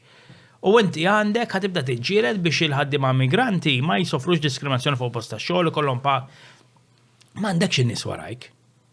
Fim? Ġifieri change comes slower. Jien niftakar meta kont il-German Workers Union fil-passat fuq da suġġett kienet voċiferu, mis-sakkwieta totali, siktet fuq da suġġett. Meta konna bdejna nagħmlu ċertu policies biex nittakiljaw ir-razzizmu, kellna nies li rriżenjaw. Ġifieri kitbunna qalulna intkom la taqbżu għal ħaddiema barranin. Aħna ma rridux nibqgħu membri. Tiħansaqsik mistoqsija naqra akademika astratta. Kjarifika waħda. Lex, importanti ju għanna. Mela, l-elezzjoni li fija l-Imperium Ewropa ġabu 8200 vot kienet l-MP election ta' 2019 li saret xar wara li nqatel l-assana. Ġurin għandek 100 persuna li għax kien iswed, aktarx, qatluħ, għax kien iswed. U ikollok 8200 ruħ jivvotaw partit li huwa nazzista bażikament. U anka l-Patriotti ġabu xi 700 ġifieri combined iktar. Tinkwetaku. Brejna fikom. U taħseb li illum il-ġurnata nies bħal Imperium u bħal Movement Patriotti għadhom. Movement Patriotti għandu xogħol jew. Ok. Spiċċaw. L-Imperium naħseb li ara jien nemmen li għax li bdejna nitkellmu fuq tribalizmu. U nħarsu li l-ħażin tal-tribalizmu. Jien naħseb the only thing that has kept us safe minn daw il-gruppi huwa tribalizmu. Agreed. U dik għax. Meta tajt tribalizmu flima sens qed tajda. Li aħna nivvotaw il-partit tradizzjonali. Le jien mhux hekk qed ngħid. Jien qed ngħid li. La ma tiflaħx taqbel waħda x'għad jagħmel għaddawwar. Jien qed ngħid li fl-aħħar mill-aħħar biex ta' narfu li hemm prevailing narrative li hija biex ta' to the far right ma morrux. Mora biex mi għakien. Naħseb minoranza morru. Naħseb tal-MPs il-PN ħajkun far right. Naqta rasi. Interessanti. Bassar, għajli. Jien naħseb li aktar minn far right il-narrativa tal-PN fit-2000 issa fl-elezzjoni tal-MPs u issa waslet ħatkun kontra l-immigrazzjoni, l-Malti medda, qed jibża u għax qed tara ċertu sinjali minn nies fil-PN li mela bdew it-triq fi żmien Delija. Delija kif kien jitkellem. U naħseb li issa li qataw qalbhom bażikament. X'kien hemm l-imstqarrija ta' Delija tħoss li kienet farrajt? Għamel Google u fittex Adrian Delija u immigrants u titlalek xi ħaġa. Preċiżament. Ok, kompli ħaj. Over migration statements, digi. PL takes opposition leader to task on migration as government comes under fire over pushback policy. Kontra, di ma kienx, anzi. Labour Party di ta' żmien COVID, di xaġ differenti. Di anzi, di kritika l-gvern kien jidir li fuq. Għax kien ħajamel pushback? Le, di kellu raġun dalija. Emmu mbagħad meta beda jagħmel statements, aktar ma beda jgħaddi żmien, beda jagħmel statements li aktar li mhux razzist, ma kienx razzist, immisu beda jgħid isma' l-immigranti huma problema, eċetera, eċetera. U kien żmien ma nafx sareċ meta kien Delija leader jew meta Bernard Grek, Per eżempju, meta kienu garaw dak is-Somalu l-Baħar, il-Mar Salforn. Kien hemm MP tan-Nazzjonalisti u kien qal isma' għax l-integrazzjoni saret maġla jisu biex jiddefendi li minn tafaw il-baħar. Ma dawk iż-żewġ affarijiet ma taħsibx li vera jistgħu jikkoeżistu ġifieri li jiena nkun nemmen li dak li ġralu dak is-Somalu hija xi ħaġa orrenda u Imma mhux l-ewwel ħaġa li ġi f'moħħok le? U li imma hija possibbli Imma mhux l-ewwel ħaġa li ġi f'moħħok. Minti qed imma forsi mhux l-ewwel ħaġa li ġi f'moħħok, forsi l-ewwel ħaġa li kwota inti meta tit-Times. inti għandek news li isma' kien hemm grupp tal istefaw iswed il-baħar, l-ewwel ħaġa tgħid titfgħu il-baħar men. Issa mbagħad tista' tgħid isma' jista' jkun and you can analyze. Ma dan ikun dak il-arsess kien. Għandikun imma fuq l-għandikun hawnhekk ma noqgħodux. Ma garaw il-baħar. Isma' qed tagħmel biċċa fact checking sura jew ilna nsaqsuk mistoqsijiet. By the way, għal-mistoqsijiet li saqsejtuni u qatt ma rispondejt jistgħu jsibu l-links bir-risposti fid-description. Mela, palissa nistaqsu l-statement li Jeremy Hoss li huwa razzist ta' dalija. Jessa fitxuh, mhux problema. Mhux PNP għamara. Danu? Tana tuġiba għadda. PNP Kevin Kutar takes down post accusing goes or attack on Somali men. Mela, blames as Bruce Somali man in Mjar on rapid mixing cultures takes down post, all right, police to press charges, all right. Ma ħsibx li kien dalija, to be fair, X'qal, x'kien l-statement? Ma nixtieq nara l-statement fl-interità kollha tiegħu x'kien. Mela, ma naqbel xejn ma dawn ix-xeni. L-ewwel ħaġa li qal. Missu kien hemm disclaimer. Disclaimer, that is apologetiku. Li qed jgħid ma naqbel xejn ma dawn ix-xeni kollha. Però apologizmu.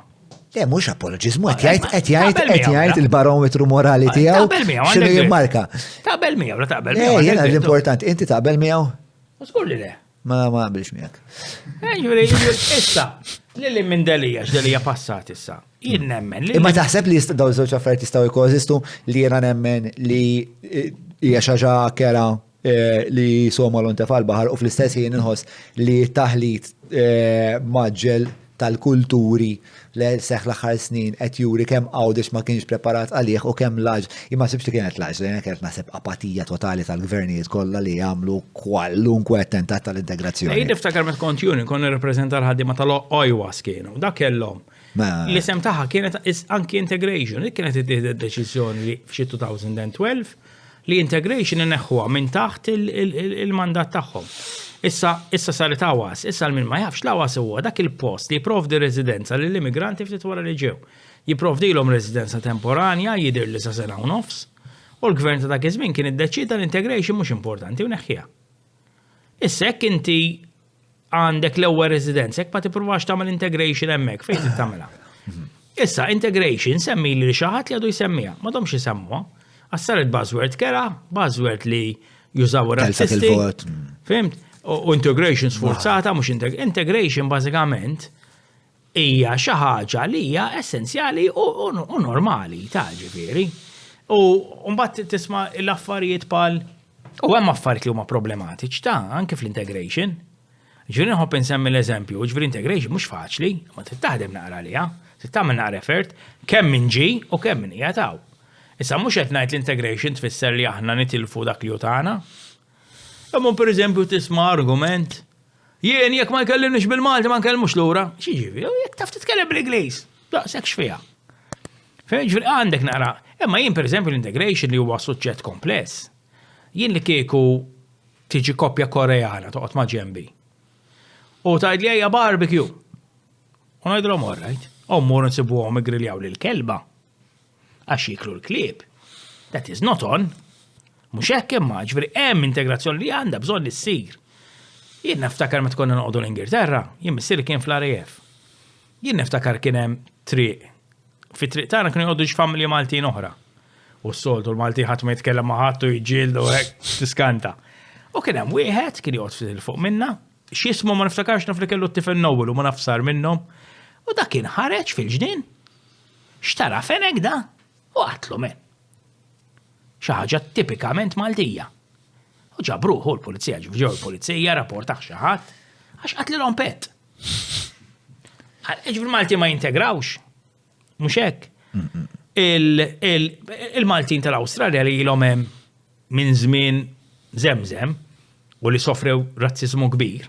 Razzizmu kbir sofrew il-Maltin. Għax għal dawk li jistgħidux is-suwed aħna konna klassifikati fl-Awstralja bliġi bħala non-whites, mhux bojod. Inti l-deri tafu? Id-deri. Ejja, mela, żgur. Tal-melliħa. Li mar joqgħod l-Awstralja, issa ngħidlek xi ħaġa dwaru. Kien jaħdem miegħek Għalhekk naf. Aħna konna klassifikata bħala non-whites, per eżempju. Imma l-Awstralja l-om il-ġurnata għadhom joħorġu bil-vara, men, fit-triq. Fija xi ħaġa ħażina, men, qed jieħdu xi ħaġa lil xi ħadd. Meta mbagħad kien hemm il-komunità Etjopjana Malta u ħarġu jiċċelebraw il-Christmas tagħhom jew il-New Year, hemm xi l-ostja x'għamlu, ma jistgħux joħorġu fit-toroq, issa għamilux għamlu għall-Filippini tal-istess fil-verit, taġ kemm jruhom. Eċur aħna hemm dik l-ostilità. Tal-Etjopjani kont mort indoqin. Mela lilek għajru wkoll. For a change. Ġifieri inti tibda tara, issa l-integration xi tfisser li ngħixu flimkien men. Issa. Li jinfittxu a similar set of values li nistgħu nemmnu fihom. Ma nistgħux ninjorawha. Pereżempju, milux kont nitkellem ma' ħabib tiegħi teacher. U dak kellhom tifel xi Kroati mill-Eastern Europe. L-ewwel ġurnata tiegħu skola għad għandu for. Il-ġenituri tiegħu ma ġewx għalih għax ma jafux fix-xini jispiċċa, tfixklu. Da waħdu, it-teachers ma jistgħux jikkomunikaw miegħu, da mwerwer, imbikkem, mu jifhem il-ħadd, il-ġenituri ma ġewx. Illa men, dik m'għandniex naħdmu fuqha xi ħaġa hekk. Ejja xi ħaġa dnub ħalli tilfu xi ħaġa minn tara biex naraw f'każi. Issa bl-istess argument, u għaw ħafna ma jaqblux miegħi. Jien jekk jiġi bniedem. Ġijaw salvajnieh mill-lara. Salvajnieh għax f'pajjiżu Alla jaf xi se jiġrilu. U tajnih refugee status, naqbel 100%. Imma mbagħad jekk jiġu jistupra li dak fit-triq joqtu li xi ħadd, jiena nemmen li għandu jitilfu l-istatus ta'. Mbagħad isbani. Ġriena minix jien li jiddispjaċini meta ikun hemm xi ħadd immigranti jagħmel xi ħaġa jaħlu kollha. Dik m'għandha tkun qatt, imma jekk jiġi immigrant u jagħmel moqżiżata ma nwaħħalx f'kollha, imma jaħraqni aktar. Għax he should know better fis-sens li da missu tajni ċans u missu jiedu. Imma għandna problemi kbar fir-razzizmu. Mela, ftit housekeeping, mela. L-istqarrija il-PN ħajkun far right fl-elezzjoni li jmiss jew leaning right. Dik ħanamlu klip, tinkuraġ. Delija l-istqarrija fuq l-immigranti. Ma sibna xejn. Qed jimmalfama l-delija. Naf li kien hemm xi statements li kienu saru ma nistax insib. Ġuri jekk ifittex niblebel, jifittex lilha wkoll issa. Għax tħalt għaliha ċuċ. Le ma niftakar Delija beda jimbotta il-retorika, isma' fi żmien il-Covid Delija kien. Fil-bidu tal-Covid iwa. Naħseb hemmhekk. Għax fawissu saret l-elezzjoni tela fiha Bernard Grek. Ma nistax infittex jien għax għamiltu airplay mode. Emma insomma. Jek isib xi ħaġa apparti nek. Jien kont inħoss li Delija qed għarrep lej roots li. Lej l-lemin. Lej l-lemin. U fuq diversi issues mhux fuq l-immigranti. Sa fuq l-immigranti jekk insibu nikkonferma jekk le. X'in id-definizzjoni tiegħek ta' far right? Aktar mill-definizzjoni eżempji. Per eżempju, li għax far right jista' jkollha ħafna konnotazzjonijiet, imma per eżempju li tal-linja ruħek ma' politikanta li tajt li Mussolini, li tammira Mussolini per eżempju, u li kolla retorika. Kella fucking 19 ta' meta qalet għadi. Li kolla, imma fuq l-imbandira telet. Fuq l-lemin, ma mux, imma sekonda. ġurin tal-ek Meloni mux farrajt, ġur mux le, sekonda. Vera madonna, stja. Meloni mux farrajt. Issa vera t-nuħu gost miegħek, bro. Imma forsi qed nuħu gost għax għaw dan il-ping pong. Ma nafx ħafna fuq Meloni. Il-policies tagħha tal-lum li naf li dak il-video tagħha tajt li kienet tammira l-Mussolini kienet 19 sena. Ġili l-Mussolini wara biex tpattija. Imma naħseb mela. Id-distakkat ruħa minna, xek id-distakkat ruħa. Minna li id-distakkata u qalet li kella 19 sena u speċa xi zob kontet ngħid. Mela, 5 reasons Adrian Delia's tough migration talk can turn toxic on him. Ma, isma, għaxina ħanet werre. Eżat kif taħt l-artiklu deċidejt li taqraħ. Eżat kif taħtu. Mux għalek tellajtu? Kien hemm artikli kienu jilhom hemm nofsija ma tajċka.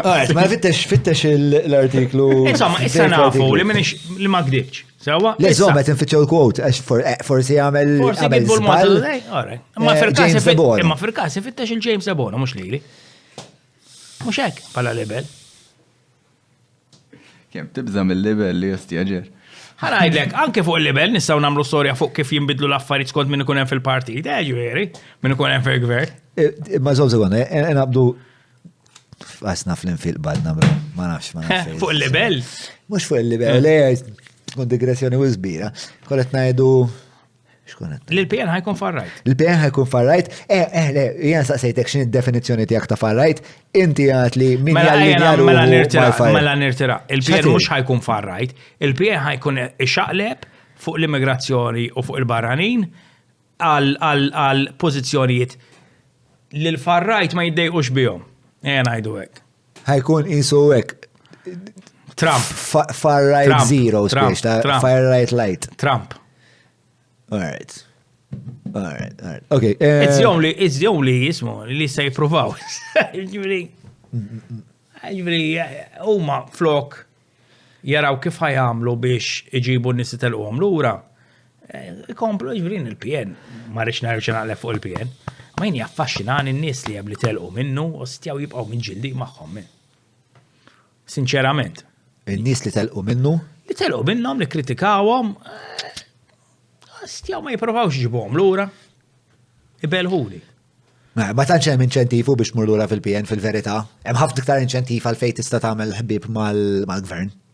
Tipo mal-partit fil-gvern, ovvjament tkun aċċess għal iktar. Li telqu mill-PN u m'għamlux ħbieb mal-gvern. Għalfejn ma tibroħx iġibhom lura, dik is-supervjos. Issa fl-aħħar Bernard Grek qed jgħid isma' nistgħux nibqgħu nitkellmu fuq pedestal. Forsi ċaqliqa, ma nafx. Forsi spiċċalu l-iskriptu għal.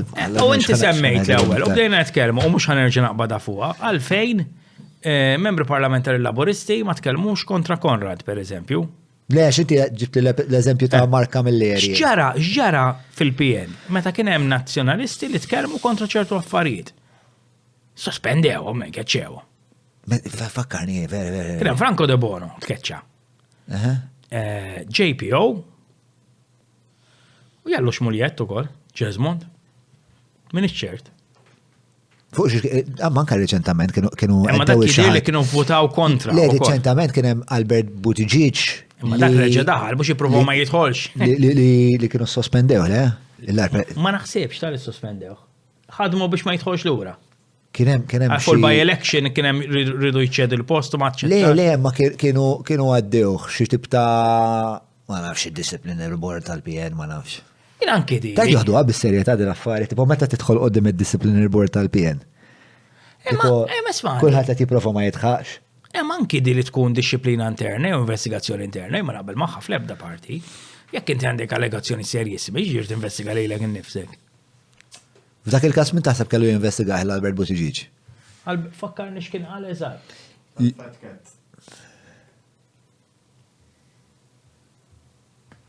An unelected Nationalist Party official allegedly promised a construction fat cat that he would shut up St. Julian's mayor and former general election candidate Albert Buttigieg. U x'qed jgħidaw? Jiġifieri jien nifhimha li offrew flus. L-inxtara, li xaħat li għati donazzjonijiet l-Partit Nazjonalista għamel xie tip ta' arranġament.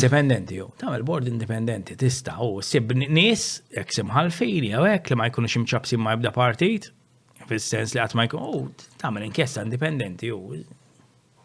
Ma nafx għandux l-enerġija, r-riżorsi, ma nafx il-PN.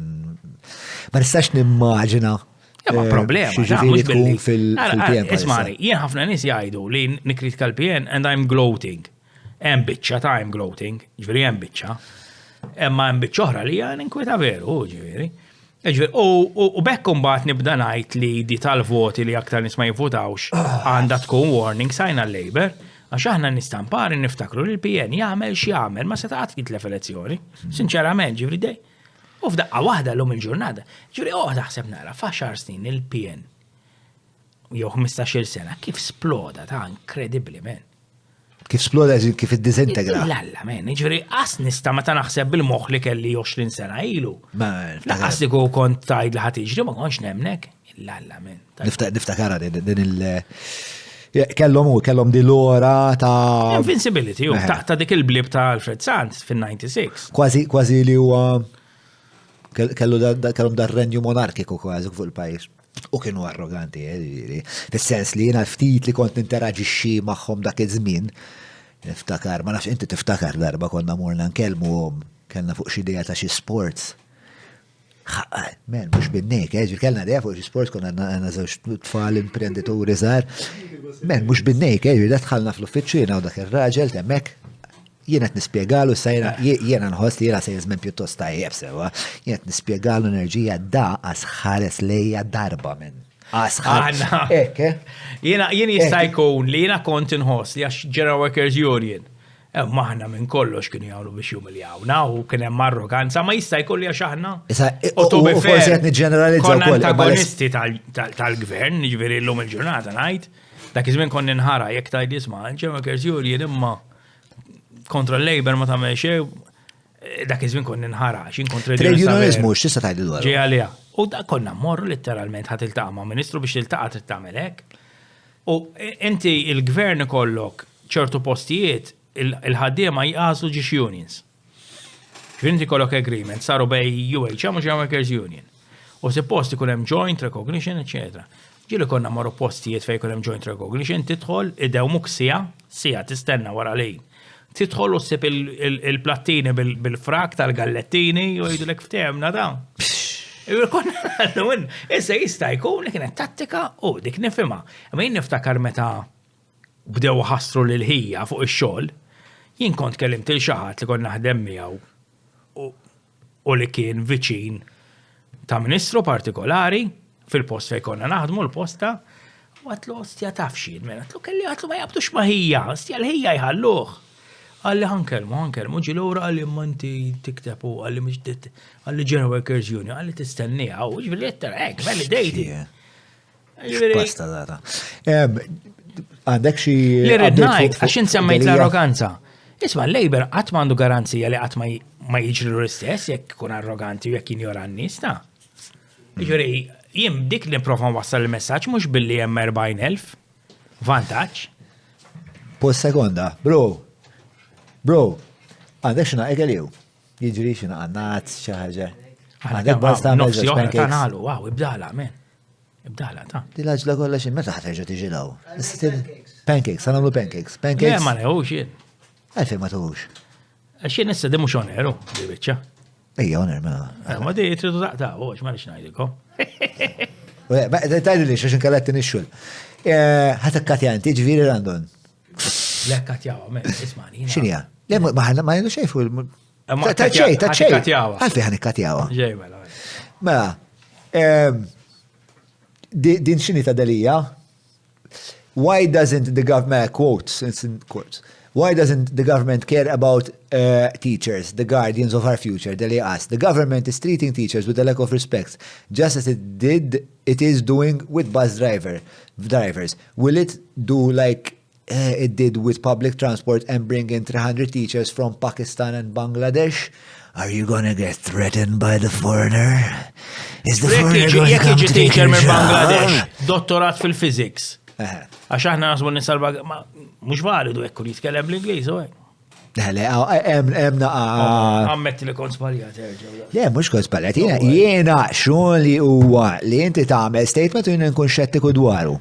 Sissa l-uniku żball li kelli fuq dik ta' Gonzi li ma kienx għall-MPs kollha. U bdejt bi. L-ewwel ħaġa lat, L-ewwel bdejt bi. Probabbli l-iktar ħaġa li ħajaraw in-nies il-l. Però x'ismu tiegħi xorta kien li kienet tiswi aktar, imma nżomma. X'aktar next? Trade unionizmu. Aħna li fuq deri malaj. Ejwa. Dak id-deri qiegħed l-Awstralja taf. Ejja, ilu. Mu għamel dokumentarju fuq daw 3 tfal Maltin, tella waħda il-website blow. Fuq daw 3 tfal Maltin jismu Who Would You Tell. Il-website hija whowouldyoutell.com. Daw 3 tfal Maltin li marru l-Awstralja so għatu għom għax ma kellux bizzejiet flus biex tmantnihom u jallegaw li ġew stuprati ġifieri għax marru b'xi istitut tal-Knisja. Titfa' waħda? Deri bravo, ostja. U ġej Malta u fl-10 ta' Marzu, nittama li tinġib il-data tajba Ħaġġibu data. fil-programm?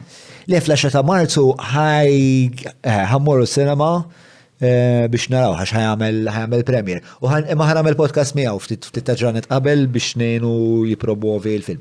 Deri, he's living his dream, ek narajin. Għaza li ħajjaw. Ekku. Australia was very low in population. And what's the best thing to bring? Children. Children who's going to grow up and have more children.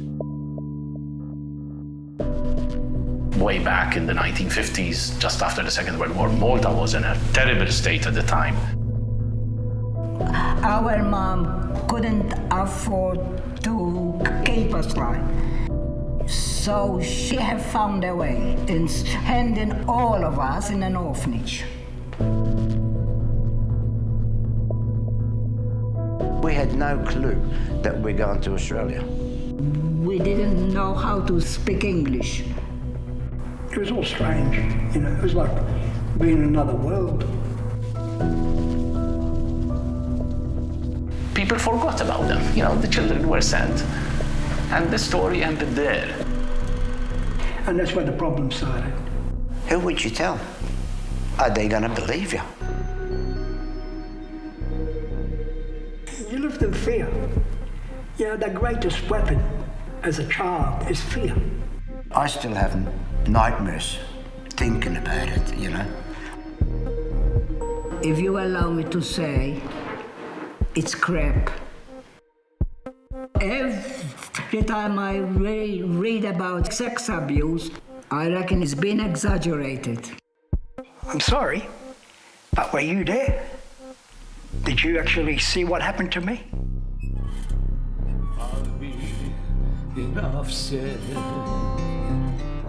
Ridet inqasam kif bdew jitbedu minn dil-art. Dak id-dokumentarju ħaj jibda jider li din mill-10 ta' Marzu. Dekx mistaqsija? Dekx mistoqsija? Ħaniħu nota biex dan daħluħ post. Ija. L-10 ta' Marzu ġej Malta ftit jim qabel u ħan intervistaw. Għawek, parlaw. Mela, isma, kellek xi storja xi tajli fuq Mintoff? Storja li għatma talat. Mela, jien trabbejt familja Mintofjana. Issa, għax bdejna nitkellem fuq trabalizmu, jien sakemm trabbejt l-Ingilterra, għaskon naf x'inhi politika. Eta? Tlaqna ta' 2 ġejt ta' 7. Imma l-formative years dawk. U l-unku ideja li kelli tal-politika, niftakar fl-81, aħna ġejna fl-82.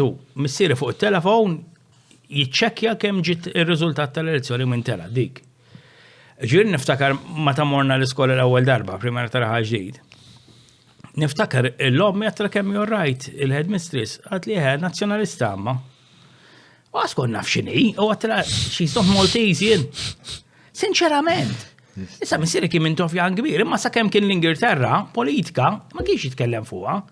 Ma li ġejna Malta mbagħad overdose ta' politika kullimkien.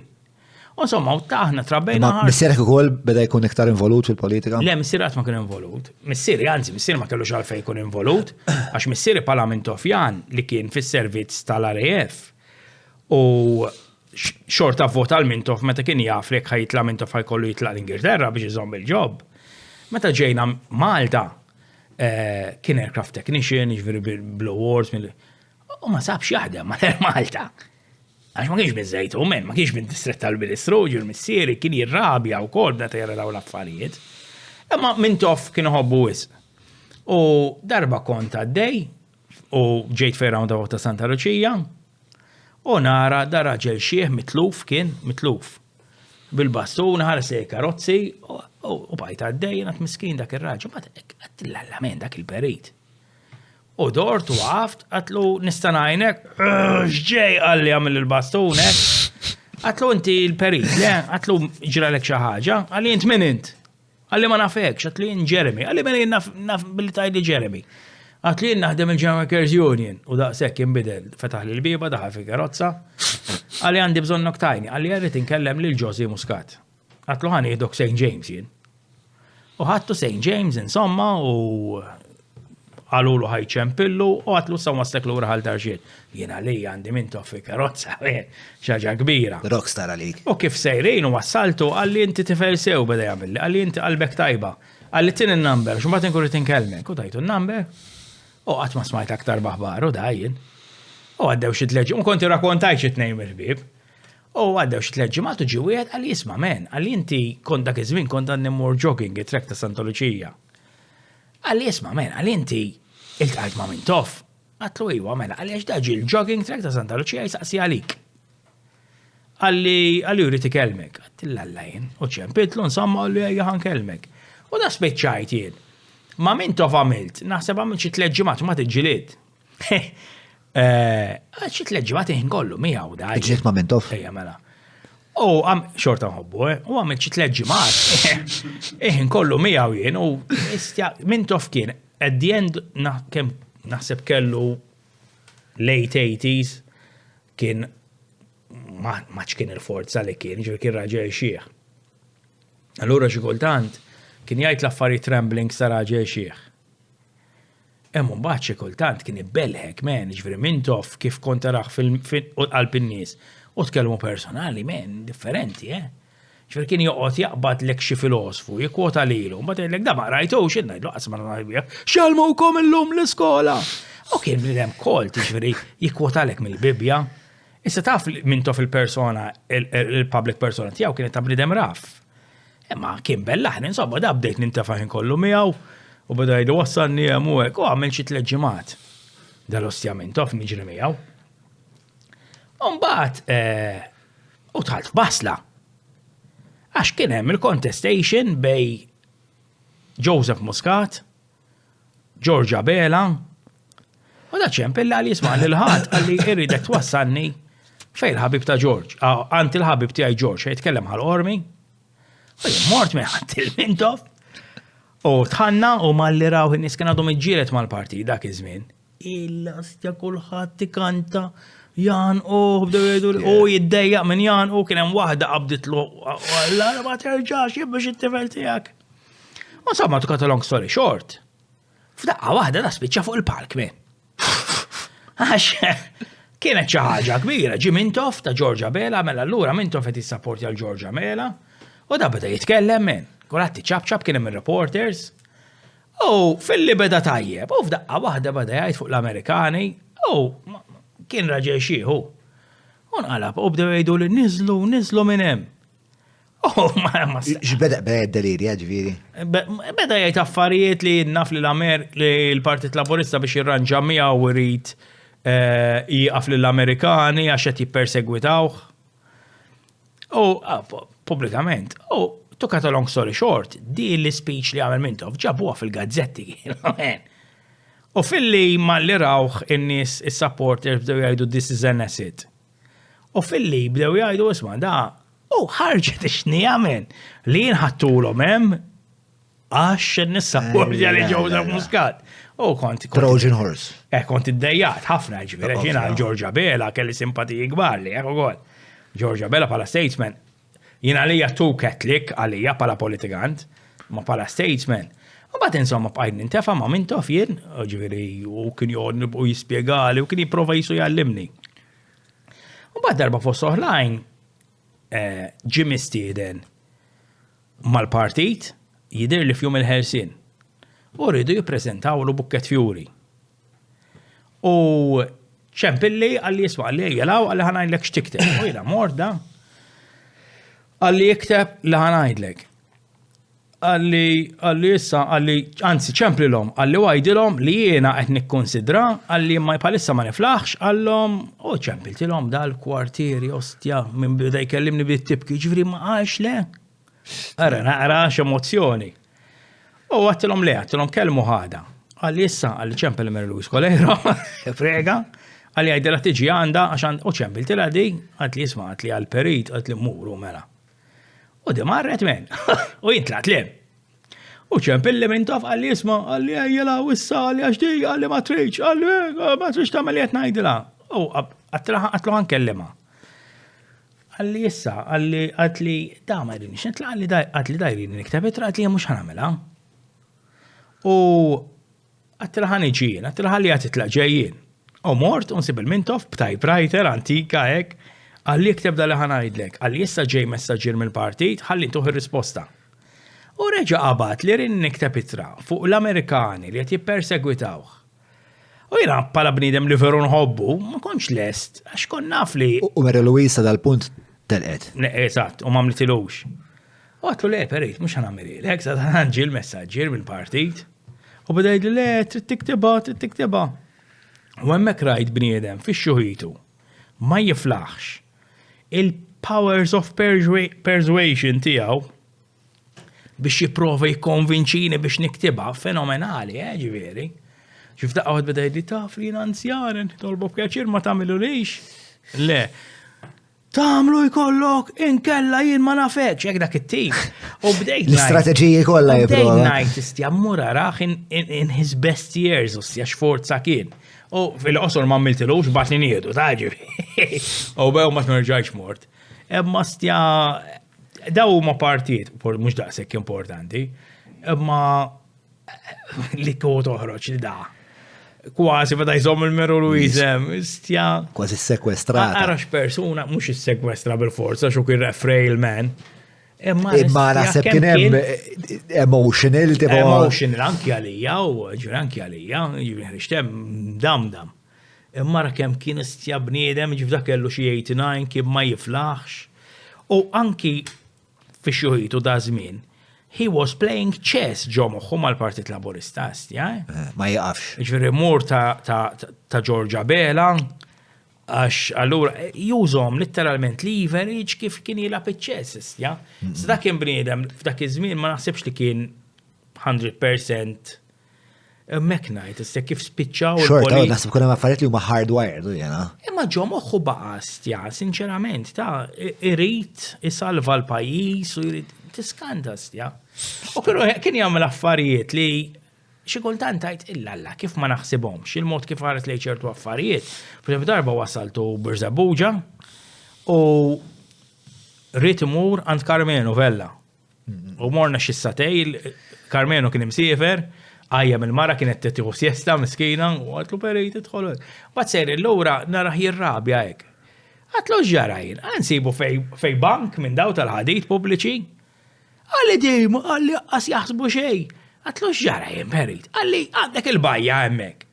Għalli unbat il-banki d-darom ħarsu leja. Ver.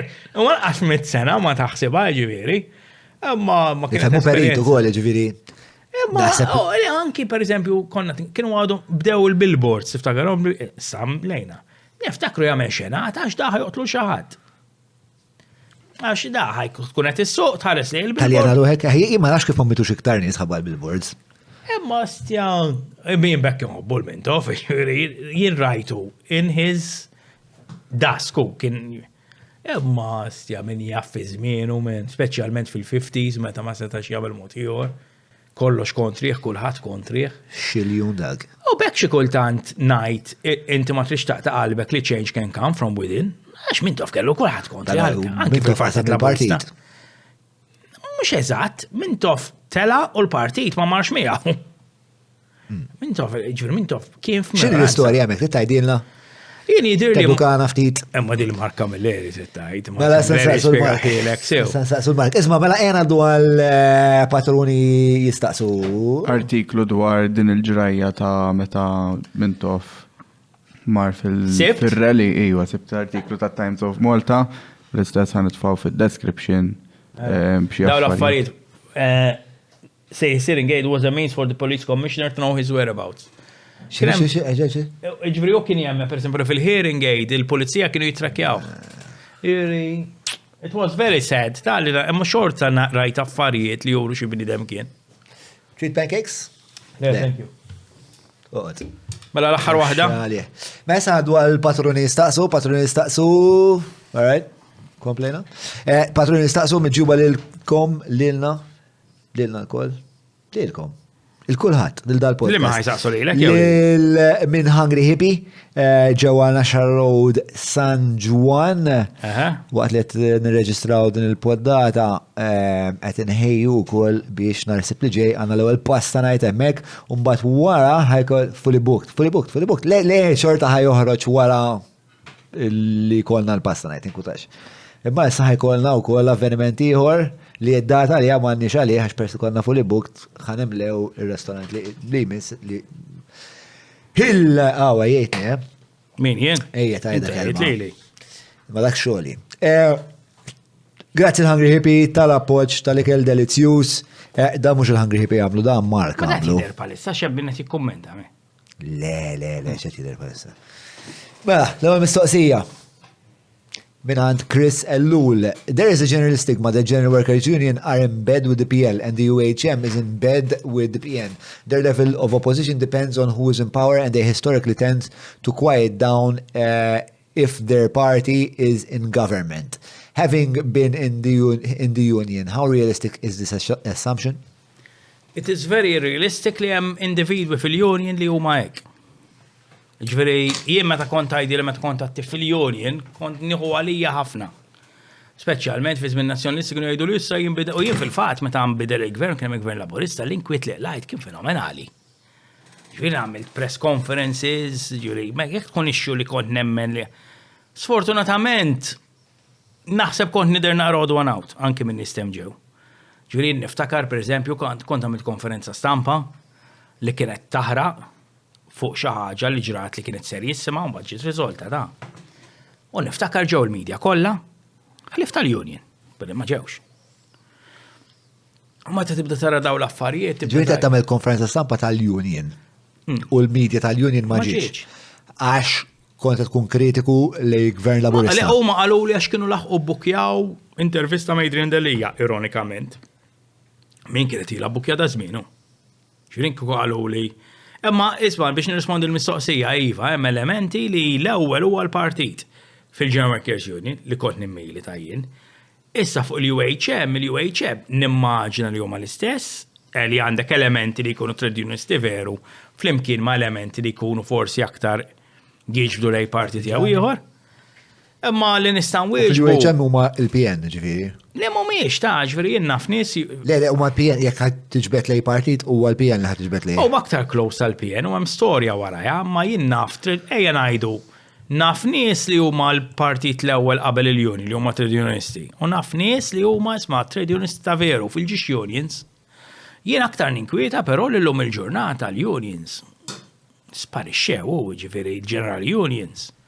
Ma dekx tismawhom, la waħda u laqqas l-oħra. U jien għadni nemmen li l-aktar forza for change fejn tidħol ħaddiem huma l-unions. Ġifieri nara bruda enormi fi dan. X'qed jimmotivat il-bruda enormi? Għandek diversi fatturi ta' ġifieri, imma naħseb li llum il-ġurnata ħafna nies jitlu fi trade unionizmu, mhumiex trade unionisti. Ġifieri jitlu f'affarijiet li huma qed jitlu forsi f'union jew għax karriera eħfef minn fej kienu, issa jekk tkun taħdem sew hija l-ar karriera li jista' jkollok il-unionizmu. Ġifieri jien f'ħajti qatt ma kelli burnout li meta kont il-union. Jien spiċċajt burnout ġol union li mbrat ta' ġifieri. Bdejni l-pillo li mort għand psikjatra għax I was burnt out totali, imma kont nagħmel xogħli kif nemmen li għandi nagħmlu. Issa ssib nies li jgħidu isma' modok ma qdinix dak hemmhekk fottejtni. Siba dejjem. Imma naħseb illum anki l-mentalità ħares naqra li x-xena ta' trade unionizmu fl-Ingilterra. U tara kif reġgħet għamed. Issa jiena kontra militanza li ma tagħmel sens, ġifieri jien unions li for the sake li jagħmlu direttiva qabel ma jitkellmu ma tagħmel sens. Imma l-unions ma jistgħux jibqgħu isma' induru mal-mejda. Fimt? Issa, jienet nara il-General Unions l-aktar nistan tkellem fuqha, għax il-House Unions huma militanti ħafna, Il-House Unions huma daw iżaru tat-teachers Eżatt, huma militanti ħafna, mhux dejjem naqbel magħhom biex nemmen jien kont nipprova nirranġa fuq il-mejdek ma nirranġax nuża direttivi. Imma kien hemm ċertu postijiet fejn nipprova nevita kemm jista' jkun. Pereżempju jien naf f'qasam delikat la tweġġa' n-nies, pereżempju s-saħħa kont paranoja enormi mill nagħmel id-direttivi kont, għamilt ukoll, ma noqgħod attent ħafna. Imma trade unionizmu Malta ġifieri il-General Unions fl-opinjoni tiegħi qed imutu. Issa ma nafx għalfejn intilef dal-interess kollu. Ġifieri ilidni 4 snin. Però għadhom jeżistu x'qed jagħmlu. Ma suppost issaqsili, suppost iċċekkjaw tara x'qed jagħmlu. Suppost ikunu fl-news. Ma mhux ikunu fl-news hu. Ġifieri dik hija xi ħaġa li tinkwetani ġifieri jiena u tweġġani li tajt dak is-snin kollha f'ħajti u tlift ħafna karrieri, ġifieri nagħmel żmien kont ġurnalist kelli karriera fil-medja, tlifta biex nibqa' ġol union. Imma li tara anke li nara ċertu unions għandhom business interests, ġifieri inti union għandek business interest.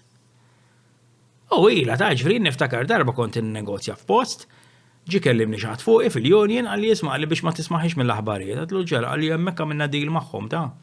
Għatlu deal xi ġifieri. Għalli le għalli għandna għamlu xi business merger. Għat il-lostja, speċi għalla l-ħaddiema kif ħajarawa. Imma insomma, dika xena li tajt minna tweġġani li nara hekk. Mhux għalfejn tajt min kif u x'fatta, imma meta tajt business merger tista' spjegana naqra iktar. Għax inti, per eżempju, nitkellem fuq il-German Cares Union għax hemm kont, il-German Cares Union għandha interessi f'kumpaniji. Il-German Cares Union ukoll il-union li tirrappreżenta l-ħaddiema ta' dawk il-kumpaniji. Dan il-każ hekk kien. Jiena ħassejta ġifieri bdejna ngħidulhom dik. M'hemmx guidelines ta' conflict of interest? Jien qatt ma rajthom. Ġifieri jien qed ngħidlek jien kont qed ninnegozja u fl-istess għamlu merger ma' chairman ta' dik il-kumpanija f'business ieħor. Tweġġek ġifieri jien mela fil-passat il-German Cares Union. Inti dak iż-żmien urejt id-diżapprovazzjoni tiegħek. Ejja mela. Jiena u l-blowback x'kien? Le xejn ġifieri fl-aħħar mill-aħħar il-union spiċċajt xewka f'sormhom ġifieri nkolli kritika ħafna internament. Mbagħad kien hemm ixxu li mhux ħanajda għax min kien involut m'għadux magħna u lajt ixxu fuqha u ħsibt li kelli raġun u ħandur nsib lill-akbar ħbieb tiegħi li ħdimna tħanna l-union fl-imkien u ħsibt li ħansibhom ma' spalti tawni dik l-impressjoni.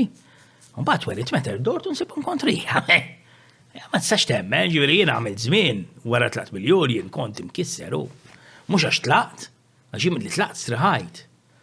Imma li spiċċajt bħala xellugi I felt out of place in a union, it's shocking. Ġo union aktar minn partit.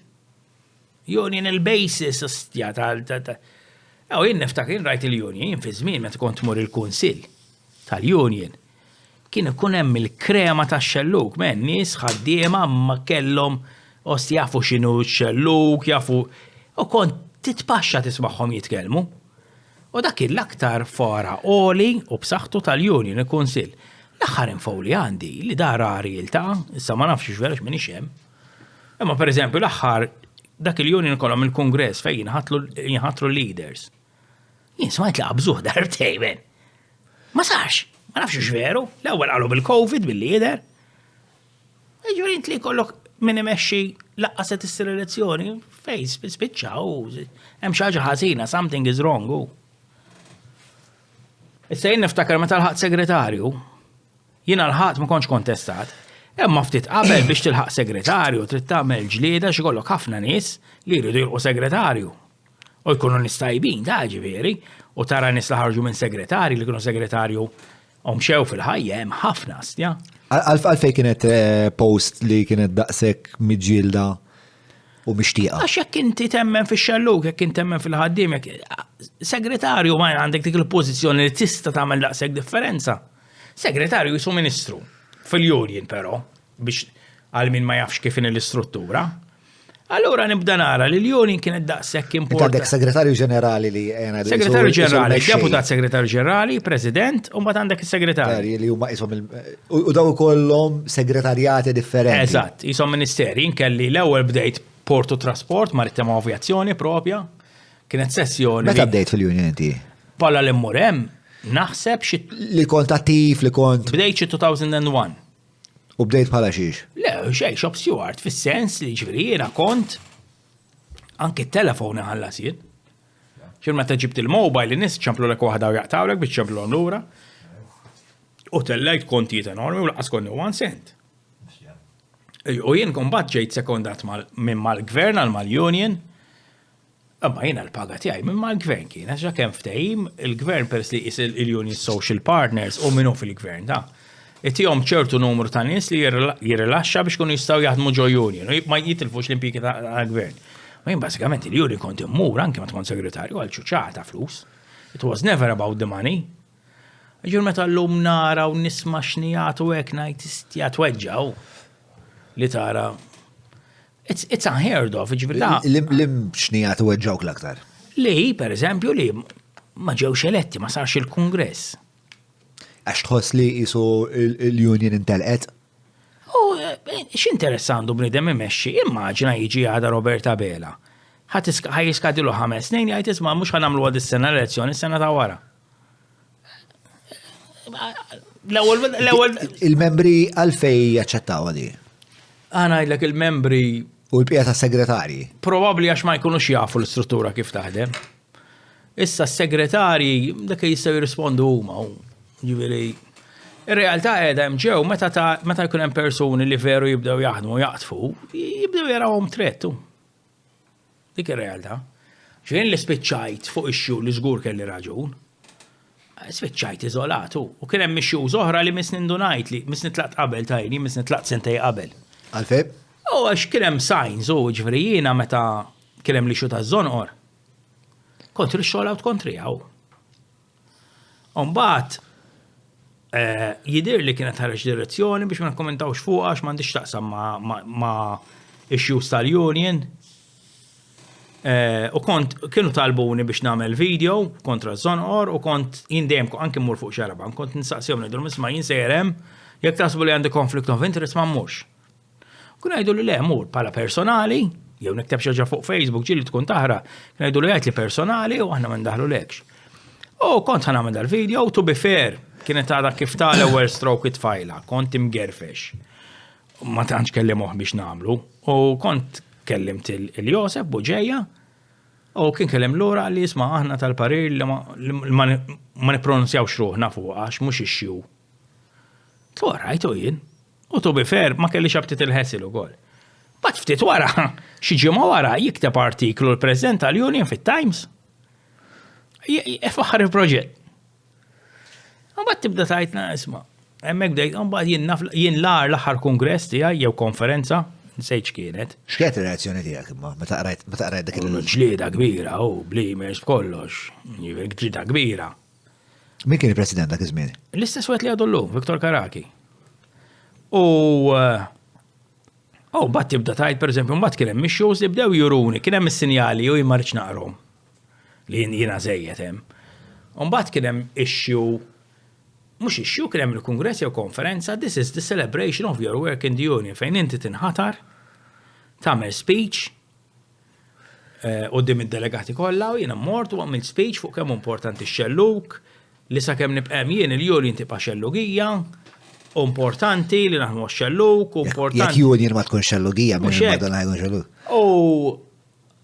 Nisbaħ niftaħ it-torċ għal ħadd. Konferenza dir il-ġimgħa jew ħamis. Jew l-Orizzont fejn kien hemm rapportaġġ tas-segretarji kollha li tkellmu u jien ma kontx. Isu ma tkellimx. Huwa ġifieri nċempilt il-Josef nibki, ġifieri. Tlu lalla men, mbagħad speċi jisma' jista' jkun żball, bla bla bla bla bla bla. Mbagħad kienu ġabuha xi 3 ijiem wara. Imma I should have read the signs, ġifieri għandi tort ukoll. Imma le ismani. Dik l-ikbar weġġa ta' ħajt, ġifieri mhux ħanoqgħod niġi ngħid u issa mxejt il-qudiem veru mxejt. Ma tweġġek u dak is-snin kollha. U tlieft anki relazzjonijiet, ġifieri, kon norx ma' waħda li bdiet gerger u għattela ma nistgħux inkomplu xi trade unionista. U l-lum tara jisu Madonna dil-bruda. Jek veru di tal-kongress li mamluħx u ma rajt ebda rapport li sar darbtejn, shocking. Tara li kien nifsek tirrikonċilja mal-Union? Jien minix minġieret ma' Fis-sens li forsi terġa' tibda taħdem magħhom? Jien naħdem magħhom, ġifieri meta negozja fuq il-mejda, il-Union kollha nistmhom bl-aħjar mod li għax I was where they are u nemmen li l-bidla. Xiġi meta negozja fuq il-mejda fl-ma kuntest? Għax jien pereżempju nkun fir-rwol ix-xogħol tiegħi xi kultant ikun li ninnegozja mal-unions. Għax inti HR u dawn l-affarijiet. Eżatt. U kontrarju għalli kont insipjien fejn xi trabi Sipex trade unionisti jkunu l-aktar anti ħaddiema li tiltaqa' magħhom tiskanta. Hemm ta' tajbin li ma' pereżempju Michael Parney, Eastgate u Merċi, għadak baqgħu jisom iżommu il-linja sma' qiegħed f'pożizzjoni differenti imma l-istess goal. Imma kon niltaqa' ma' trade unionisti jekk jistgħu isawtuk. Ġifieri għandni nimxi bl-aħjar mod magħhom, ġifieri għandni hemm ħafna nies hemm ġew li nieshom ħbieb tiegħi. Ġifieri minix miġġielet magħhom so to speak, u infatti jiena li tlaqt naħseb 5 snin qatt ma tkellmu kontrihom. Qatt ma rridx meta tlaqt ma għalfejn tlaqt, u qatt issa min ngħidlek għalfejn tlaqt. U mhux ħanajdlek għax hemm affarijiet. Kienu interni, imma weġgħu ġifieri li tara, jien naħseb il-livell ta' trade unionizmu fejn qabel semmi l-general workers kellek skola men, ġifieri kont mur fil-għaxija tara l-istudenti diħlin, immigranti jitalmu l-Ingliż, korsijiet tal-ħaddiema, u l-lum laqsa konferenza, u ma jgħamlu. Xokkanti, u ħasra, għax il-pajis għandu bżon General Workers Union, UHM, għandu bżon il-unions. Xin l-ikbar problema tal- Tabel ma l-unions, in? Għana ros soċjalist, għana għajmerinix. Għajjejtni għellu. Ija mistoqsija, ma nafx biżejjed wara biex inti kastija tweġiba edukata. Lex, Nogos meta għatni opinjoni kun dwar xi ħaġa li naf dwar. Kun informed. Principle ma nasibx li hija ħaġa ħażina speċa li il-ħaddiema jkollhom assoċjazzjoni biex meta jkun qed fin-negozjati. Il-distribution of power hija totalment skewed u għandek l-employer għandu s-saħħa kollha u juni tagħti dik in-naqra saħħa li ħaddiema biex innegozjaw kondizzjonijiet aħjar. University Economic Value by Victor Karaki. The government has been elected on a vision to improve the standard of living of the people in our country and to be at par with the best of countries within the EU. The target is not easily attainable, yet slowly but surely we are on the right track. Dik hija l-istqarrija tiegħu dwar l-Università ta' U minn kellu raġgħu fuq l-Università. Mela, isma, ġu, qabel ma ngħaddi għall-aħħar mistoqsijiet tal-patruni, hemm xi fact-checking update li tixtieqtini? Forsi xi affarijiet li tajt, di vera importanti li ngħiduha.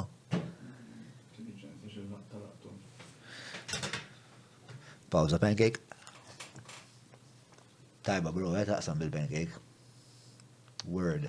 The honey and cinnamon is good, huh? U kemm hu armat?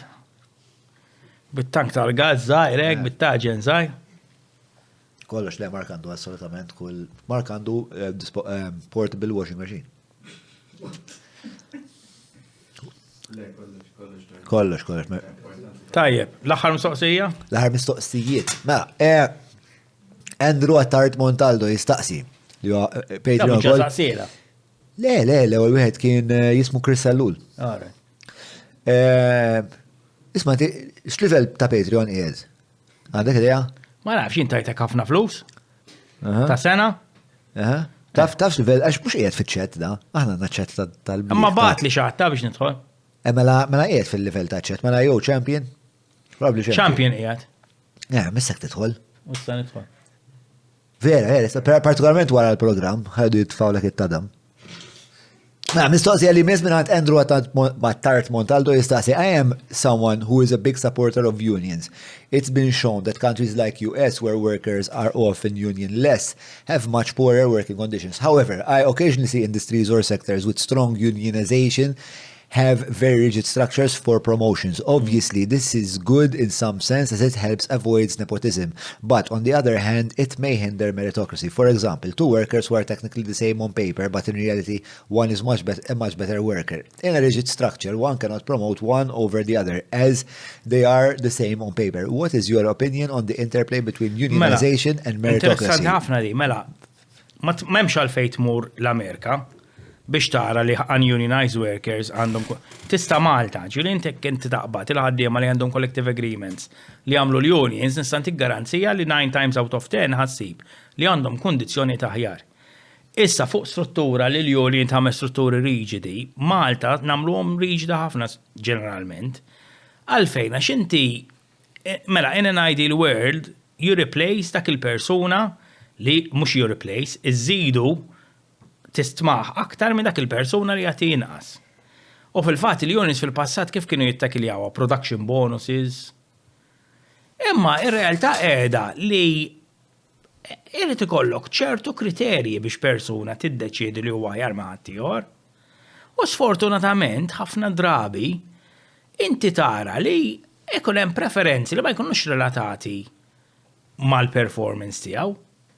U tibda tara affarijiet. Allura unions, speċjalment f'pajjiż żgħar bħal Malta, jippruvaw jibnu struttura li kemm jista' jkun tkun foolproof ħalli ma jkunx hemm dat tip ta' preferenzi. Issa nifhem l-argument ta' x'ismu da Andrew Attard Montaldo. Nifhem l-argument li qed jgħid isba' xi kultant l-istruttura tant tiġi riġid li tnaqqas inti mill-effettività tiegħek u jista' jkun għandu punt.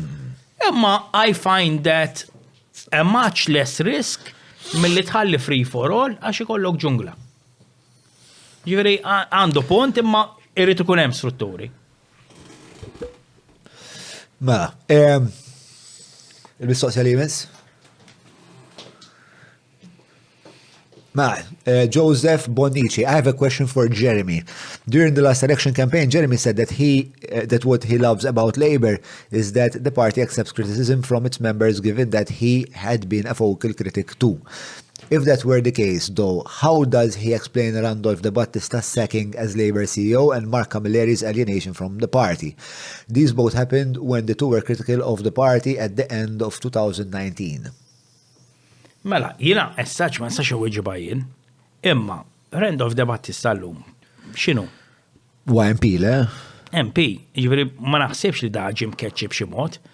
Issa, it-tnejn li huma jidhirli huma maħtura fuq position of trust. Ġifieri da meta inti tinħatar f'ċertu pożizzjonijiet, tista' titneħħa anytime.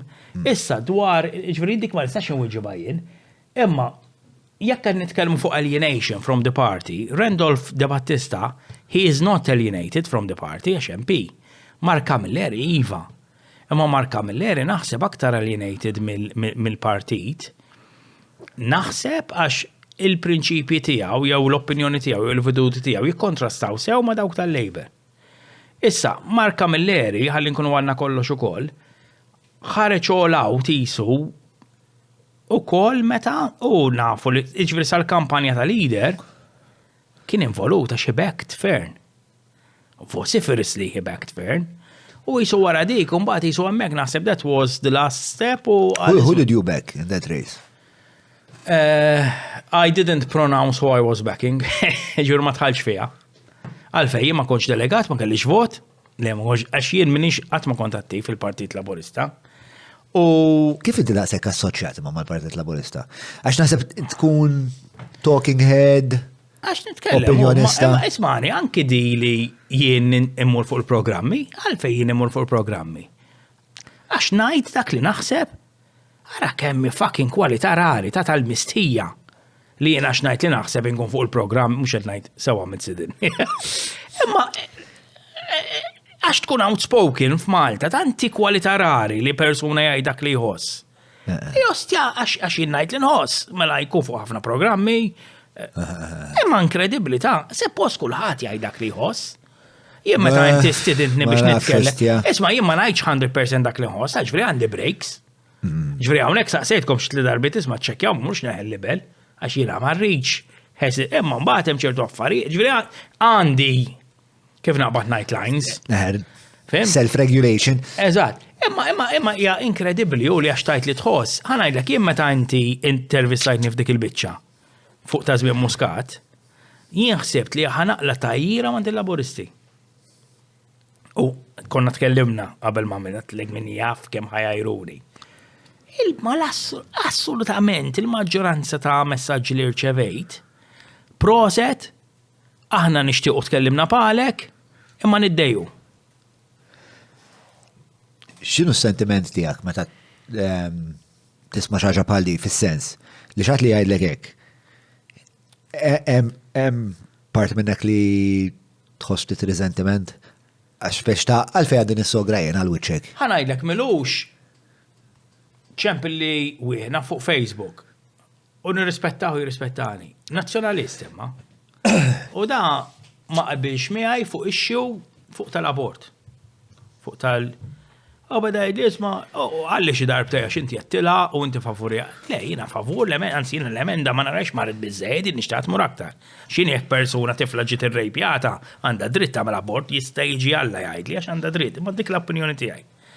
U kif qed nitkellmu beda li int mis-sektajtek, jiena tlusma għalfejn tajt lili, għajt int. Għalli għax jien civil servant trid noqgħod attent. Għatlu anki jien civil servant fejn? Mux anki jien civil servant għalli minn tissa jafuk il-nies għandek. Ma jien ma tkun nitkellem fil-bidu. Ma xi tħoss għal dak il-bniedem? Għanajdlek men, ma noħodix kontriħ għax hija mentalità. Ninħara. Ma toħodix kontriħ, ma. Nibda ngħid isma'. Frustrati. Le nibda ngħid isma' aħjar noqgħod kwiet għattirek fil-bidu bro. Jaqbilli ma tkellimx hu.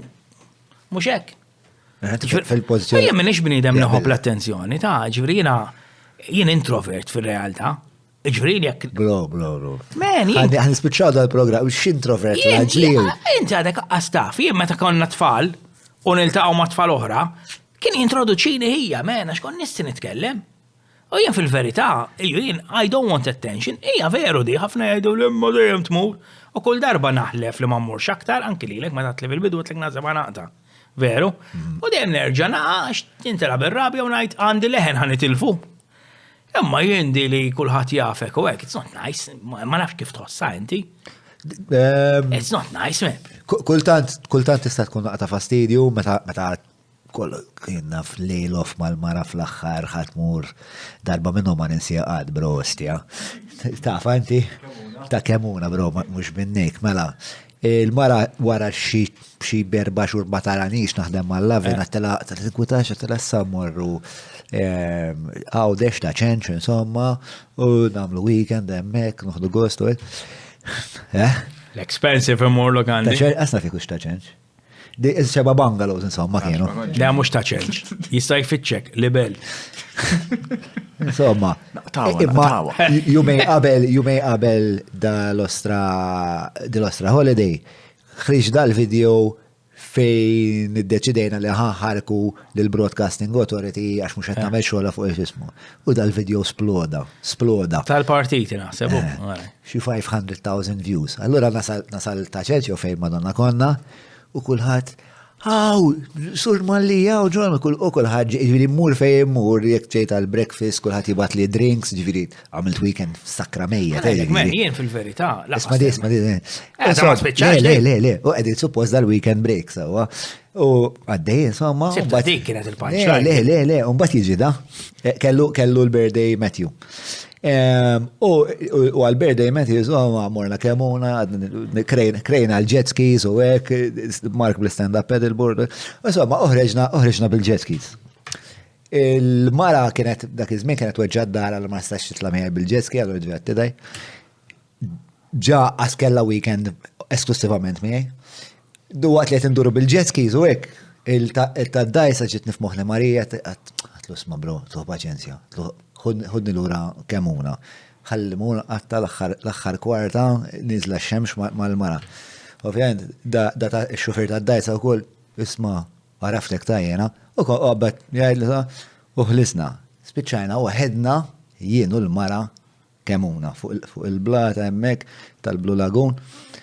Alright, Albert, l-istratifajiet fl-axħar imma insomma ħanamlu l-speċtat, ħankunu naqra intimi ma' Ġorġi.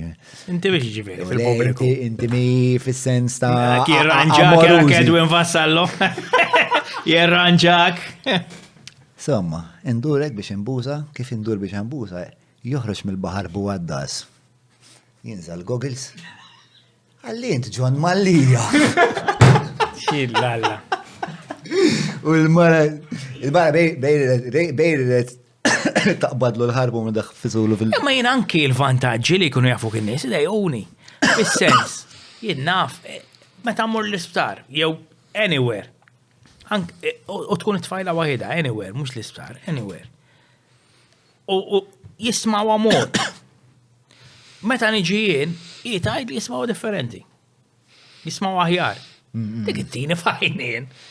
Ma nafx kux interament għax nkunu popolari, jew... Notori. Le, anka jena mara tajd li per esempio l-ħaddima tad-dar, tajd li meta tkellmu min, jisom ma kellu ħadd. Imma jekk kellimtom inti għattilhom jagħmlu XYZ, Madonna jagħmlu. Ma jagħmluha. ċertu, inti semmejti persecution complex, m'għandix, x'kum ma tkellimx. Imma xi kultant ikun miexi pereżempju, ikun il-belt ħafna. U nara x'ħares u ġik u ngħid il-alla minn ħajaqbad li dibattitu jgħid li ma naqbilx miegħek għax issib. U ħafna għastemmen jgħidu li isma' nammirak għax titkellem kif tħossa. U nifraħ ġifi sinċerament ngħid ej ostja. Imma di li jostja kulħadd jafek it-tieni naqra fajni. U għalfej kulħadd jafni għax jiena xi astrophysicist li ħana nagħmel terraforming fuq Mars, le għax ngħidha kif inħossa minn. U dik turi kemm Malta nixtiequ ngħid għalfejn ma jgħidux li jħossu n-nies. That's the question. Matthew Vassal jistaqsi. Xej, all right. Di inside joke. Għax nafhem, le, inside change, vrin kont fuq xara bank kien hemm il-kbir. Jeremy, inti trid issalva? Kien hemm il-kbir profeta ta' Ġesu li bassar li d-dinja ħadd spiċċa f'2021 li ġaddew manxe. U kien għal, Jeremy, ma jridx salva, u baqgħet ċajt għamlu min. Vera kien għamel d-basira, manxe? Baxxara. Xej, issa. Kif spiega? Għax ma rridx nimxu fuq il-klim ta' Kristus. Il-klim ta' Kristu kif jaraħu. Le, ma, mela, zom, u mar fil-publiku, u bassar li ħat ispiċċa d-dinja fi 2021. Le, da fuq YouTube, fittixa. Ma spiċċaċ. Kif spiega? Ma nafx, men, għamel blackboard għati penġi, l-Venn diagrams u hekk. Fittixa, men, jekk fil-kasa taħħa. Studentu ta' konnet nitkellmu. Għax il-ħatmi ħana ċetta li fittixni li bel manxe, ġviri kunu ċerti għablu għadora. Kon studentu, fil-li għet nitkellmu għek kien entuzjast, un bat għalli bat li episodju. Fuq il-YouTube, men fittixa. S-sejba sa' kemm isir il-program. Ma, it-tfal mistoqsija li jmiss, sa' kemm il-weġb il-mistoqsija forse nagħlqu b'manxie u s-sina kontra l-aħħar tad-dinja. AJSF, I have often seen you criticize religious movements such as River of Love, despite their brainwash rhetoric. Do you still think that they should have the right to express their opinion freely? Bdejna bija, jisu tkellimni għadi ġa. Ħaddidni għadi. Iva, sa' kemm ma jimponux fuq id-drittijiet ta' ħadd ieħor u ma jmorrux kontra Xi trid fis-Serbja timponi? Għajnek, xirrit fi Serbia timpoli, jekk jiena jiġi bniedem. U jgħid isma', per eżempju, meta kien hemm għaddiet il-liġi tal-LGBTIQ. Dawn minn kollox protesti biex ma tgħaddix mhux imponu jridu. Le, ma jkunx impożizzjoni qed jesprimu X'ġifieri liġi li ma nistax ngħix ħajti mhux impożizzjoni. Le, imma huma għandhom dritt li jużaw il-mezzi demokratiċi tagħhom. Edu aħna ma rridux, issa ddiet. Issa jekk jien niġi fuqek u ngħidlek isma', inti jew tixtri tnej birra, jew inkella ħantik xaba. Għatteddi bil-violenza, ma l-għalax differenza. Daw jedduk b'eternità fl-infern. Imma tkun temmen dik id-narrativa u jimma nemmenix. Imma ismani, daw anki jekk bniedem jemmen fl-infernu huwa kattoliku, per eżempju, jien supporters tiegħu jgħidu l-Papa Antikrist, per eżempju. Alright, issa għamilt 7 divergenzi, 4 U-turns u 6 backflips. Ma fil-sens, jien qed nargumenta li billi inti toħroġ il-protesta fitri għax liġi ma tidix. Jien naħseb li inti għandek dal-jed demokratiku. Naqblu. U tmur issa la darba mbagħad l-istat iddeċida bil-fakultajiet demokratiċi tiegħu li dik tgħaddi. Għaddiet? Diment li inti ma taqbadx għandna center tal-kaċċa tidħol Kastilja u jew diment li ma ssibx xi xatt vulnerabbli li jkun għata album id-dinja u timponilu twemmin tiegħek tuża dik il-vojt li jkollu tużaħ biex timlih bir-retorika tiegħek. That is għalija timponju. Ġifieri għandi bniedem li qed ibati minn severe depression, pereżempju. U tajdlu smajja law, ħanajnek, ħanfejqek. That is imposition, ġifieri jien ħanajdlek. Jien l-affarijiet li rajt meta niddibatti u m'għadux jiddibatti miegħi jirrifjuta. Imma jien rajt affarijiet, pereżempju jien darba ġo programm fuq television kollu rajt wieħed ma ġiex u bat wieħed li ma kellux esperjenza fuq television miskin, ġifieri dispjaċini għalih, ma kienx jaf jibni argument. Fejda fuq il-programm live għalli waħda li kull ħaġa li qiegħda fit-bibja rridu nobduha. Ġifieri jekk il-bibja tgħid li gej rridu noqtluh. Għalli li hemm fil-bibja ġik il-kelma talla. U fl-istess programm għalli jiena ġieli nara nies jinbidlu fil-pup. Għalli Ta' kien il-programm Awla. Tal-luk dalli, Awla. Għalli nara issa jien mbagħad tibda tajt. Imma ma narax kontrollandu wara kif fimt. Ma hemm xi ħaġa ħażina bil-bniedem l-individu. Ma jekk ran nies jinbidlu fil-pup hemm xi ħaġa ħażina żgur. Taf xi tistaqsi fuq id-depressjoni. Jekk hu l-ħsieb tiegħu u twemmin tiegħu li jinbidel fil-pup huwa reinforced. Dak li qed jgħidulu ħanajdlek men jien meta mort fuq xara bank. U meta batni l-infernu ma nafx x'għamel. Kif kont ħireġ daru ħafna. Merħba fostna. Highway to hell, istja. Daru ħafna nies. Wara. Daru ħafna nies wara u niftakar wieħed li beda jgħidli għalli inti ma temminx għalli għax inti ma tarax li nara jien. U għatlu xi ġifieri x'tara għalli narahom mhix jagħten. Għatlu xi ġifieri nara għalli nara x'jagħten iduru man-nies. Għatlu tarahom għalli narahom. And he wasn't mhux bniedem li taħseb li mhux qiegħed sew. U għalfejn daqshekk ċert li mhux qiegħed sew. Forsi vera jarhom. Issa, forsi veru jarhom. Meta qalli x'jaħdem kexkixni. Għax in-nies imorru għandu għall-pariri. Sawa? Mbagħad tibda tgħid, where does religious freedom end and imposition begin? Għax immaġina jien immur għand persuna u mhux qed ngħid hekk. Imma immaġina jien mhux qed nirreferi għal lil-pup għax dak pensjonant kien. Imma immaġina immur għand bniedem jien u qed infittex lajnuna xi ħaġa. U jgħidli isma' int għandek xi ta' fuq spaltek. Inti jekk ma tiġix. Ġennek alla. Jekk ma tiġix ma. Isma'ni, ħanajdlek, hawn ċertu kondizzjonijiet mentali fejn tisma' li ħnament tismagħhom. Issa immaġina jiġi xi ħadd jgħidlek isma' dak leħen ix-xitan. Jibbis nistan salvak, jibbelħek, that is imposition.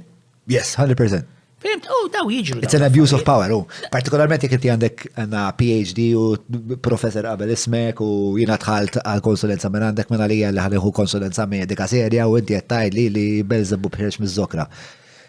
Issa jien xjajdu l-om xmajdu l-om xman kunxem. Por li żgur li kont fuq programmu għal wieħed li ndbat fi Semi River of Love jiddibatti li jara l-nies jinbidlu fil-pup, he believes it, u ħanajdlek men kien raġel sew. Raġel tajjeb.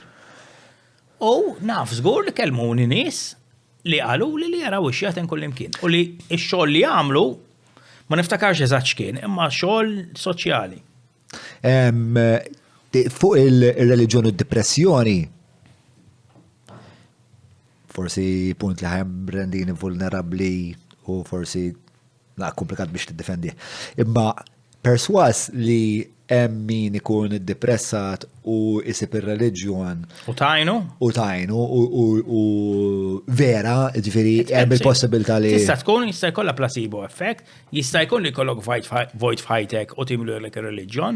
U jien min jien biex dak il-bniedem ngħidu isma' jekk qed iħossu aħjar, so be it, mela. Imma di l-biża li għandi hija li fil-waqt li pereżempju l-Kattoliċiżmu anke qabel ma jagħmlu exorcism u hekk jikkonsultaw mal-psikjatri għax tgħallmu għax kien hemm qassisin mitulhom in-nies li kienu qed jagħmlu eżorċiżmu fuqhom, għatawlhom il-pilloli, allura l-Knisja tgħallmet. Anke meta jsir ħammor extreme an exorcism, il-Knisja tkellem ma' psikjatri u meta l-psikjatri jgħidulhom isma' jien naħseb li tajn. Mbagħad they go ahead. Għaw psikjatri li jgħatu dak il-parir li isma. Ma xattint, jista' jkun placebo effect. Jew meta psikjatra jgħid isma' ma jafx x'inhi u m'għandu soluzzjoni. kont minux fuq programma psikjatra u badajt, some people it helps them.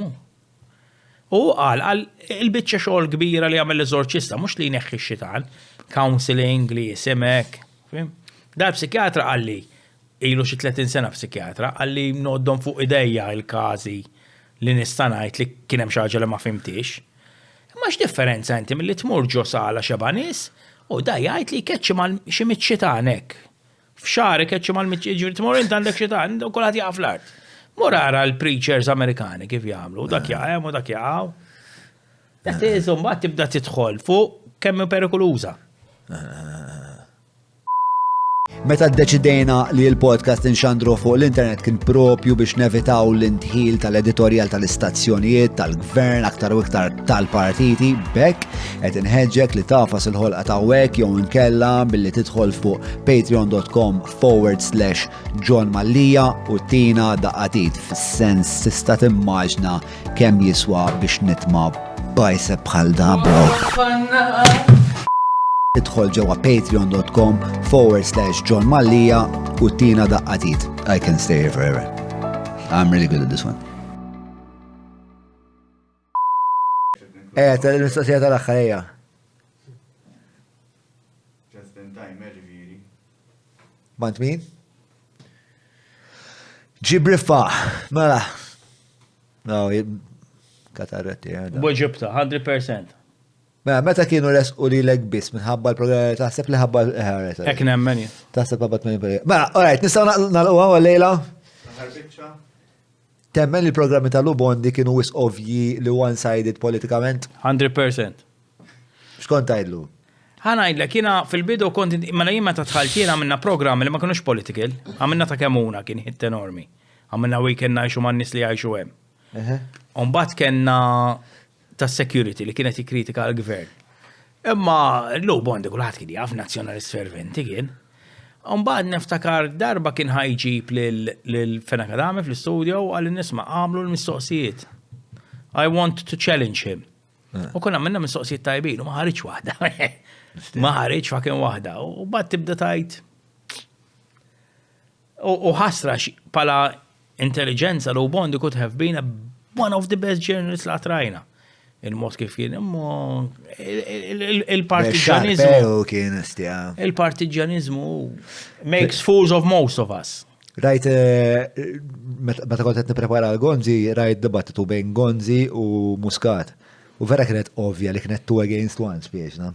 Le, ma isfani, għax bdejna nsemmu nagħlqu bdija xajjejt issa, bdejna nsemmu tan-90s. U kif kienu jsiru anki fit-2000s. Illum, per eżempju, jinġilna argumenta ma' Peppi fuq il-bias. U Peppi għajdli, ġurnalist l-aktar li jrid jikkritika min ikun fil-poter, min ikun fil-gvern. Naqbel. Allura jien obbligat li nikkritika lill-Labor aktar. Murara l-programmi tal-Where's Everybody fit-2000s, kien jagħmlu programmi saħi fukati fuq il-Labor. Bi kritika għal-Labor. Programmi fuq soġġej, mena. Issa kien hemm fil-bidu kien hemm il-bojkot allura jiena ħassejt dejjem li l-bojkot kien redikolu għax inti jekk inti m'intix tiddefendi lek nifsek qed tmur tagħmel il-punt tiegħek. Mela allura ma tistax targumenta fuq bajis mhux hekk jekk m'intix tmur. U hemmhekk call out wara Where's Everybody imma mbagħad meta l-Labor reġa' beda jmuru hekk jekk trid tara l-bajis kif kien ara qabel 2008 u qabel 2013. Ġifieri jien naf il-bear-baiting li kienu jagħmlu Franco De Bono, per eżempju, il-programmi li mar Franco De Bono, tara l-bajis ovvju. Sejma Franco De Bono hemm ħafna issues li ma naqbilx, imma he was news dak iż-żmien u kienet jgħid affarijiet bis-sens. L-affarijiet li inti saqsejtni fuqhom kienet jgħidhom finanzjament tal-partiti, riformi u kienet jgħidhom from a position of power, fis-sens li kien fil-gvern u kienet jgħidhom u provaw jirridikolaw. Imma kien hemm ħafna issues ta' ġifieri li kont tara bajis. Mela, qabel ma nagħlqu nixtieq tipo kif taħt qatt li kien hemm uħud laqgħu lek isma' xi Madonna sejjer tagħmel hemmhekk fuq il-podcast. X'tiddeduċi hekk wara fuq tal-gays ma qbilniex. L-aħħar tal-ejja ma l-ħares qabilna kollox naħseb hija l-parti li għamlet li kienet ta' intratteniment naħseb ta' tal-podcast li jena u inti għanna d-disbiti. Jina m'għandix problema li nargumenta ma' nies li ma jaqblux miegħi. Laqqa xej, issa. Jien nibqa' ngħid bdejta u nalaqgħu mhux biex nagħmel reklam lilek imma daw il-programmi għandna bżonnhom. U ħadd ma jwaqqaf il-ħadd ieħor milli jagħmelhom ta' ngħidwa kif inhi. Jien nista'da naqbad u nibda mhux hekk. Ekku. Xi naħseb li għandna bżonn u hemm bżonn nies li jaħsbu barra kaxxa. Issa. Inti qed tagħti opportunità lili pereżempju li kulħadd jaf x'jien ġejtaw x'fiha ħażin. Issa tipprova ssallabni, stajt. Tipprova taqbadni f'gidba, tista' wkoll. Imma jiddiment li tagħmel lil kulħadd li l-istil ikun l-istess ma' kulħadd, imma ma niddejjax, jien li niddejja li mur fuq programm, pereżempju jien naf xi 5 ġimgħat ilu mort fuq in-net kien fuq l-emenda legali, 3 kontra wieħed. Hemm hekk hu, ġifieri tajdi kont taf għax ixtieħ, kont sejjer fuq stazzjon politiku, ma 3 kontra wieħed. X'gost. Ma tlifx imma. Ma tajtomx pulzir, m'għandix dubju li ma tajtomx pulzir, għandek bro. Ma lek keep it up, man. Jiena kif għad, jiena nħallas magħkom u nħallas il-flus. Mhux dejjem naqbel magħkom, imma nemmen li għandkom rwolu. Temmen fl-ispirtu. Minn ħatijaj, għandek enerġija tal-ostja. Għajjejt, Imma l-enerġija fis-sens ta' għandek l-istamina. Imma l-lin mill-istamina u kull il-sinċerità tiegħek vera tinħass. Grazzi. Thank you, ringrazzjak. 5:30. 5:30 għamilna fl-imkien? Nistanek daw dejjuni minn. Daw dejju kos. Mela, qabel ma nagħlaq nirringrazzja lill-sponsors li għamlu dan kollu possibbli, il-ħbib tagħna tal-Maple, grazzi l-Hungry Hippie, il-Browns, Oxford House Vinja, Kapriċi ta' Bram, grazzi kol il-Derek, il-Garmin, il-Kutriko u l-Cabs. Darakom id-diela. Ejja, patreon.com/John Mallija. Saħit.